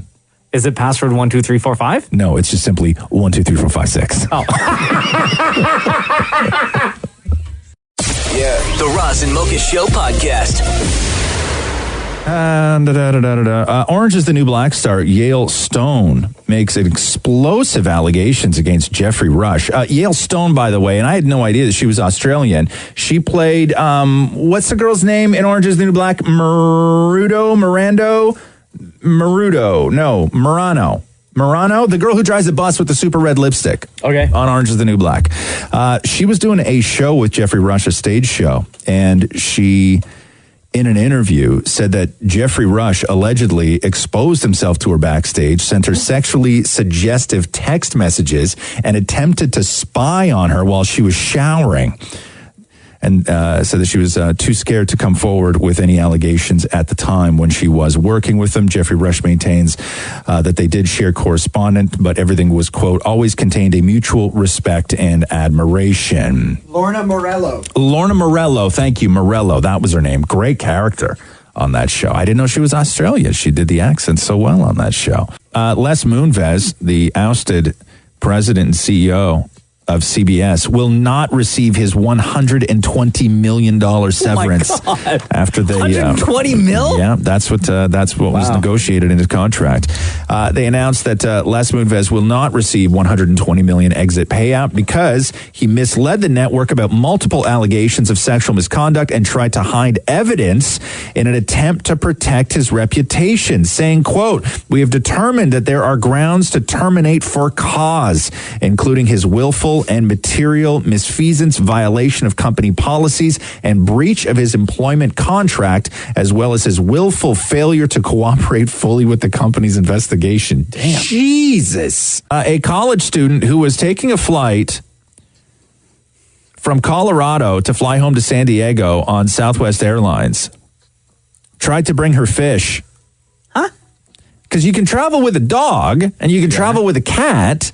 Yeah. And the college student says that at other points in life, she's traveled with her fish. Okay. Like her support fish? It's just a fish. It's a pet. Okay. She's not claiming that she, needs it for seizures or anything like this, or she has it's just anxiety her pet she or wants to have with depression. her. Sure. Sometimes people just have pets. Yeah. And I think that that's okay. But they denied her bringing the fish on, and then I guess she went through the airport to try and find somebody who was going to San Diego on a later flight on a different airline, and just handed the fish to this other person. No thanks. But because they were crowded in security and they were treating apparently the fish owner like she was ISIS, that she didn't even get this other person's name. Oh no! Somebody got the fish. So somebody, and that fish is somewhere lost in San Diego. Here's the Colorado college student talking about it. No. Supervisor comes and she says, "Unfortunately, you cannot bring your fish on Southwest Airlines." I wasn't aware that I couldn't bring on my fish, and no one has ever stopped me. Maybe they just didn't make a big deal out of it. They were not allowing us to conversate at all because they were thinking that we're going to do some secret exchange throughout the airport. Even after I was no longer in possession with the fish, they still continued to have security around us and follow us through the airport and escort it onto our plane as if we brought something bad into the airport. Dang, that was my pet, and just because it wasn't a cat or a dog, it wasn't as important. The The Roz and Mocha Show podcast. So you're as big of a Fresh Prince fan as anybody, I'd say. Oh, right? Yes. And I've never seen Fortnite. Like, I've seen Fortnite when I watch news stories about Fortnite, or an ad pops up and you see Fortnite. I can't play that game no more.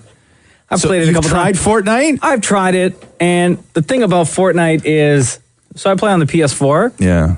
And other gamers can talk to you. Right. I mean, you could mute it, but I have it. You want to experience it. That's what it's all so that about. I can hear what people are saying. Of course. But when I got 13-year-olds who don't know me, telling me to F off and calling me an F and F, right? The F word for a gay person. Yeah. I was like, oh, really? Yeah, it's bad. Jeez, that's I was ugly like, out there. I think I'm okay Is with the this. Fortnite world that ugly when you're playing it? When you're deep? Is it that ugly? The times that I've played it, It's ugly. and it's from It's ugly. little kids. Yeah, it's ugly. So I've kind of stopped playing it. So Alfonso Ribeiro from Fresh Prince, Carlton from Fresh Prince, just filed a lawsuit against the makers of Fortnite. For what? Stealing his dance. No, the Carlton dance. Stealing the Carlton dance. Yeah? Yes. Does he have that copywritten? I don't know who actually... Like, who would own that? Would he own it? Would the company behind Fresh Prince own it? Would NBC, who aired Fresh Prince, own it? It would be whoever choreographed it. That's how it works, right? So it might actually be if he Alfonso Ribeiro. Yeah, if he's the one that came up with those moves, it's his moves. It's not the property of whatever. I think that's how money. I think that's how those laws work. It's like when you take a picture. Yeah. Right? It's like when, for instance, if somebody asks me to take a selfie with them, I always hold their camera and take the picture. And then you own the photo. I own the photo even if it's on their phone. Yeah. Right? That's how it works. So with somebody like Alfonso Ribeiro, the Carlton dance, if he's the one that choreographed it, it's his moves. Those belong to him. Yo, you get that money, Carlton. So I think he's suing Fortnite, and I think also NBA 2K whatever, because... Oh, yeah, because they have the dance in that game, too. I think that they have the dance in there as well. I will say, playing that game, nobody's mean. I mean, at least not like the 13-year-olds playing Fortnite. Right. Ribeiro claims the video game included a new dance move for its character called the Fresh Emote on January 2nd, 2018. And it is a, quote, carbon copy of the famous moves that he came up with. Oh, okay. There you go. For Fresh Prince. There you go. And they said that they go back to say that he even performed those moves on season 19 when he was on Dancing with the Stars back in 2014. He did. Because I guess he can, because he owns them. So I don't know what you get out of that. I mean, like, do they take the dance out, or they got to pay him, or both? First of all, it's Fortnite, so they'll pay for it. It's easier to just throw money at Carlton than it is for them to remove that dance from the game. It's easier to write a check than rewrite code. Sure, write that check. Yeah, just give Carlton Banks that money. Yeah, write that check. But that's really interesting, though, that it's come like that sort of full circle, where something like the Carlton dance, which he hated forever, right? Like Carlton, there was years where Alfonso Ribeiro would show up at celebrity golf tournaments, and we would have to go and interview him. And the one thing that anybody said to you before you went and interviewed Carlton was, you can't ask him to do the dance. He refused to do it. Yeah. Like there was a good long set of years where Alfonso Ribeiro He was probably walking around everywhere, and like any person that passed by, do the Carlton dance. Exactly. And then like the guys, even Jason Priestley on 90210, there were years where you could not ask Jason Priestley about 90210. Yeah. And then they all get to a certain age where they embrace their history. They embrace their legacy, and they now love it, and they revel in it. And it makes you like them even more. Thank you. Right? Yes, it does. And so now Carlton is in a point of where he goes on Dancing with the Stars to use that as a tool to win the competition. But also something like Fortnite, which is the biggest juggernaut of entertainment that we've seen in decades. Yeah. When's the last time you saw something this popular? I couldn't tell you. That has taken over the world. Couldn't tell you. Couldn't tell you. And they choose to use the Carlton dance. Like, that's how impactful that is. That stupid little thing that he came up with for a sitcom years ago. And now, years ago, now it's he can legendary make millions off of it. Well, and now he can make thousands off of it. The Roz and Mocha Show podcast. Penny Marshall died, man. That sucks. She was super talented. Was she I used Laverne to love or Shirley? She was Laverne DeFazio, not Shirley Feeney. I remember their last names as well, by the way. I had a crush on Laverne. Yeah. Yeah, I thought she was real sexy when I was younger. And then went on to have even more respect for her. And it's a difficult thing to jump, especially as a woman at that time, from actor in sitcoms to director. But then she did it with 3 smashes in a row. Like, if you remember, she did, I believe it was Big, Awakenings, and then A League of Their Own in a row. In a row. All 3 home runs. Show me any director at that time that had 3 smashes out of the gate like that. Yeah. Was really incredible, and A League of Their Own was awesome. Big was still holds up today for the most part. She also did A Preacher's Wife. And she did I'm just getting that. She Jumpin' Jack Flash, A Preacher's Wife, all that stuff. And she was also the first female director to have a movie gross more than $100 million at the box office, which of course was big as well. So huge loss. She'd been sick for a while, but she was 75. The Roz and Mocha Show podcast. Jerry Seinfeld is once again the world's highest paid comedian. Of course he is.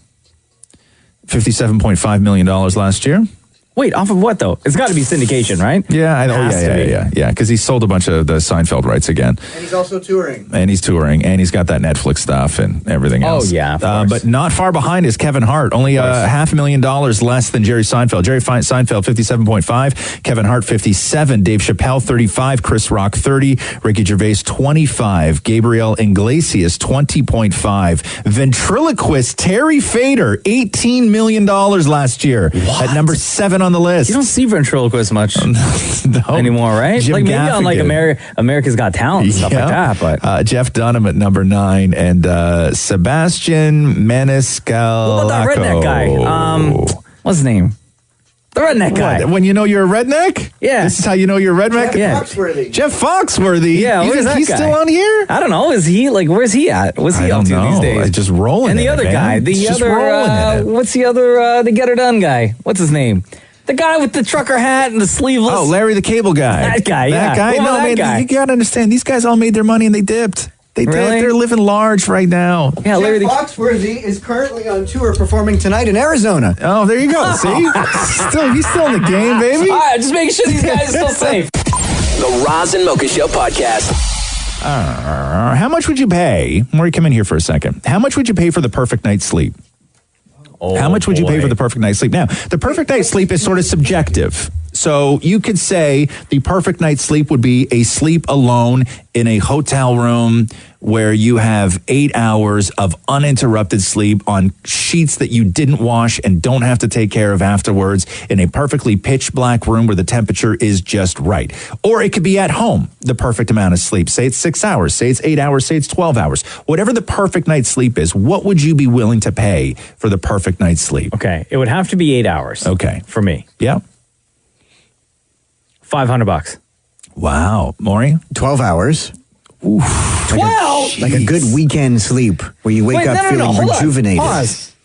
Because you already sleep 12 hours now. Yeah, but not in a hotel. I would want to do it in a hotel because hotel sleeps are so much better than normal bed So sleeps. to you, that's the perfect sleep. Okay. Yeah, and I would pay up to $800. Okay, so they say the average amount that somebody would pay for the perfect night's sleep is $290.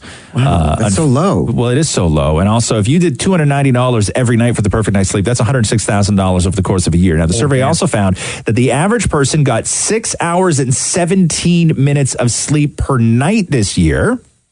That 6 seems hours low. and 17 minutes. Mm-hmm. That seems about right. I get about 5 to 6 a night. And really, that's a lot. They say that based on your definition of what the perfect night's sleep is and your definition of what the perfect night's sleep is, they say that over the course of a year, we have roughly 106 perfect nights of sleep and 99 terrible nights of sleep. Yeah, I can see that. And then for the sure. rest are just sort of generic. I'd flip that for me. Yeah? Weekday sleeps are awful because I don't like waking up with an alarm. You don't like waking up, apparently. Yeah. I don't like waking up. You're 12 hours. Right? He's like, hey, Matthew, you want a coma? Yeah. Roz and Mocha Q&A. Here we are, guys. Ask Roz and Mocha, a podcast exclusive. This does not happen on the live show. what we do is we post a picture on Instagram at Kiss925, simply reads Ask Roz and Mocha, and then you just load up the comment section, ask whatever it is you want. We will invite one of you to join us on a podcast. One of my favorite things that we have ever done on this show. I love this segment, and all of you guys for taking part. So, to start off with a phone call, Nicole Popovsky is How are with you, us. Nicole? I'm good. How are you? Good. What is your question for the Roz and Mocha show? I just want to know, your advice on how to keep a relationship hot. Oh, yes, of course. Good question. How old are you? 32. 32. And how long you been in a relationship for? 3 years, And maybe a little bit longer. Do you have kids? No. No kids. So you're 32 in a relationship for a couple of years with no kids, and it's not hot anymore? It's been a rough year. Yeah. Are you guys dating or are you married? No, we're dating. Do you live together? Part-time. Okay. What does that mean, part-time? I'm moving in next year. Okay. Other than trying to keep the relationship hot, would you say that you guys have a good relationship? Like when you were talking about it being a rough year, was that the relationship that was rough? Like how's the relationship? For the most part, it's like really good. He is my best friend, and I love him more than anything in this world. Okay, that's a dangerous thing you just said when you're asking how to keep a relationship hot. You just called him your best friend. Yeah, well, long story short, we were friends for about 8 years, and then, one thing led to another, and we became more than friends. Right, but you're sort of dipping back into hanging out together? Yeah, like he's very cuddly and stuff like that, but for the most part, like the romance part, like I guess like the exciting part is pretty much kind of fizzled out. What do you want? That's a good question. I just want to be wine and dined once in a while. Yeah. Like, is that what's your version of hot? Like, it's really subjective, Like spontaneous? Are you talking specifically about sex, or are you talking about just other hot things in a relationship? Kind of both. Yeah. Are you still attracted to him? Do you still find him hot? Absolutely. Does he still find you hot? He tells me so. Okay. Yeah. Okay. So what do you feel the problem is then? Are you just kind of got yourself into a routine and a rut where sex is just not at the forefront of what you guys used to be? Yeah. Yeah. I think that's normal though. Totally. I think it's normal, but the problem that you run into is you can go great lengths of time without having sex, and if you're sort of both indifferent about it, it becomes almost more awkward to have sex than to not have sex. And then you start thinking, what the hell happened to us? And how do we get back to this point? And then once you start having those conversations about why don't we do it anymore, you feel real weird because you guys should be doing it. There's no real reasons why you're not. You're just not. And then it becomes a difficult thing to do. It's almost like repairing something that you don't even know how you lost it or where it broke. Yeah. You just nailed it. Yeah. Do you guys talk about it? Do you talk about sex? All the time, yeah. All the time. And how do those conversations go? Well, we usually talk about it, and it's more so him than it is me. And so he says what? That I want it more and you don't? What's the problem? It's the other way around. Oh. You want it more. Okay. All right. So who brings up the conversation, him or you? I do. And then what are his reasons, or what does he say about it? Honestly, he's just like never in the mood. Yeah. And he's like, there's something wrong with me. And he's like, I know I shouldn't feel this way, and it's like this, crazy ongoing conversation that we have, and it results in nothing. Yeah. What do you ever do stuff just like throw on something sexy and give him a lap dance and stuff, or? Not yet. No. But I shall try that for Christmas. Yeah. There's things you guys. Christmas, try that tonight. There's things you can do. I mean, I would recommend you get. What does he find hot? Like, what turns him on? What used to turn him on? What was it? Oh my God, I don't know. It's such a long time ago now. But you should know these things. I know you should know. Like these just being things. spontaneous in the bedroom. Like as soon as you guys hop into bed, I don't want to say attack him, but you know what I mean? Well, I try not to attack him too much because then it becomes one-sided, I find. It should be kind of both. You know what I mean? It should be coming from both sides. I don't know. You never know. I know, but he may like that, though. Yeah, sometimes that may be the thing. He may need you to be aggressive. He may need Not you. like pull his hair, spit in his face aggressive, No, but like no. for you just to make the first move. An aggressive instigator. All right. I'll try that. You ever woke him? See what happens. Have you ever woke him up in like one of those ways before in the morning? You ever tried it in the morning? Of course. Yeah, and how does he respond to that? He usually likes it. But here's the biggest problem. He works the graveyard shift. Yeah. And I'm daytime. So, like, his sleep patterns are completely off, too. Mm-hmm. So that doesn't really help, right? Because half the time he's, like, exhausted. And I totally understand, too. Mm-hmm. Oh, my God. I think that you guys both just need to understand the importance of being sexual. I think that you need to have those conversations, and they don't have to be weird and awkward. They can just be very matter of fact. You know, you guys used to do it. You used to be really, really great at it. It felt good, made you feel connected. You liked working up a sweat with each other. I think that you guys need to have conversations about how to get back to that place, and just real honest conversations. The only way this gets fixed is if you're honest. And also in between, you can just do what Mocha that told you to do, which is just attack the guy. just be insatiable. You know, I will try that. Yeah. Like, I don't know, like Maury, what do you say? Oh, you got to have a mating call, like Matthew and I do. Oh yeah, have you tried having a mating call? A mating call? Yeah, or if you're feeling a little randy, sometimes you start going. You moo at each other like cows? It's a. That's mooing. Yeah, that's mooing. You just mooed. Yeah. Also, have you ever tried just presenting yourself? Like a baboon? God, dude, what is it with you and animals? Y'all got some weird stuff happening in that condo. If it works. Right, like present yourself like what? Like she should stand on the kitchen counter when he walks into the room? You're just like go on all fours and go, Okay, no. So present like a baboon and sound like a cow? Right. Again, if it works. Right. I think that you in your heart know what to do. I just think that it's difficult, right? Yeah, I don't want to say it's awkward because, like, when we have these conversations, like, we're pretty open with each other. Like, we don't hide anything from each other. Yeah. It's just, it's getting really frustrating. No, for I me. know. Everybody goes through this. Everybody goes through this. Catherine and I went through. Everybody goes through these streaks. It's incredible how fast, though, as a couple, once you guys get back on that same wavelength, how fast you guys will spring back to the old way of doing things and each other. I hope so. Chest tickles, by the way, works too. If you just rub your pinky and tips of your finger. Are you mooing at that point too? Yeah. Do you moo? You can add in a moo. Do you moo? So are you okay? Do you feel like we helped you out a little or no? Absolutely. Yeah. I'm going to definitely try the spontaneous things, and I'll let you guys know how it goes. Also, what did you guys used to do that was the best thing you did when you guys first got together? What gave you guys collectively the most joy? I don't know, going out. Like, we used to, honestly, like, I don't know if this is, like, too much information, but we used to, like, have sex everywhere. It didn't matter. Okay, do that. You know? Do that. Do the thing that you guys did when you got together. Do it. Do the thing that you guys found hot when you first got together. Okay. I will try that. Pick him up for work one night. Say that, hey, you know what? I'm going to pick you up from work one night or one morning or whenever the hell he finishes work, this guy, and go to a parking garage. Hopefully not get caught. No, who cares if you get caught? That's hot too. Sure is. Believe me, if I got caught having sex with Catherine in a parking garage, I would never shut up about it. Well, no, first of all, it would be all over the papers. Right? I don't care. I would never shut up about it. I would wear that like a badge of honor. Okay, do the thing that you guys used to do. Do that. Okay. Okay? Sounds good. All right. Thanks, Nicole. Thank you, guys. Later. Also, so weird.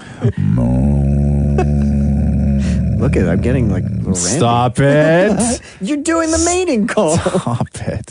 So DaCosta wants to know who thinks they can beat Damnit Maurie in a staring contest. I was just about to go me. Mocha? Jeez. I don't know. We could both beat you, Maurie. In a staring contest. Let's Okay, try Mocha, it. you go first. Slide on over there with more. Okay. Oh, my legs. I'll take my glasses I get all tied up when we do these podcasts. I cross my legs and stick them on the desk, and then everything falls asleep. Okay, so slide on over there with more. I can't. How do you judge this? I can't see Wait, both your how are eyes. you going to judge when your eyes are bad? No. I can tell if You want somebody me to wear blinks. my glasses? No, more. Listen, Maury, I'm going to say glasses off. But then everything's blurry. That's fine. How do you stare with blur? It's just staring. It's not reading. It's just staring. Okay. Ready? Okay, gentlemen. So on the count of 3, I will count you in, and you heads down, and then heads up. Okay. Ready? And 1, 2, 3, stare.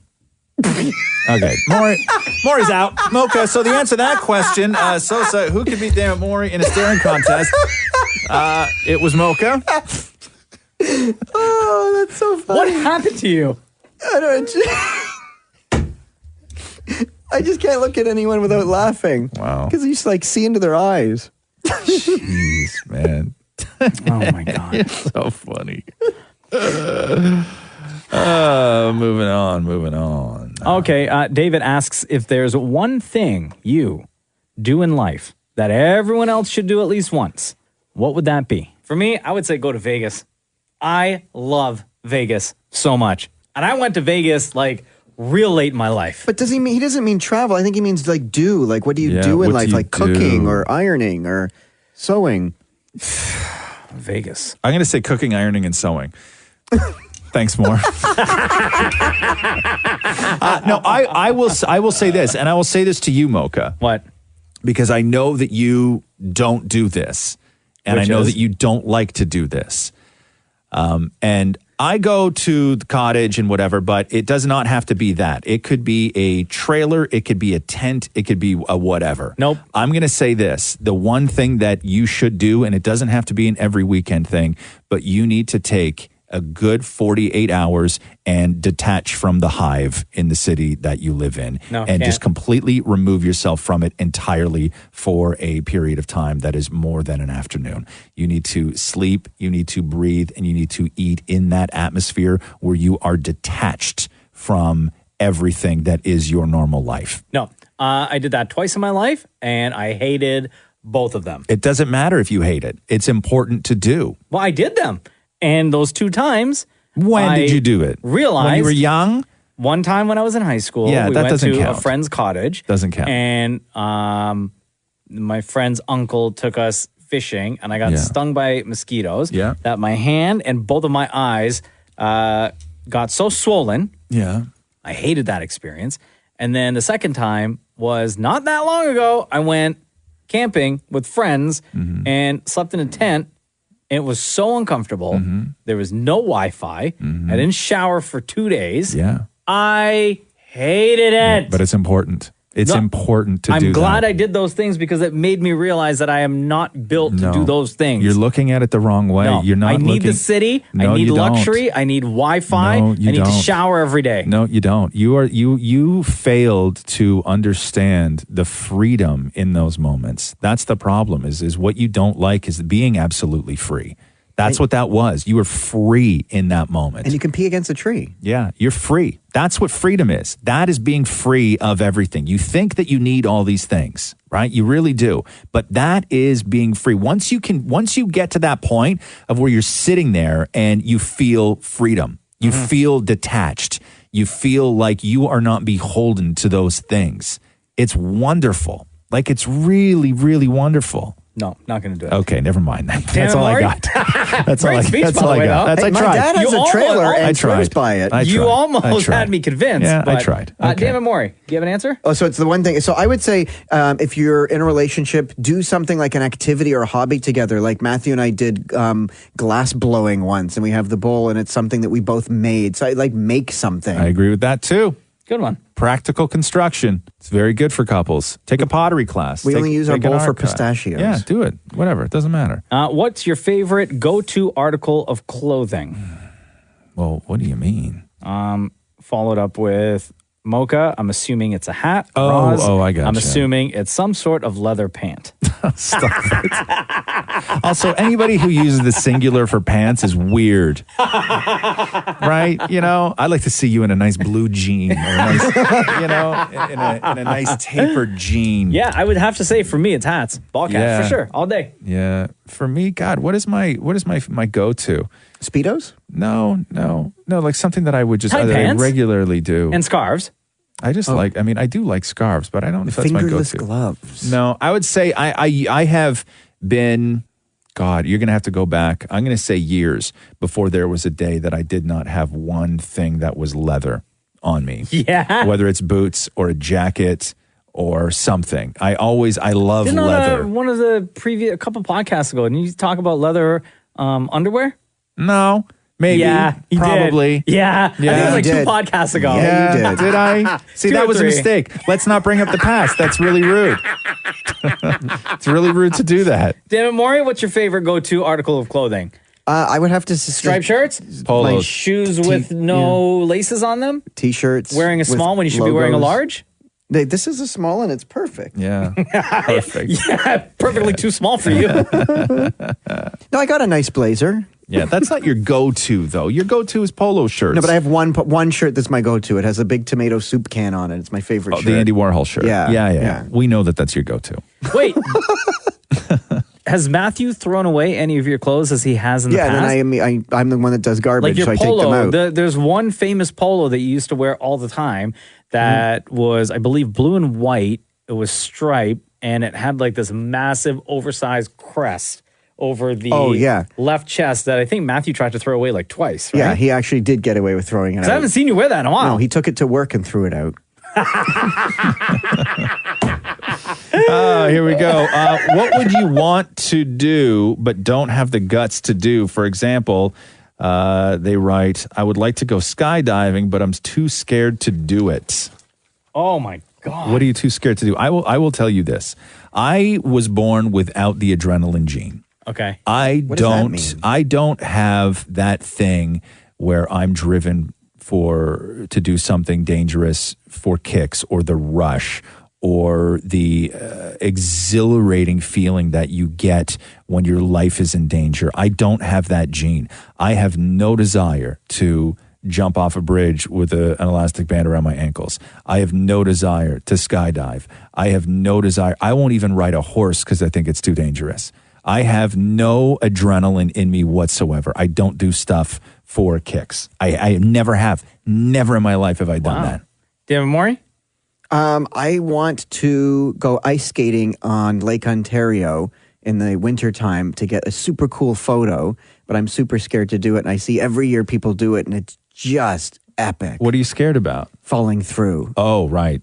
Yeah, that's terrible. My God. But the photos look epic. But you should know. Do they not tell you when the ice is thick enough to go on? Yeah, but you're going no? with a bunch of people who just are thrill seekers. So Right. they're not the authority because you're not allowed to do That's it. right. Yeah. Oh, you're not? No. Oh, wow. Okay. Mocha? Yeah, they advise against that. Oh, I didn't. What would you do but don't have the guts to do?